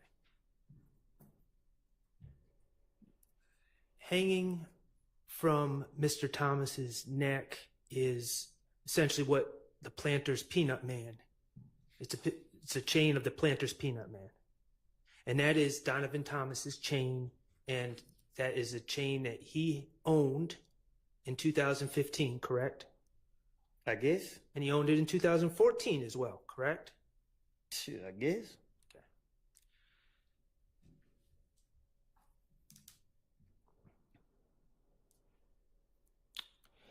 You are aware that in late 2014, Donovan Thomas's chain went missing, correct?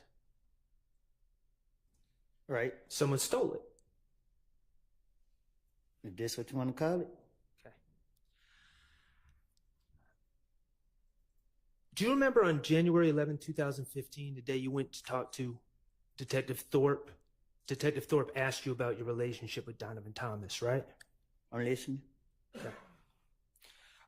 Mr. Kokomo, could you publish DS-18A, which is States 378 Yankee Alpha, which is January 11, 2015, 3:14:23 to 3:14:36. It's just 13 seconds, if you could listen.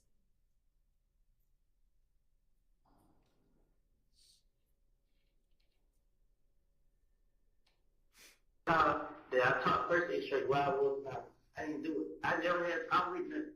Ain't never had two words to each other. Me and that was always okay. You know what I'm saying? Only person I had a problem with was Kev. I already be with him. When we see each other, they jump me up. When they be with him. Okay, Mr. Kokomo, could you now publish DS-18B, which is from January 11th, 2015, 3:20:50 to 3:21:04 a.m. So, we never had a problem with that. Never in life. Okay. Never cool. Okay. We just had a problem with Brother Kev. Yes. Describe Kev to me. Show you a picture. Mr. Kokomo, could you publish DS-18C, which is from the same interview, same exhibit, 3:30:31 to 3:31:02?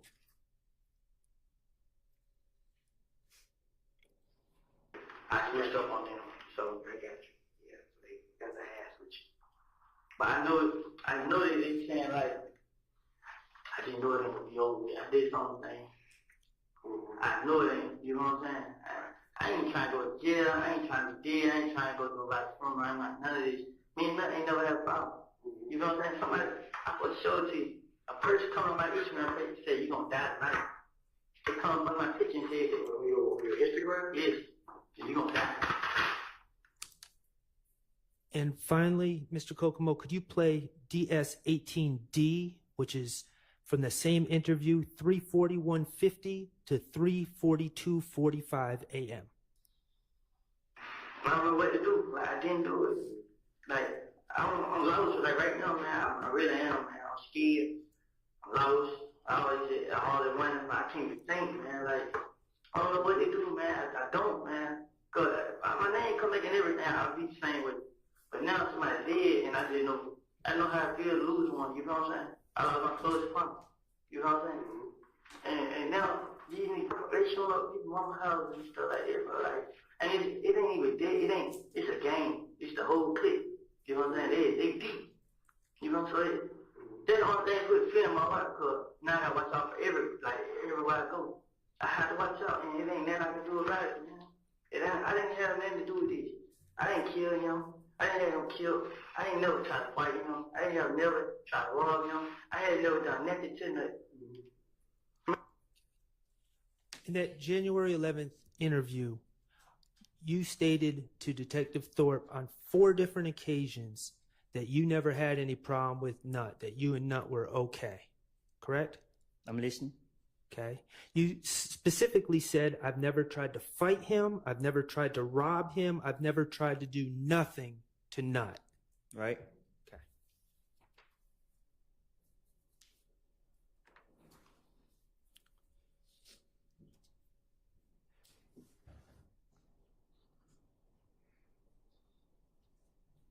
Your Honor, I'm going to ask Mr. Kokomo to publish DS21, which is States 378 Yankee Beta from 8/11/50 to 8/13/18. Hold on one second, Mr. Kokomo. And Your Honor, I'm sorry. I'm going to ask a couple questions first. Going to your January 28th, 2015 interview. Well, in general. Let's just get to your question. You want to know, did I take the change? We're going to get there. We're going to get there. We're going to get there. But in 2014, Donovan Thomas's chain went missing, was stolen out of his car, correct? Right. All right. To people in hip hop, a chain is a very personal thing, correct? I don't know. You don't know that? Okay. Mr. Kokomo, if you could publish DS21.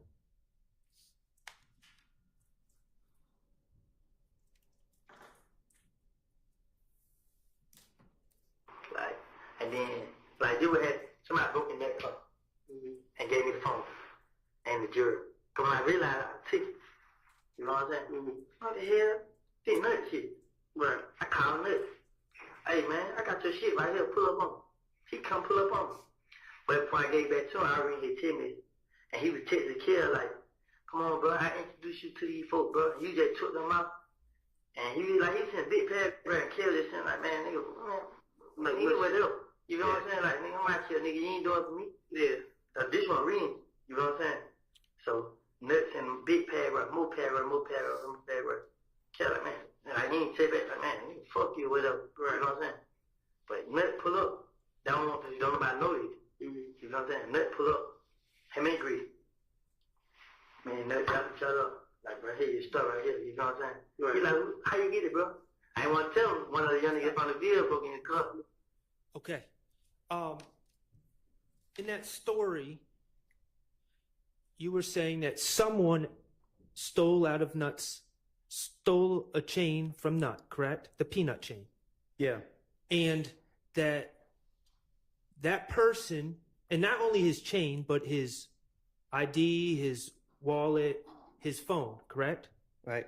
And that person happened to give you Donovan Thomas's belongings. Right. And you said, you told the police, you realized it was Donovan Thomas's chain. And you called Nut and wanted to return his stuff. Right? And specifically, right before we paused it, you said you didn't want to tell Donovan Thomas who took it. Right? Right. You wouldn't want to tell Donovan Thomas who took it because Donovan Thomas is what some people might say is the big homie. Right? He's a gang leader. You don't just take Donovan Thomas's chain and it's all cool, correct? I don't know. Well, that's why you wouldn't want to tell Donovan Thomas who took it, correct? You'd want to protect whoever took that chain. You wouldn't want Donovan Thomas gunning for that person for disrespecting his property, right? Right.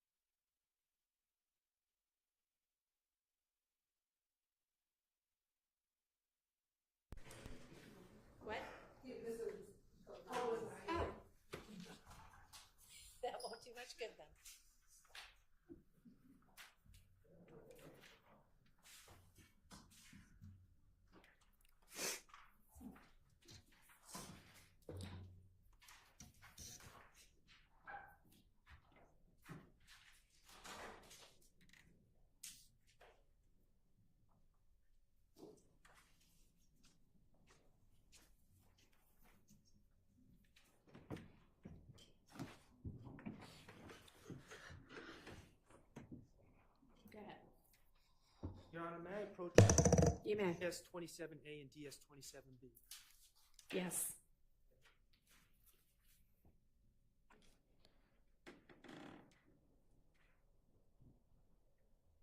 Mr. Copeland, could you just look at those two documents? Do you recognize those documents?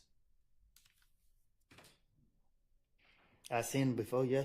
Are those the arrest warrants taken out for you for false report of a crime and false statements that you believe are still pending against you? Yeah. Okay. And briefly, the allegation is that, well, Your Honor, I would move to admit DS27A and DS27B into evidence. Your Honor, we object to the admission of those two exhibits. You can ask the question, but he hasn't impeached them with the exhibits. They're admitted over objection. Mr. Copeland, briefly, the allegations against you that you believe are pending are that you accused a jail worker or a deputy of spraying with OC spray at the jail. Right. And the deputies, the supervisors, reviewed the videotape from the jail and determined that the jail worker did not have OC spray on her and did not spray you with any OC spray in the jail. Isn't that correct? Right.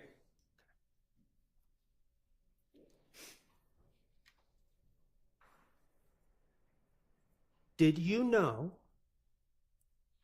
that the state, while this trial was going on, dismissed that case against you? I didn't know that. Well, I brought you good news. May I approach with 27C? You may.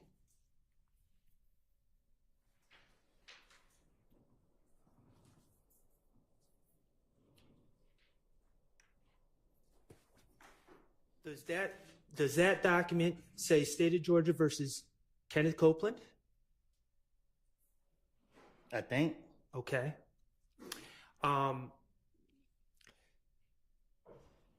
That document indicates. Can I approach? You may.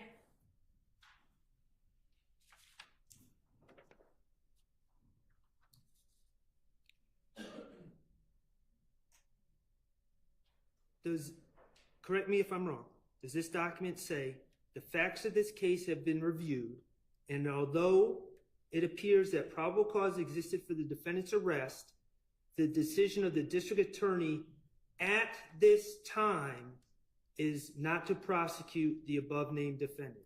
Is that what that says? Yeah. Okay. It says the reasons for this decision are as follows: prosecutorial discretion. Correct? Mm-hmm. And yes, the person whose name is on this document is Fonnie T. Willis, correct? yes. Okay.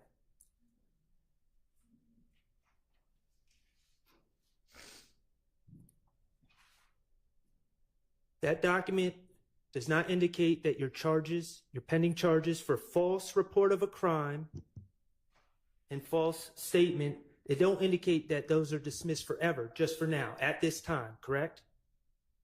I guess. Okay. And nothing in that document says we dismiss this case because we were wrong, Mr. Copeland's innocent. It said prosecutorial discretion, correct? What they mean? Okay. It means they just made the decision to do it. All right, that we can strike that part. Ask your next question. Isn't it true? And you just found out that this was dismissed today, but isn't it true that while you were on the state's witness list to testify in this case, the state was simultaneously, at the same time, prosecuting you for false statements and false report of a crime. Isn't that true? Talk to me so I can understand. They were calling you a liar at the same time that they were asking this jury to believe what you're saying. Isn't that true? Oh, yeah.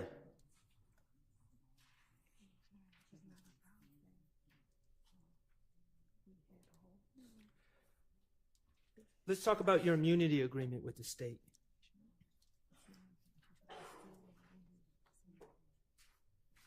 They told you in that June 10th, 2024 meeting that you did not ask for, that any crime that you talked about, they were not going to prosecute you for. Correct?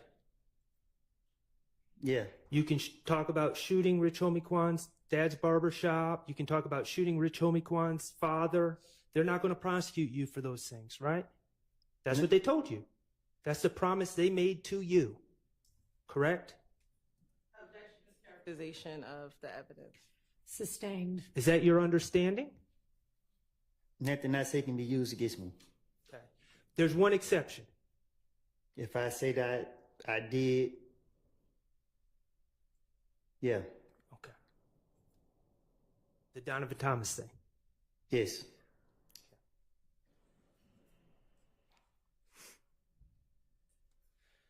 Mr. Copeland, you don't know any of these gentlemen back here to have a personal beef with Donovan Thomas, do you?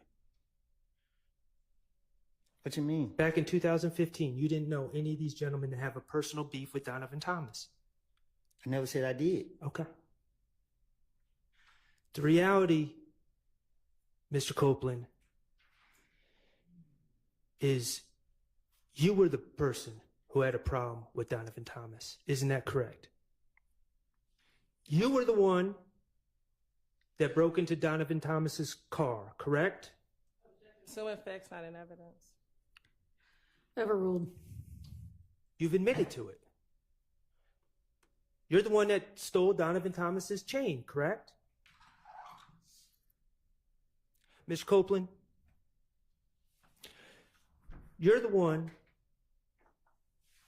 that shot up Donovan Thomas's friend, Rich Homie Kwan's father's barbershop in 2014, correct? You're the one that was going back and forth with Donovan Thomas's brother, Kelvin Watts, correct? You've called his brother a waste of space in October 2021, didn't you? Mr. Copeland's not answering the question, and so Yeah, he needs a apparently response. Mr. Shard doesn't care whether he answers or not, so it's fine with me. I mean, if he wants an answer, he can say that. You called Kelvin Watts a waste of space in October 2021, didn't you? And I don't think nobody walking earth would not agree with it. You said that people would cheer if he died. Correct? I will. Back in the days. You've shot at Donovan Thomas's brother, Kelvin Watts, correct?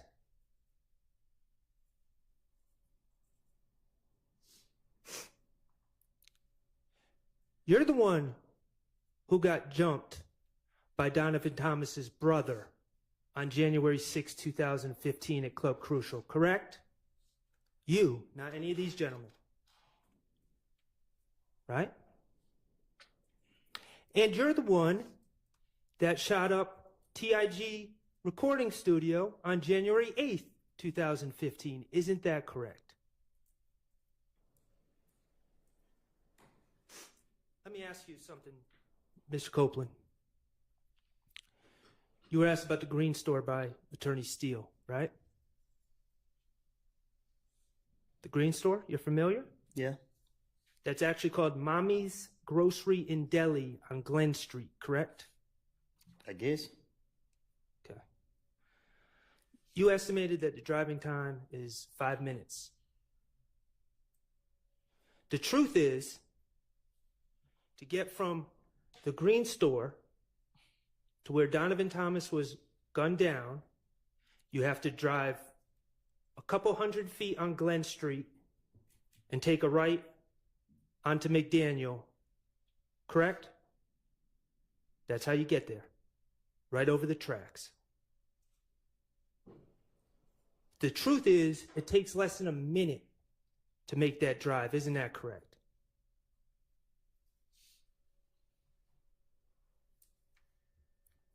Mr. Kokomo, could you publish DS24F? This is February 21st, 2015, 378 Yankee Delta from 622.59 to 624.01.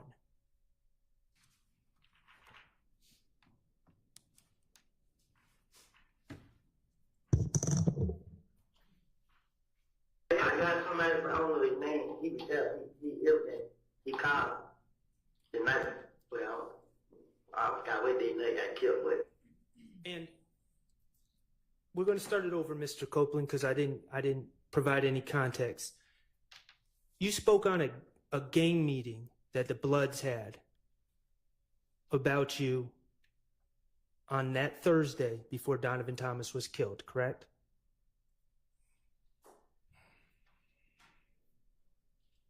Mr. Kokomo, could you play DS24? I got somebody, but I don't know his name. He was. I got somebody, but I don't know his name. He was there. He everything. He called the night. Well, I forgot what day they got killed, but it was a Friday night. It was a Thursday night. They had a barbecue. But the barbecue just about it was a blood meeting. Everything ain't blood meeting. Then the whole meeting was based upon me. They was all in there talking about this and this, talking about this and this. So the nigga Mo was on the phone. So Mo told everybody, all I need, every last one of y'all, whoever 90s scraps here, whoever that other nigga name, supposed to kill me. They gave all them guns. The same night, gave every last one a gun. Say, treat me to a gas station and kill me. I forgot what else. But he called and told me everything, and he said, is this person a friend of yours?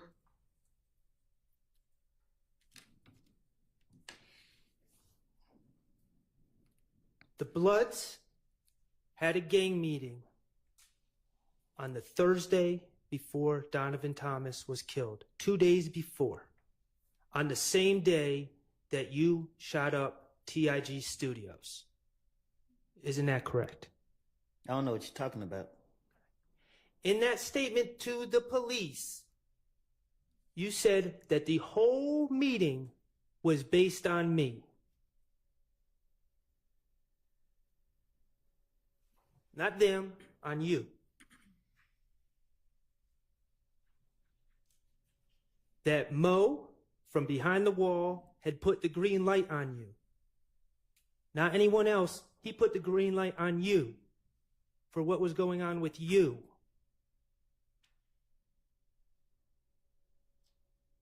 The guy who stole from Donovan Thomas. The guy who shot up the studio with Rich Homie Quan and Donovan Thomas in the studio that night. Yeah, objection, Your Honor, is assuming facts not in the evidence and harassment of their witness. Overruled. You've told the police at that meeting, Donovan Thomas went whoop, approved of the orders to kill you. You told the police that the gang members handed out guns to younger people. And the plan was to trick you to come to the gas station. And the only reason you weren't killed is because someone told you about it.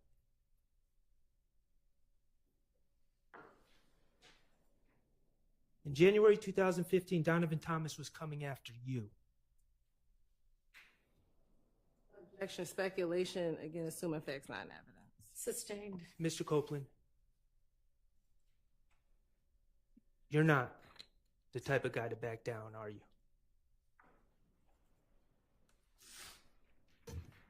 No further questions. All right.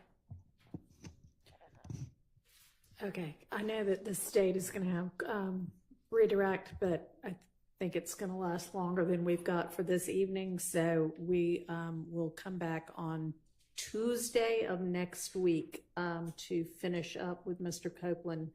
So Mr. Copeland, if you can be back here with us at 9 a.m. on Tuesday of next week. If you please. All right.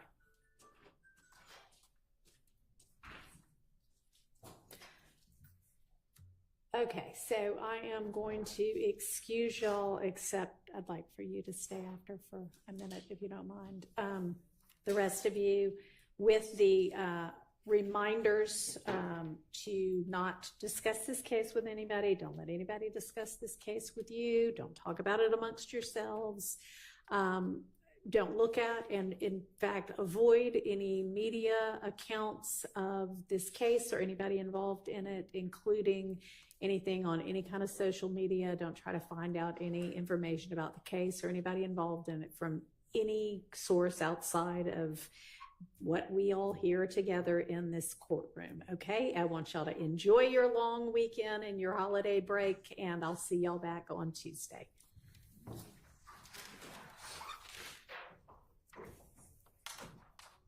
All right, and again, for the media, what we're about to talk about, I'm going to need y'all to turn off all of the audio and video for. Thank you.